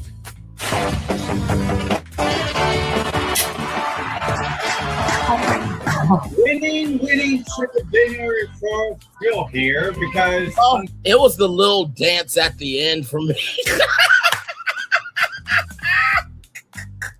Oh, you danced? Wait a minute. I don't remember. Yes, hang on. Let me go back. Right here we go. False unbeliever. You made me a promise. You swore if I were to host this show, you would restore my favorite animatronic character of all time to his former glory. Behold!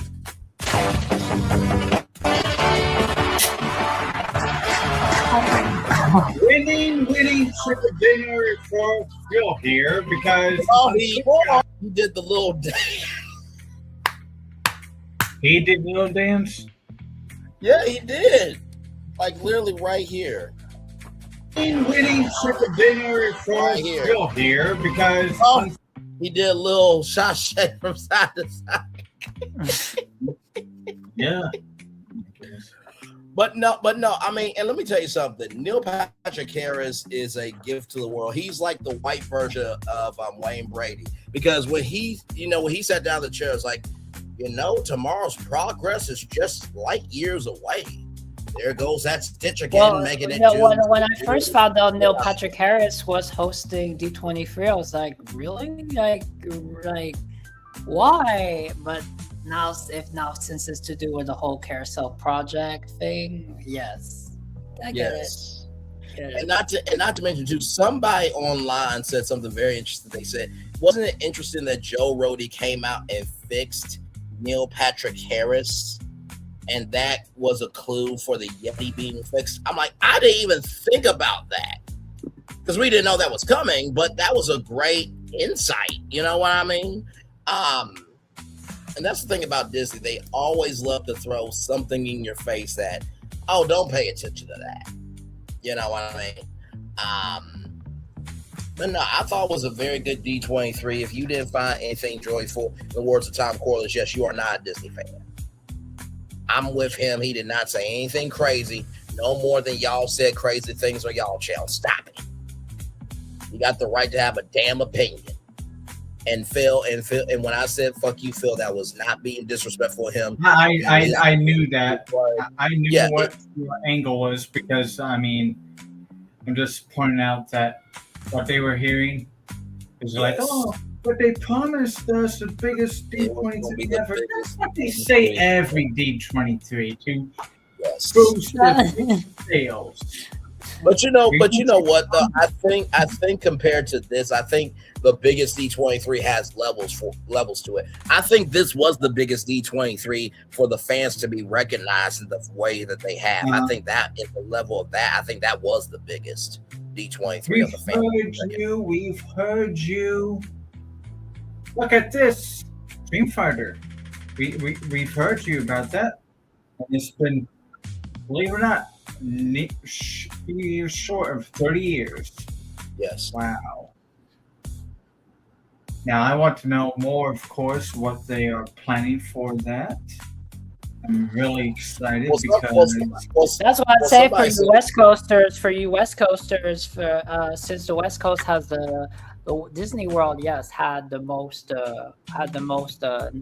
announcements for updates for the most projects, and we know the West Coast, they have Avatar and they have Coco, and wait, that was it, right? That was just Avatar and Coco. No, remember, ladies and gentlemen, boys and girls, in just a few moments, the rivers of America will light up for Remember, Dreams Come True, presented by Honda. So that's coming back. Yeah, but that I'm referring to before D23. Yeah, no, I don't think it was really too much going on. So that's why I expected the West Coast that's why the West Coast, like, you could have been on your tippy toes. You never know what announcement they would announce something else. Yeah. And if they could have announced something else that they're getting rid of in Disneyland, it could have been an OG classic. Then y'all would have been ranting all night. Yes, it's like, let's be grateful that they didn't announce that they were canceling anything else. Okay, can we be grateful for that? Because we're getting rid of Mr. Toad's Wild Ride in Disneyland, folks. Like, riot. They're going to riot in Disneyland if they did that. I mean, people. Like, perspective is everything. We have a little bit more grace on the East Coast, and we get all a bunch of replacements, and they're telling us. And not to mention too, y'all. Halloween is coming up. Do you not think that there's not going to be more details about Villains Land drop during Halloween? Come on now. Think about this from a media point of view, guys. Come on. Sincerely. Thank you. And hell, you know what? Well, go ahead. Thank you for reminding me. Maybe I should do a lot of Halloween things on the channel. Yeah, and not to mention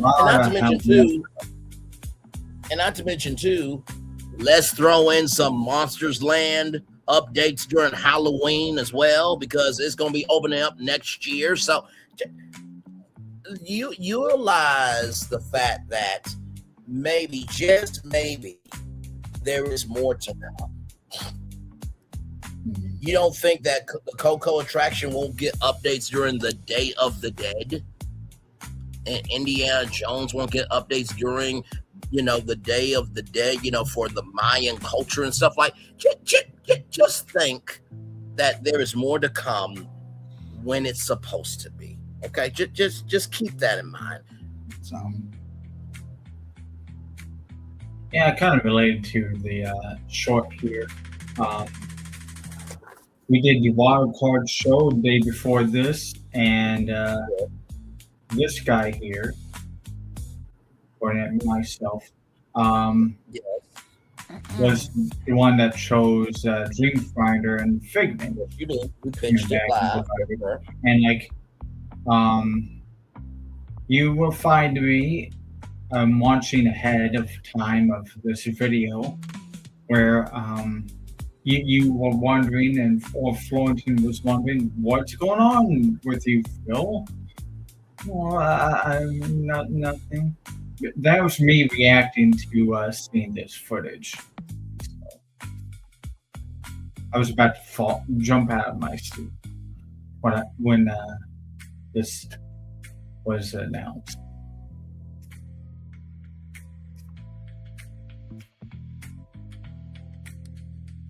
But I'm going to have to do a victory show. Well, I mean, at least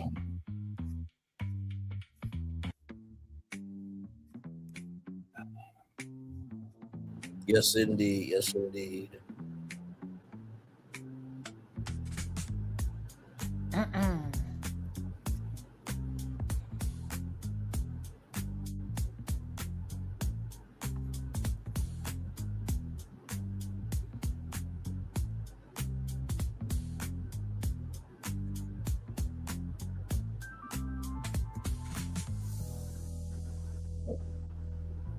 Wiki, get out of here.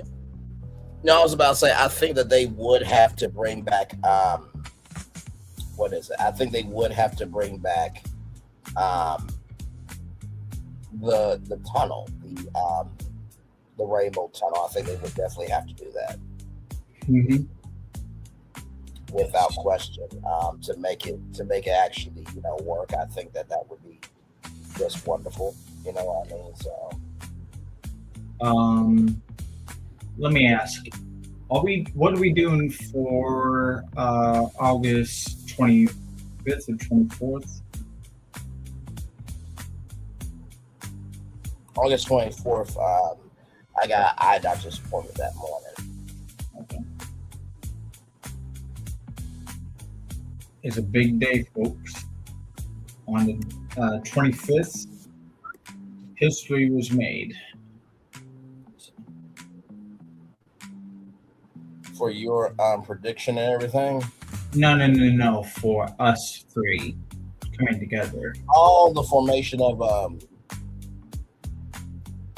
the formation of three mouse Musketeers. Yes,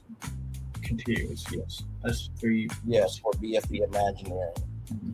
And by the way, as a trio, Yes.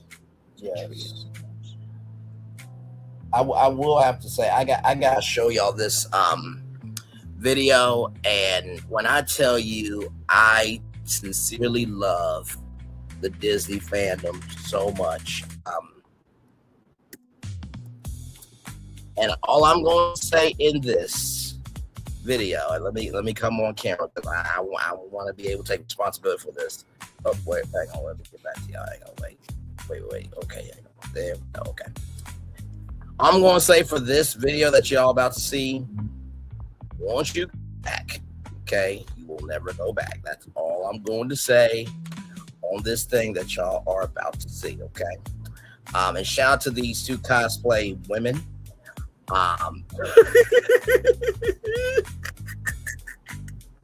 Just give me a moment, y'all. Just give me a moment.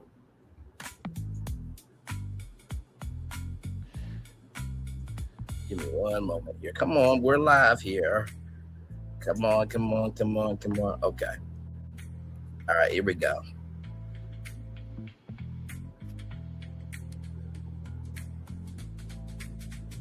Play.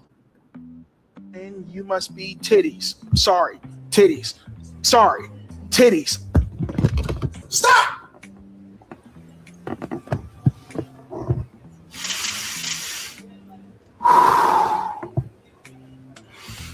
Titties. Fuck! It was disrespectful for you to go back and taunt Rapunzel.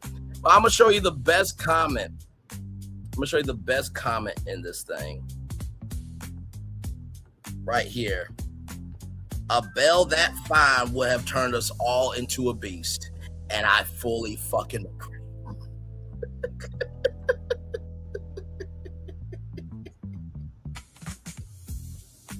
I fully fucking agree with that.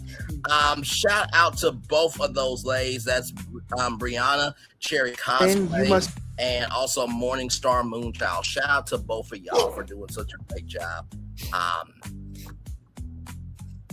Yeah, I'm with Rapunzel. She did nothing wrong there. Nothing to see here. And OG55 over there is the K chicks, and here in Brayan it's the Fick chicks. Listen. I would have been trying to holler at my damn self. I'm like, Rapunzel disrespectful. You can't handle Tinky all Winky, that. how's the custard this evening? How's the custard? I can't believe you would say custard after titties was just okay. this custard has milk in it. But anyway, turn off my camera here, ladies and gentlemen. Just Tinky Winky is all ears.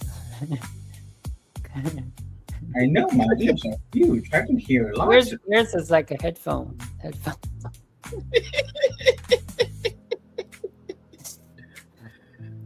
Oh my God. This one was a good. This was a good live. I enjoyed it with y'all. I really did.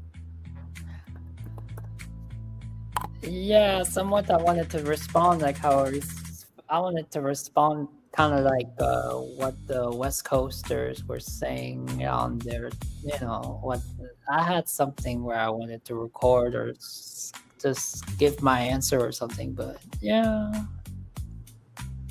But I will say we gotta be careful when we address, like, don't listen to the fans, because I mean,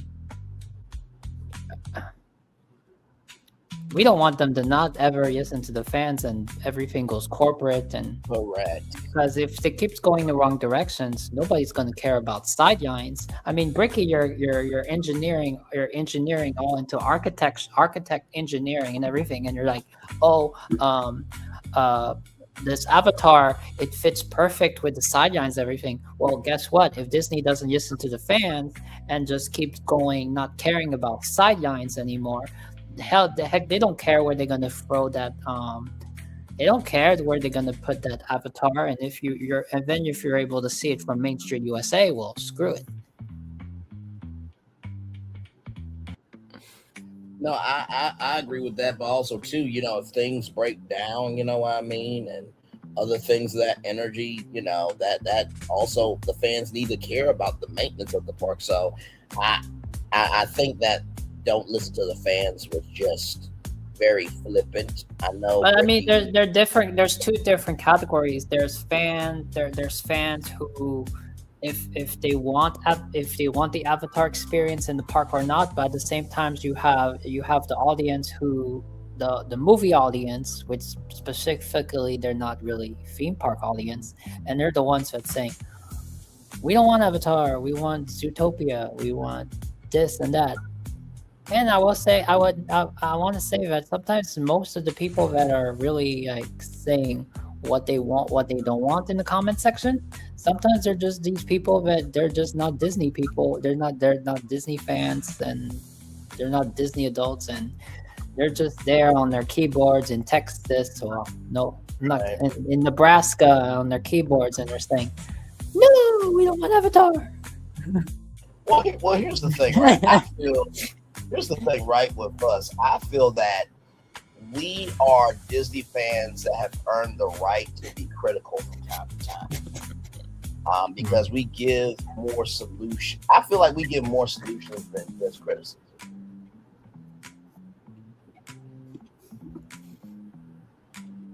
Tinky Winky agrees. Look at that face. Yeah, I agree. I'm always angry. Can't you tell?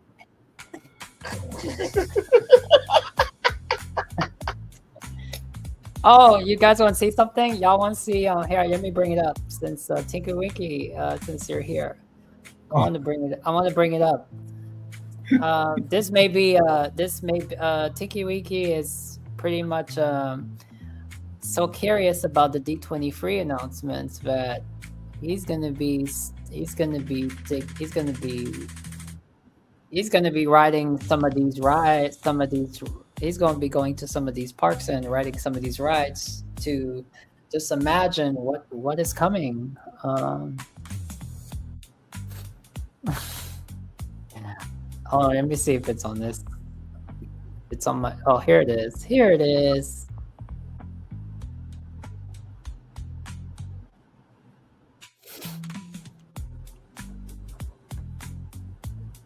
I'm not seeing now the first experience so far that Tinky Winky has been on is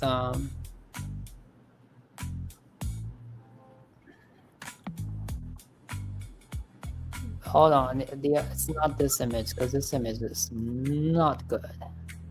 Oh, it's this one. This is the one.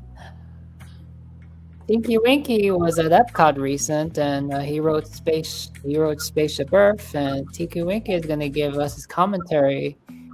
How was your experience on Spaceship Earth? It was interesting. It was fun. Image is right there. Pull it up.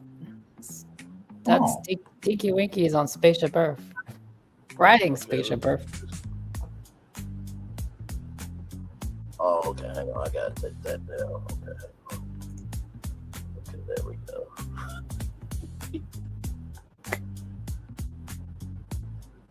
Oh my God.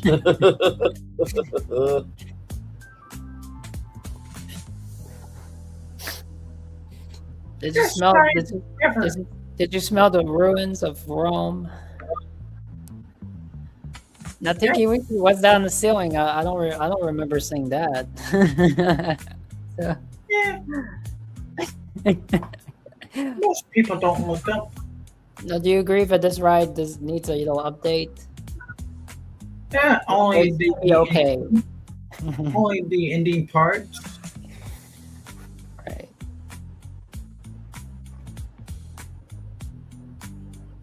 You heard the narrator quite well with those ears. Yeah.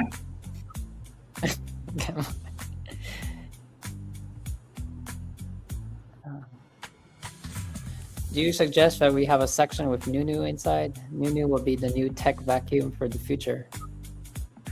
Nunu, the vacuum? Maybe. He'll keep the parks all clean all the time. He does a very good job. Brian, anything you want to ask Tinky Winky? Tinky Winky, I noticed that you came up after I showcased a particular video. Are you all right? Tinky Winky likes what he sees. Tinky Winky like black women. I cannot. Tinky Winky, what are you doing at the computer? Get away from here.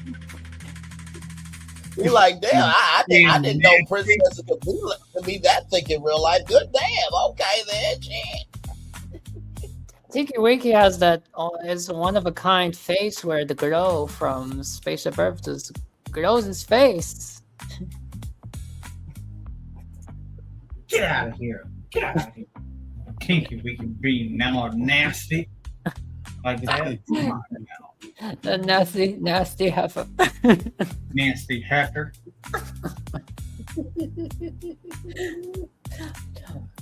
Oh man. Well, the reason why the reason why they showed up and Yaya showed up was because when they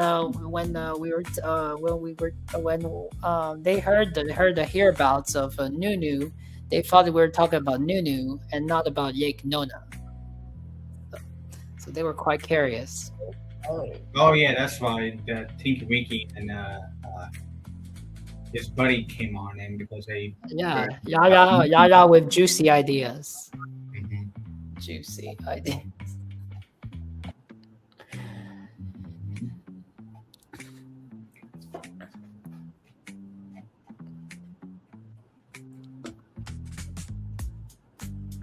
Oh, while you were doing that show, we've been pretty busy. Florence and I. Understood.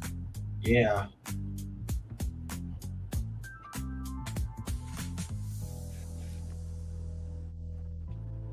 But yeah, any predictions on what's any predictions for any prediction thoughts for wow, that's if you say that villains is an estimation for villains for 2028, then whoa. I mean, it's a fast timeline. Do we think that Distant Peak can get finished at the same time? Potentially. I mean, it looked like they were far enough along in, understand the concepts and everything. So I would say so. Yeah, I mean, they got it all they got the groundwork foundation ish poured out by now. All the way now it's up, and up may begin maybe November, October. What do you think? We start building up in October. That's one of my guess. They start building the mountains. Now, if people are not too if Disney is not too sure about, if they're not too sure if Avatar is the best route because of because the feedback on whether or not people want Avatar or people want something else Disney. I have something up my sleeve, but this might be controversial. I mean, what's controversial?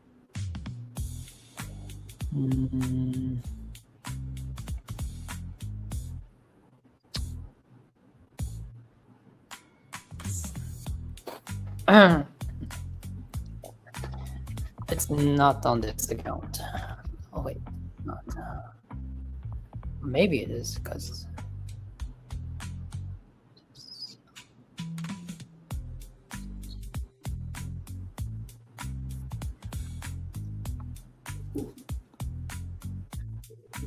Oh yes, it's on the agenda.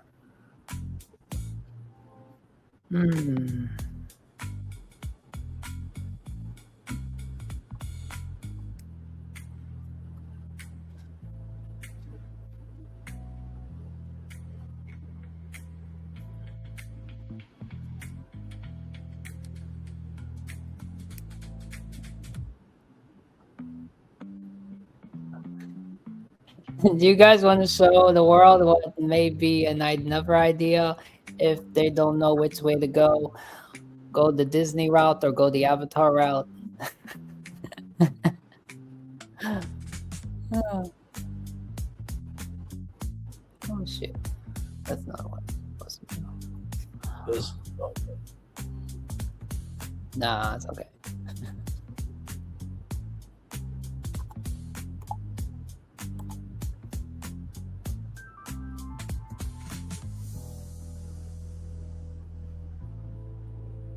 Of course, they have a legit reason that they should be getting something about this because they do not have it over there.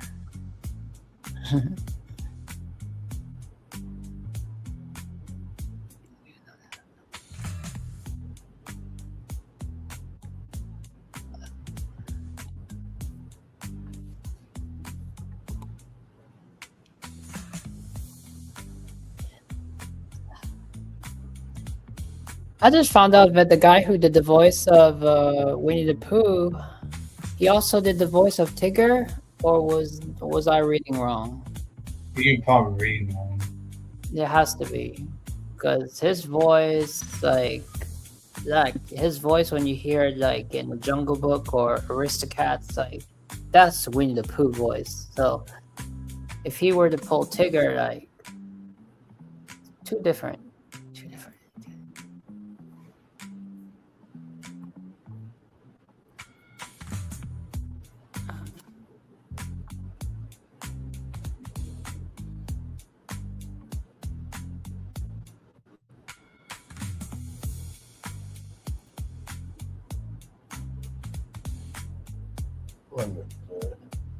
Yeah, I think Winnie the Pooh, and he's got like a huge podcast where he sits down with, different famous people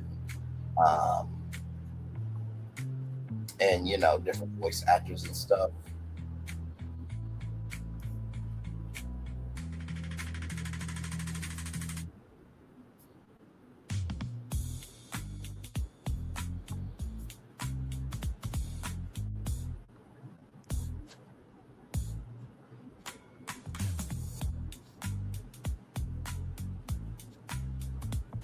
I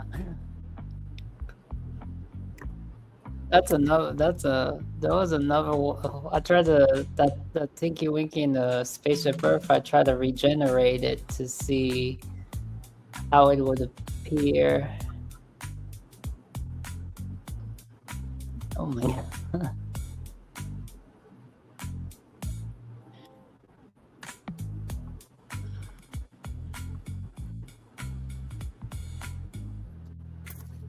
Let's go real quick.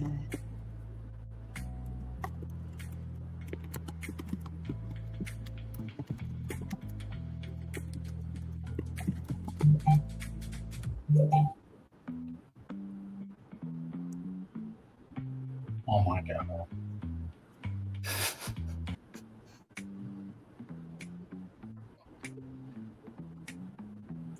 Oh my goodness. What, you looking? Come on. What are you doing? You want to go back to fine. Very odd.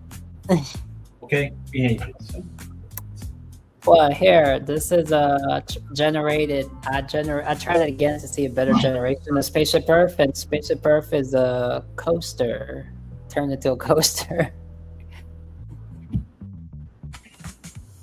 That's a really good coaster right there. You want to show the audience?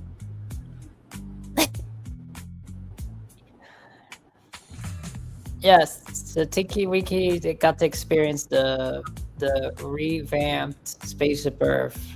It's now a coaster. Whee! And I'm still enjoying all the scenes. We blast on through Rome. We blast on through. The way you say blast through Rome is like you blast through the rubble.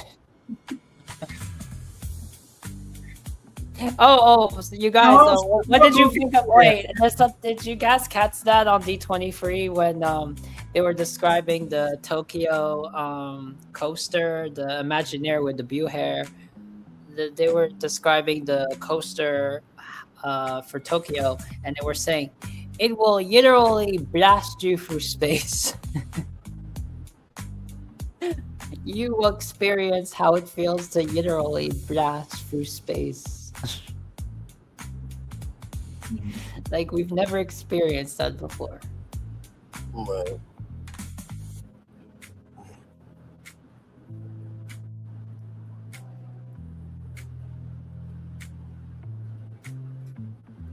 Well, y'all, this has been a very fun live stream, and we covered a lot. Like I said, y'all, please do not share those two pictures and say to Disney that that's happening. Those are just concepts. Okay? Yes, I better not one day go on Google and then go on Google and see that this Disney Studio debunked. Oh my God! Man. Lake Nona is a no-no. But no, I really do think if they did both of those things, that they really would be in another stratosphere. Yeah, I mean, why not? I mean, it's and if they do see what you came up with, I guess it's gonna be more like, okay, there's the potential. That's what we do. Right. Bringing forth potential. That's exactly what we do. And not to mention too, like, how great was it to figure out that the animation building could be reconfigured to have half of animation and half of Imagineering in the same building? Because that's what they wanted to do, right? They wanted to bring, most of, Imagineering to Disney World, but at least with this, you still have Imagineering on the East Coast, but also it's in a building where you can actually cost save and just retrofit it to bring them in.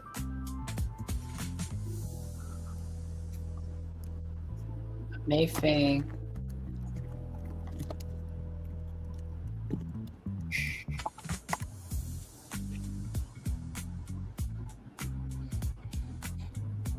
Wait, what's going on, Phil? No, I'm just thinking about something. Oh.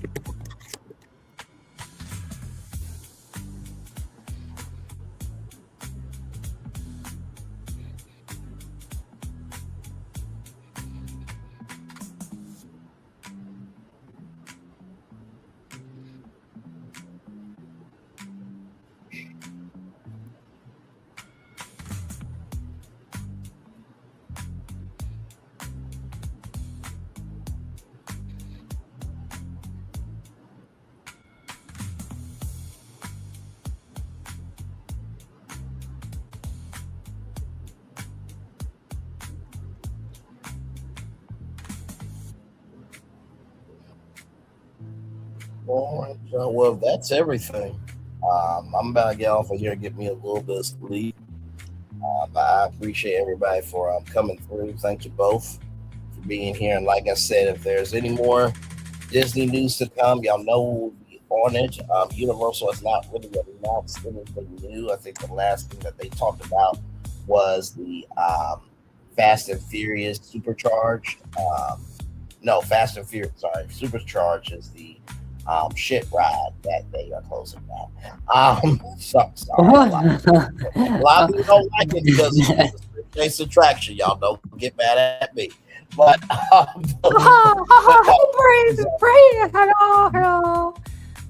What is this you pitched? Did you pitch something? I see something. I pitched greatness.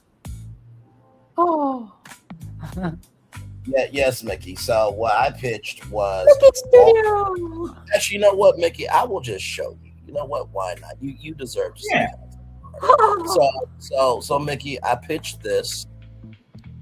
Give me a moment. Oh boy. If it'll work for me.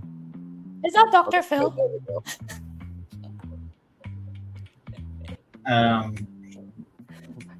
Okay, yeah, sure. Oh, hang on. There we go. I pitched that, Mickey. Oh boy. Oh gee. Golly. I'm gonna have to show that to Minnie. And Goofy, Yes, and Donald. And Yes, Daisy. so that is a brand new playground for you Oh, it's guys. magical. Lake Nona, California. Yes, it's very nice. It's going to cost you a lot of money, but right now it's dirt, so anything can be possible. And then, of course, for Hollywood Studios, I pitched a little something that goes a little like this for you, Nick. So that is Walt Disney Imagination Studios East and Walt Disney Imagineering East. So Imagination and Imagineering in one building there.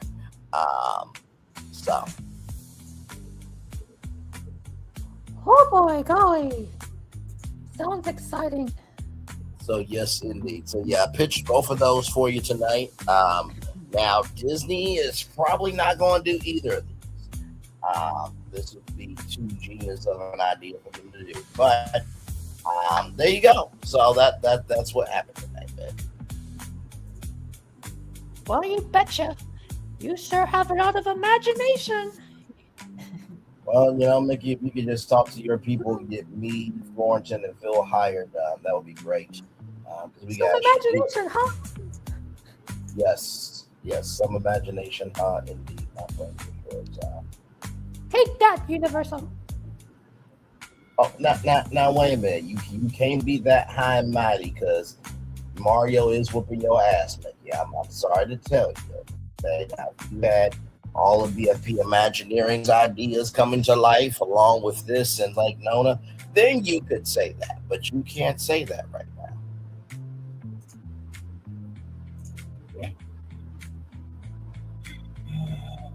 And not to mention, you're just beginning to get the fans back.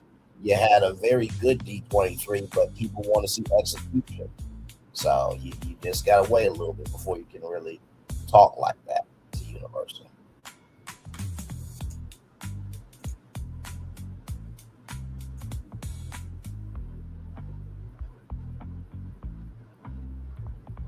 As you can tell, Mickey is talking to his people.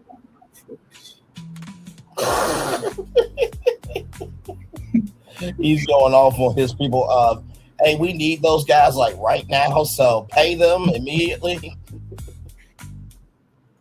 Right. Indeed.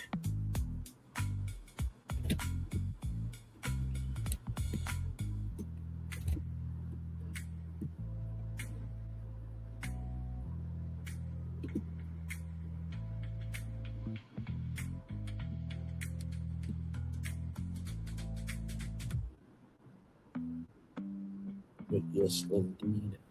All right, John, let me get the Daily Motivator up, and then we will head on out of here. Like I said, another great show. But here we go. Here, Live your life and forget your age. Norman Vincent Peale. Pearl. I appreciate that, but also too, if you are 70 years old and you skydive, just consult with people. Okay, don't forget your age. It's important. In the words of my mom, who always says to be my sister, I can't make another one of you. So just be responsible with yourself. Okay. But I also think they're just saying, don't forget your age of that.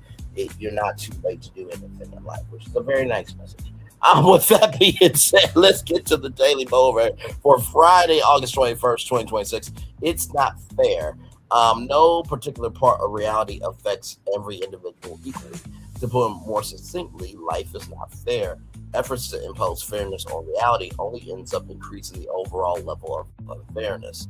Often this happens despite the best intentions in ways that were never anticipated. The world is filled with lots of different people, all with unique perspectives. No adjustment can change that without destroying the value and beauty of individual experience. As a result, everything differently for every person. Yet within that fundamental, irrevocable unfairness are countless opportunities to live with richness and fulfillment. Every person has disadvantages in certain dimensions and advantages in other dimensions. Rather than cursing the unfairness of reality, find and make the most of your own unique place in that reality. The very unfairness of life is what enables you to be the special person you are. Make it your business to thrive within that situation. You'll discover plenty of great ways to do so. Ralph Wilson. When we talk about it's not fair, there are a lot of Disney fans say it's not fair. They didn't give a lot of details, and it's not fair that you say we're not a Disney fan because we want more. It's not just that. It's like that. You can either keep complaining about what is not fair, or you can be grateful for what is here. But here's the thing, the more that you complain about what's not fair, you really will never be satisfied. So that's the first thing I just want to say is recognize with what's in front of you. Find what is fair, spit out the rest and move on. Don't hold on to things. That's the first thing I would say, y'all. The second thing I will say, y'all, is as a result that everything that happens differently for every person. Recognize what may matter to you may not matter to somebody else, but don't negate anybody else's feelings, because all feelings that are correlated to a common thread of wanting to care does matter. Just because we have different ways of getting to wherever we want to get to doesn't mean that no one cares. One way is not better than another. Now, of course, I jokingly say that BFP Imagineering can save Disney, and that is true. If you put everything we've done to Disney parks, Disney would be making $1 trillion a year. Very easy. I'm not even trying to be on a high horse right now. I'm being very serious. We produce ideas that give you a return on your investment. But also too, you can't keep stressing about, well, Disney's never going to do this. If you stress about that, then you will never be able to recognize the creativity in your own person, right? And the third thing I will say, y'all, is the very unfairness of life is what enables you to be the special person that you are. Recognizing your iniquities and your faults is very important to understanding that at the beginning, middle, and the end of the day, just because things happen to you doesn't mean that is the end of your road. So, with that being said, that is the end of the show. Thank you to Florentin. Thank you to Phil for being here. Guys, you guys got any thoughts on my Daily Mover? And then we'll head on out. Another great show pitched Lake Nona, Walt Disney Studios East Campus, and then brought Imagineering to the East Coast by utilizing a building that Disney already has. It's not fair. It's not fair for some of us. It's even to ourselves. Like, it's not fair. Like, if we want expansions, we want expansions. We don't want some replacements or some of our favorite IPs are not incorporated into rides, amazing rides, or as should, or maybe our favorite particular meet and greet is not there anymore, and it's on the West Coast, but instead of going on the internet, instead of going in the comment section and just rant, going on it's not fair rant, why don't you go generate something amazing and just present it, and maybe you're take all your energy and generate a potential your potential of what can be something that can be beloved by many people, and just present it out there. And you never know, it takes one person to pay attention to it, and at least you still enjoy, and you pass on the how it's meaningful to you, whatever it is, this IP or this attraction.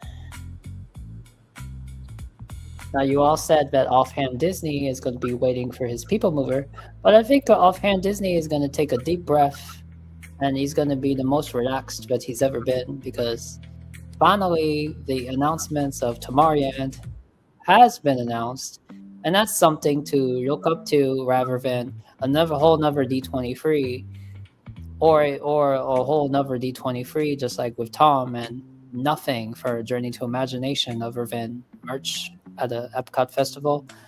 So with Offhand Disney, it could have been a whole another 2 years of making YouTube videos, talking about the People Mover, talking about the Tomorrowland. But now he doesn't have to do. Now he can still do that, but now knowing that they're working on something. So, no, absolutely, very well said, good sir. As always, Phil, your final thoughts over the evening we've had here.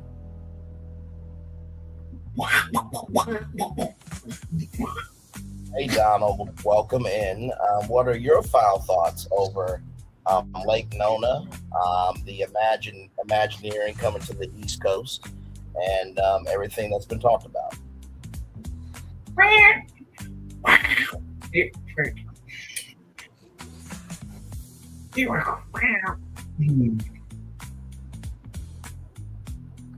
Okay, thanks, Don, for trying.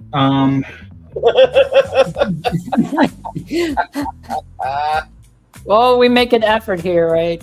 Yes, we do. Everything we do, we add the extra that we could. So even though my Mickey Mouse was a little bit harsh at the end, what I was saying Donald is, Duck has laryngitis, people. He's getting over from a cold. I say, kids, do not keep this Mickey part and go out there and say that Mickey went on the Pride tirade. No. Yeah. But Donald would not mind moving to the studios, he told me, as long as Chip and Dale isn't, welcome at the studios. I think Chip and Dale are going to find a tree. Oh, and by the way, I will say that this would be an expansion to Disney World, and that would be a true expansion. Yeah. No, absolutely. And I will just say, in the words of a good uncle of mine, there's no privacy in this place about Disney. There's no privacy. There is no energy where Disney can hide and try to get it right, this, that, third. There's no privacy in this place for Disney.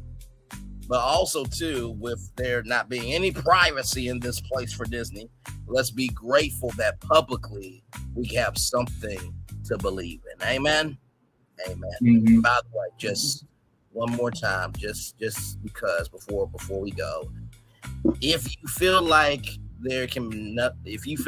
nothing in life can have meaning, I just want you to know that meaning in life only is dependent on by how much you care about it. Okay, well, just one more time. And you must be titties. Sorry, titties. Sorry, titties. Stop!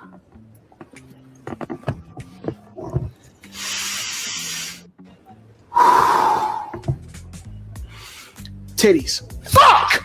Dreams can still come true, ladies and gentlemen. Good night.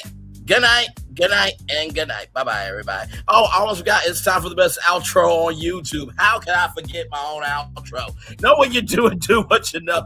Never say more once because you were always. You forgot your outro. Donald. Thank. Know what you do and do what you know. Never say you weren't born special because you are always one of us that trust. You may not be where you want to be, but by the end of it, you'll be where you need to be. Do what you've been chosen to do. That's one thing to call yourself is nothing to be chosen. One love, much love, all love. We have spent time with you. You have spent time with us. And hopefully by spending time together, Ross, it'll be great together. And always remember where you're doing radio, television, YouTube, living your best life, or you're just Rapunzel recognizing that, damn, you can have marshmallows in cocoa, but it's got to be the chocolate. That's the best part of the mug. Amen, somebody? Amen. Oh, amen, sure yes, indeed. The bottom of the cup wins. Yes, indeed. Make sure the replay is not just right for you. Although people crave that sugar on top. So. Yes, absolutely. Make sure the replay is not just right for you. Watch it, not just right. Let's do it. Or if you want to experience it again, we love you, we value, we embrace you all. Always remember on See Love You Gotta Give It, See Love You Gotta Give It, or See Love You Gotta Give It. Wherever obstacles you overcome, wherever success you have achieved upon this particular day, we are extremely proud of you. But no one else is proud. Be proud of your damn self. Finally, y'all, if we could think of this from the power of just utilizing information, and also this was your Tinkerbell moment here. Oh, thank you very much for that. I received that. And also utilizing a building that they already have to come up with a solution that they were trying to do a big move for. Can you imagine what would happen if people didn't move the goalpost all the time and allowed other people in the door?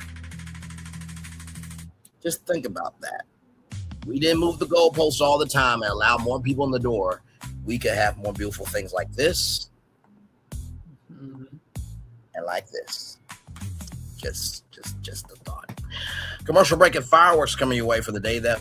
What do you mean that was my Tickle Barrel moment? You mean like the biggest one I've had? I mean, I've had a lot of them.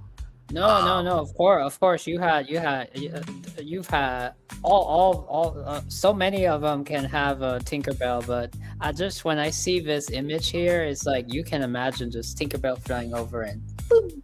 Oh yes, yeah, I could definitely. I mean, this visual seems like the most realistic dream. Yeah, the most realistic potential dream come true. I don't know. Yes. It's really believable. I think it's really the most fascinating is whenever we come up with something and it's so realist.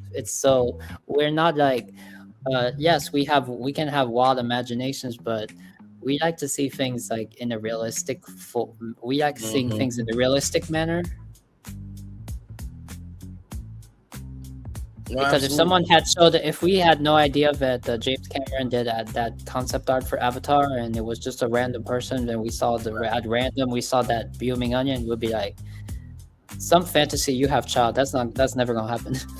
Yes. I personally think more people would be excited for this than Avatar. Personally, yes. Oh, Miss Tinkerbell has arrived. Yes, indeed. Yes, indeed. I really do think that this building here and this one here, of the fact that Imagineering would be inside Disney's Hollywood Studios, and that this building, these studios here would be here. I think this would be bigger than Avatar on the West Coast, Brick. Yeah, so thank you, Miss Tinkerbell Imagineer. It took a lot of work for what you did. Who is this mystery making all these genius potential what Disney can be? Well, no other than Tinkerbell's eye. Well, there's an eye. Well, it took a lot of work to make this happen. By the way, thank you to ChatGPT for putting the damn font in the pitch. Thank you for that. So that way, when people look at this, and if they do post it to social media, they can say, this is an idea that I would love to see. So thank you for making it real for us. Like I said, commercial break and fireworks coming your way for the day that was, for the day that's come, and for the blessings that are on the way for you and all of us as a society, as a people, as culture. We feel the love and we send it right back to you. Good night, everybody, from Lake Nona, Florida, and from Disney's Hollywood Studios, of two things that truly should be in the world. And with Cinderella Castle behind us, one love, much love, all love. Good night, everybody. Love you all. Bye-bye.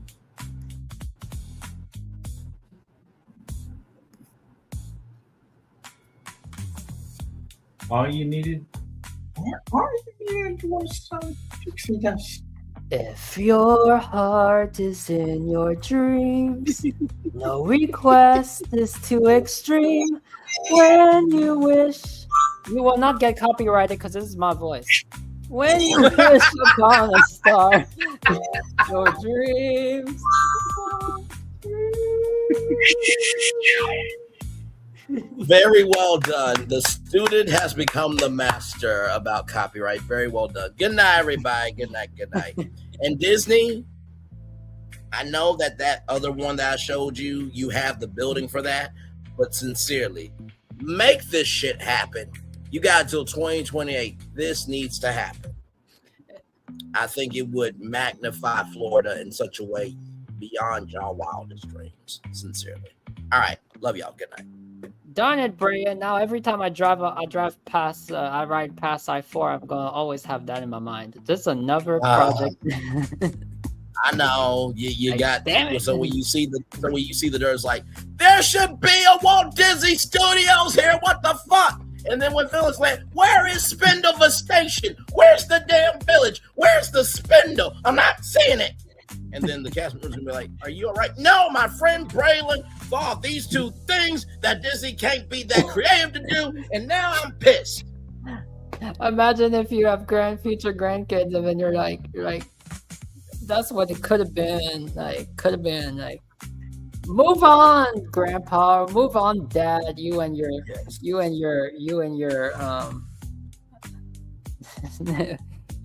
crazy ideas. You and your crazy musketeer friends still making concepts. Yes. I swear my son will be saying, Dad, there's no privacy in this place. It's like, oh, you're my son. You're a Disney kid. Well done. Love you all. Good night, everybody. Yeah, good night. Good night.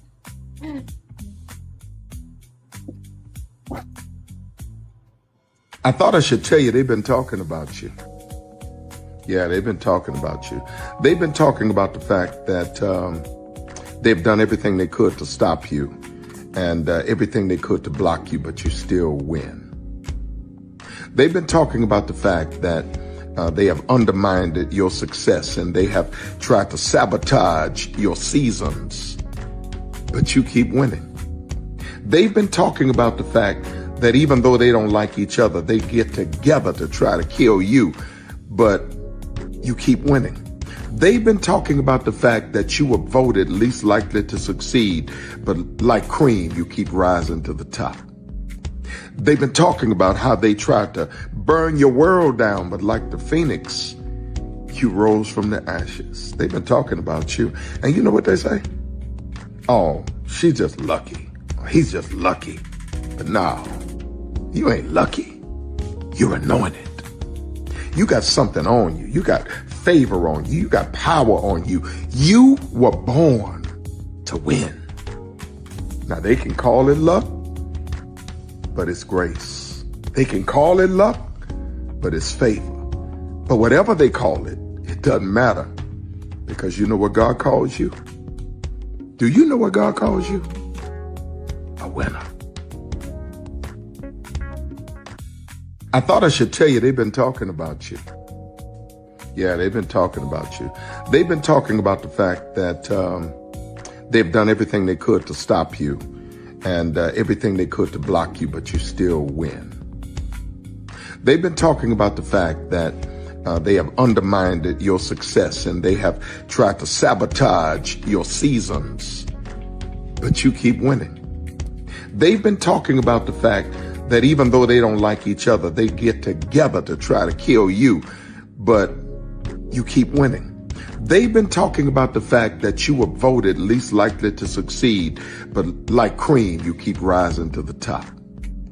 They've been talking about how they tried to burn your world down, but like the phoenix, you rose from the ashes. They've been talking about you, and you know what they say?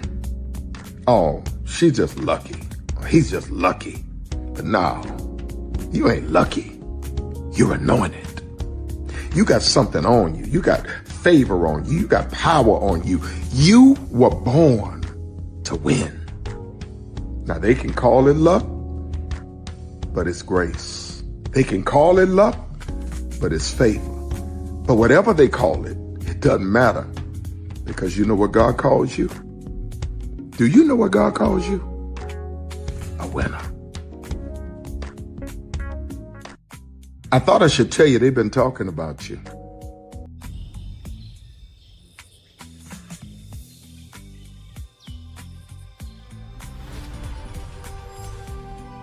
Here you leave today and enter a world of Mickey Mouse!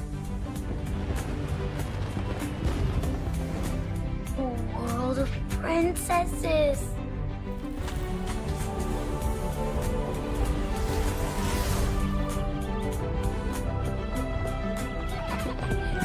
A world of villains. And heroes. Raise your sabers.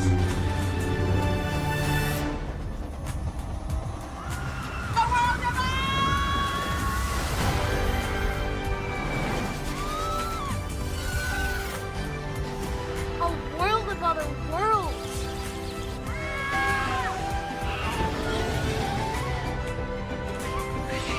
A world of all the favorites.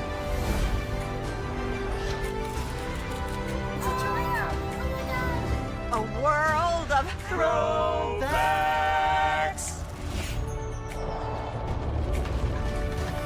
A world of for whatever you love.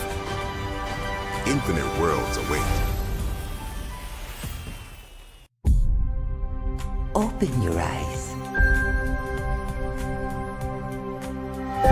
Think of the one place you've always wanted to see.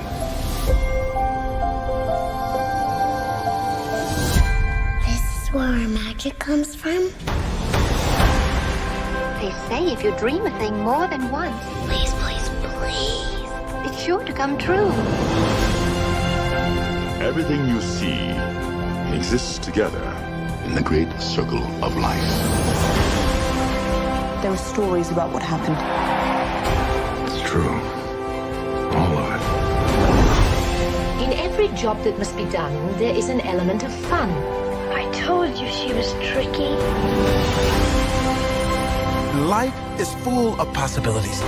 What do you want to be remembered for? The world is in our hands, and we gotta do something with it. I just want to say a word of thanks to all the artists, the workers, and all of you. The young and the young in heart. You helped make this dream come true.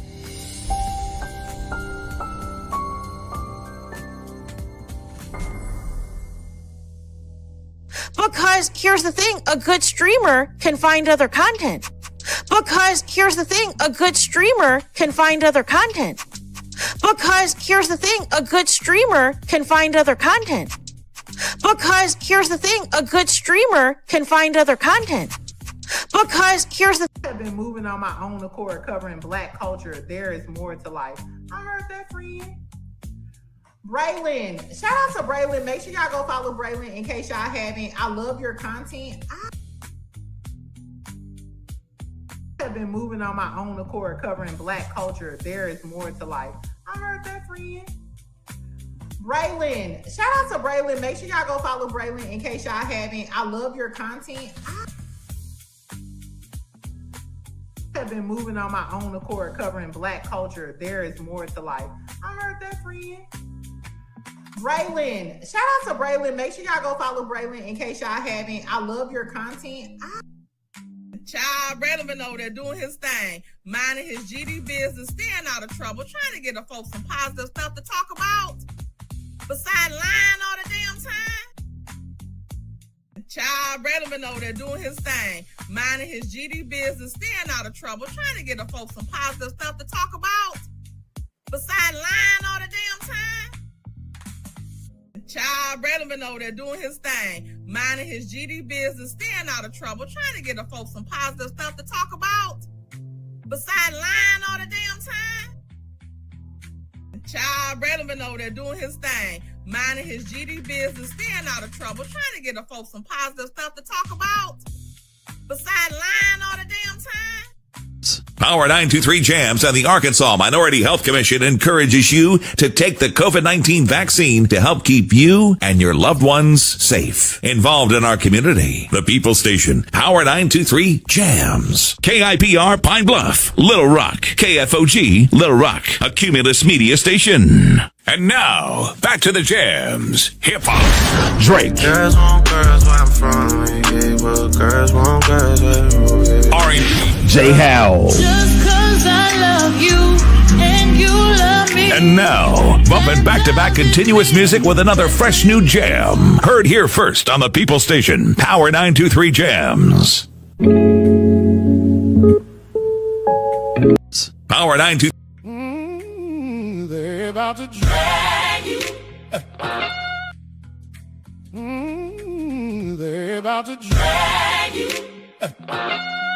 They're about to drag you. In these comments. In these comments. In these comments. Oh, they're about to drag you. They're about to drag you. In these comments. In these comments. In these comments. In these comments. Screenshots say whole thread on fire. You type too quick, now they all inspired. Refresh, reload, naming every line. You hit send once, now you're trending right. They about to drag you. They about to drag you. In these comments. In these comments. Oh, yeah. They about to drag you. They about to drag you. In these comments. In these comments. In these comments. In these comments. Laugh, reacts, flood. Every clap on beat. One wrong word. Now they quote your tweets.